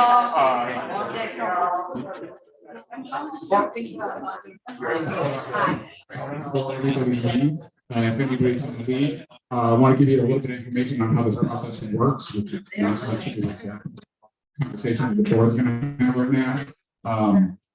Any tenant that is covered in an EPA building is going to have the opportunity to file a fair market rent appeal. You're going to have to fill out a form for the HCR in order to do that. There's some information that you're going to need in order to do that. I recommend that you start getting that information together now. You will get a registered letter coming from the property owner. Some people are starting to get those letters now. You have 90 days to file the fair market rent appeal after you get that letter. You missed the 90 days, you're out of luck. So please start getting the information together. The form is Unlike anybody. called RA89, and you can get that on the HCR website.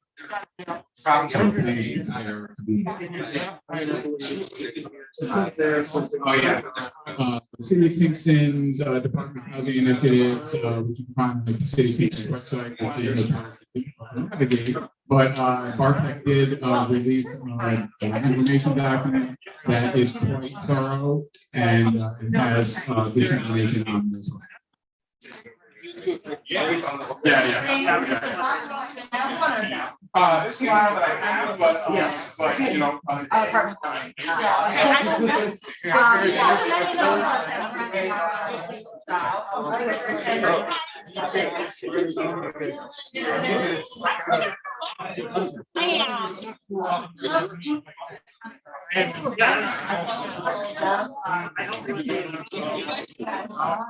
Yeah,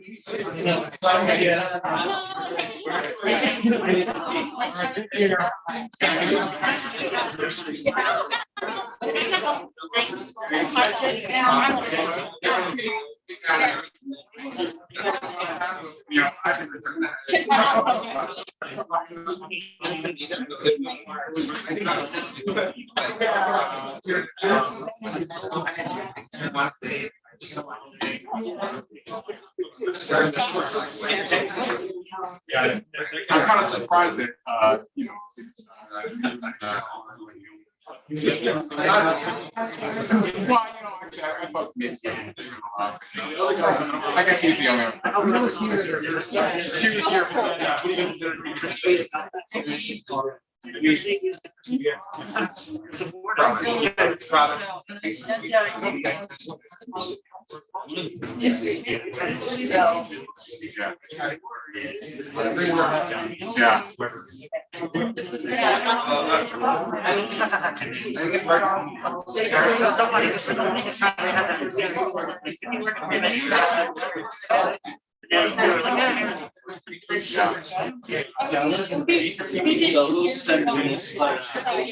And I'm like, I couldn't.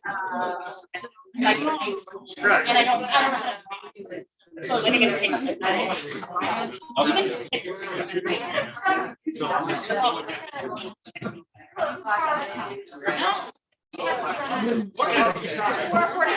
well, actually that, so that actually is great, and I don't have any more public input, so I guess you wrap up.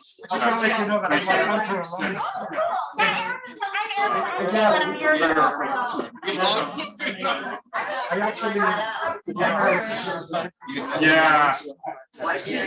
Oh, wow. Okay, so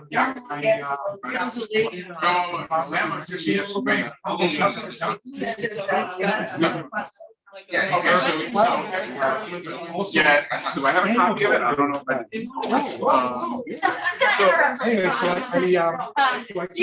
so everyone is going to get this letter from your manager.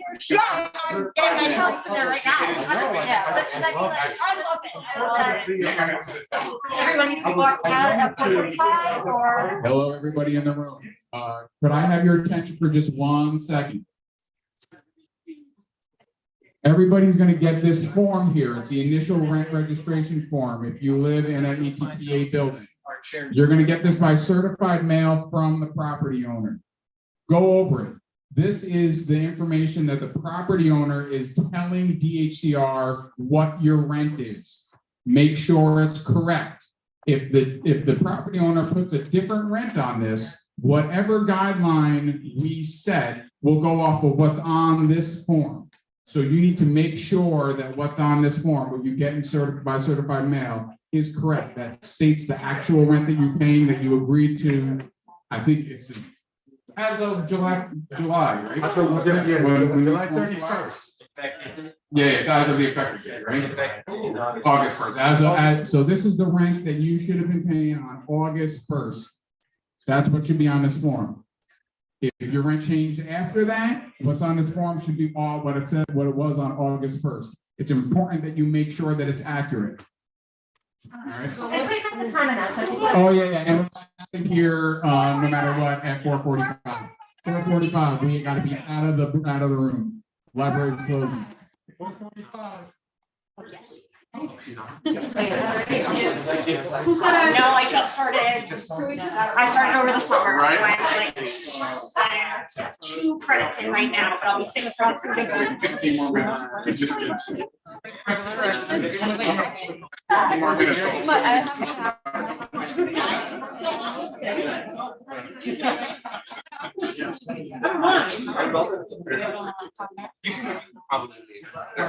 They're deciding when they're. Oh, okay.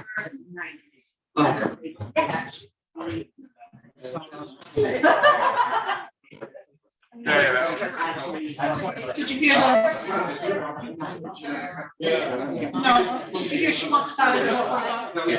I don't know. So we're gonna do another like 2 minutes.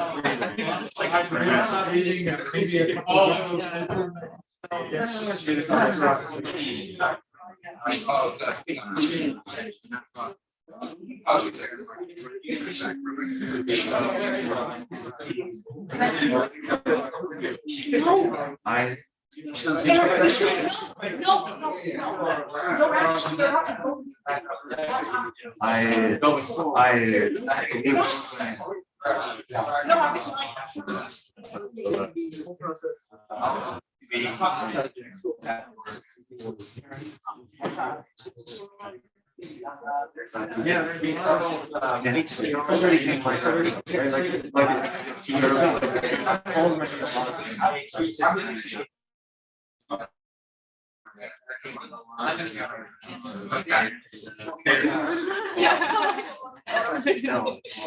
Eat like anything today. I had like a donut and an apple. I really should I never got to take medicine.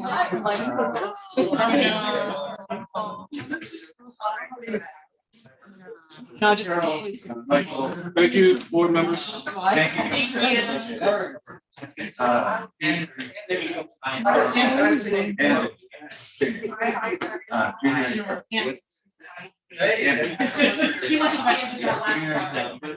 you. Thank you so much for your. I don't think I know what you're talking about. What's it called? Can't remember, but I said. Yeah. No, our professor naturally for like years back, that was our the chair of the program was like, oh, that's legit. Yeah. You're right. It's funny.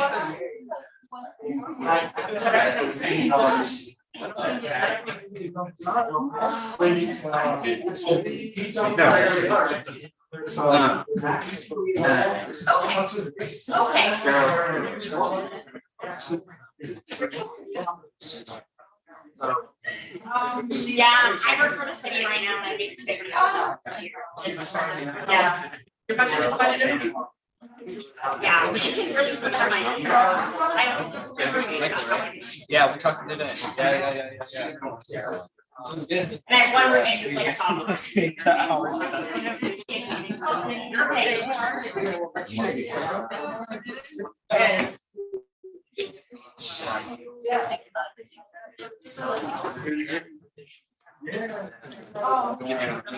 Yeah. Okay. I love it. Yeah. Junior, all right. We are going to reconvene. So,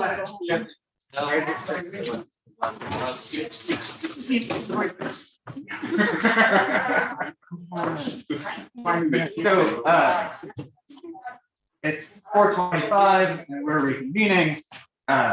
Is somebody taking minutes? The The gentleman behind you. is a saint. Because there is a lawsuit that is what I've run out of brain cells. Because we're being sued, I think we should enter executive session to just discuss the lawsuit that's been filed against us. I will entertain a motion to enter executive session. A motion to enter executive session by Junior, a second by Carol. All opposed, say nay. May I discuss first? Oh, yes. Why do we need to go into executive session to discuss this? It's the advice of DHCR is that we enter executive session to discuss a pending litigation. Okay.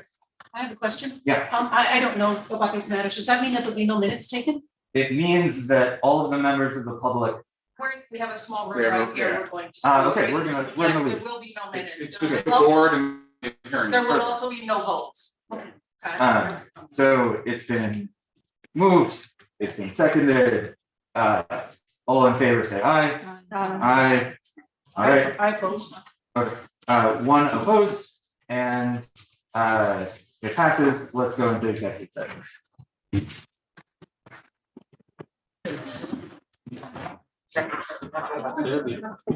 You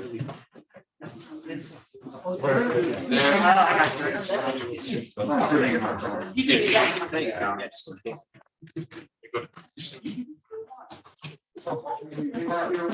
Yeah, when they. Yeah, if you're feeling. They're coming. He comes back in. Have fun. Will you call, That is a very strong meeting, it's very strong. Yeah, a lot of minutes and this color.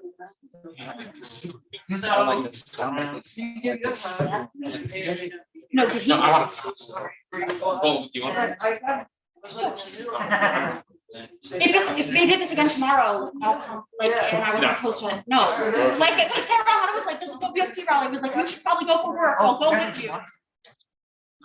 Yeah, no. Hey. I was I didn't say that. someone who worked on one of these family campaigns, I will obviously say, WFP, they did not truly. Cheers. No, my first job was at the Community Service Society in housing. Wow. Oh, really? I'm 65 and I was 18. Isn't that crazy? It's amazing. Yeah, they're all Hunter alum now. 20, So yeah, I went to Hunter. Did you for? Social work. Okay, I'm getting my degree. Organizing. Yeah. Yeah, but I have a degree from NYU, public administration. Oh, very cool. Healthcare, and an undergraduate in healthcare, so I'm like overeducated. And it's been threatened if I try to go back to school again. But I'm not, but anyhow, it's so good to see your vibrant, ghetto, urban, I don't know, watch out world. Great to hear the CSS testimony. When I heard CSS, I went boing. And yeah, I did a lot of work, tenant organizing in Washington Heights. Okay, yeah, I used to work in Washington. Dominicanos, and I didn't know Spanish. But I also don't know Spanish. I hired some exceptional outreach workers, and it was the most mind-blowing experience. Just they could get me into the buildings. What you do is you talk to the super, and they organize a meeting in the basement, and then they took me shopping. Apartment 4G was jeans. Apartment 5H was sneakers.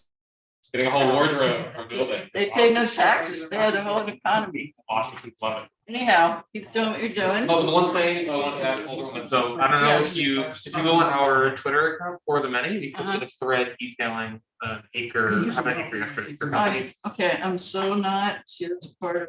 Oh, we can send information elsewhere, but I don't know the best way. I don't know how to do Twitter. Yeah. Huh? Yeah, we haven't, I was there. Yeah, the email to you, definitely, yeah. The email, okay, great, because they're my people. I'm like so bonded with.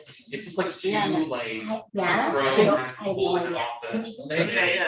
First they were like, oh, trespassing, oh, we're middle end, just need the thing. Then we started telling the story. Stony Run, they really started listening a little bit, and I was surprised. They just went into executive. Will Brocker. Yeah. Like that an hour. We recorded all in this case. There was some promising things saying. We just Tell me your name again. What liaison? Communications. Oh, okay. So I was- No, I would say All of our communication. My card's over there, but I'm like. You have a business card? Is that why you were hugging him? Oh, Yeah, this is my partner, yeah. Okay, see that makes you so sexy. Having your She's business the urban card. planner, I do the. You're hot. I used to do comms. It's really hot.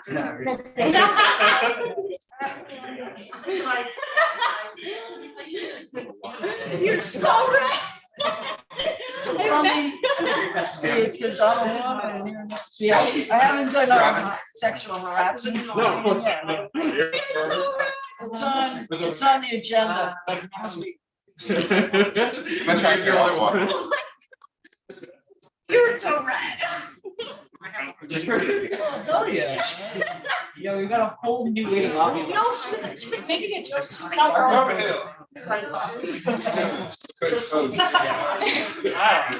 It's like, oh, I don't know, a business card. But then- I'm gonna go.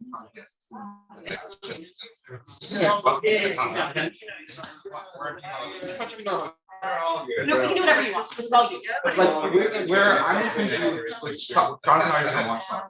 Not be it. Okay, I just want to make sure that you're not missing. If you want, I'm gonna get Well, where's your, are you? We're lying back. You're on the other side of the. Are you over there? I've never seen Kingston. I've never been to Kingston. If you walk around. Oh, yeah. Man, I heard your, Sorry. You want to go back? You want some recommendations? I'll give you a very brief overview of how to read them. So they're. Your choice, but they're. oh, okay. So, there are community. Yes, I didn't see it.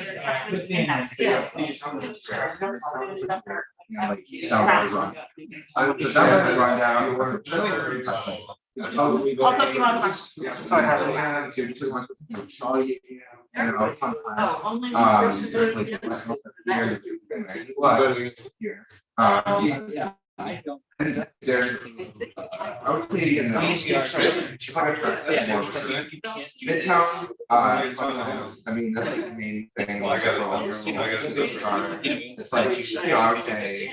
It's like a combination of Yeah. He's not gonna hear so like that's a lot of.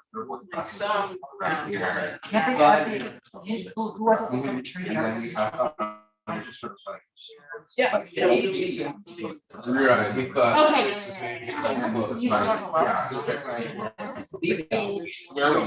You're sort of. I mean, whatever you want to do. To defend their. I have a really, like, I really don't want to So like the I have idea.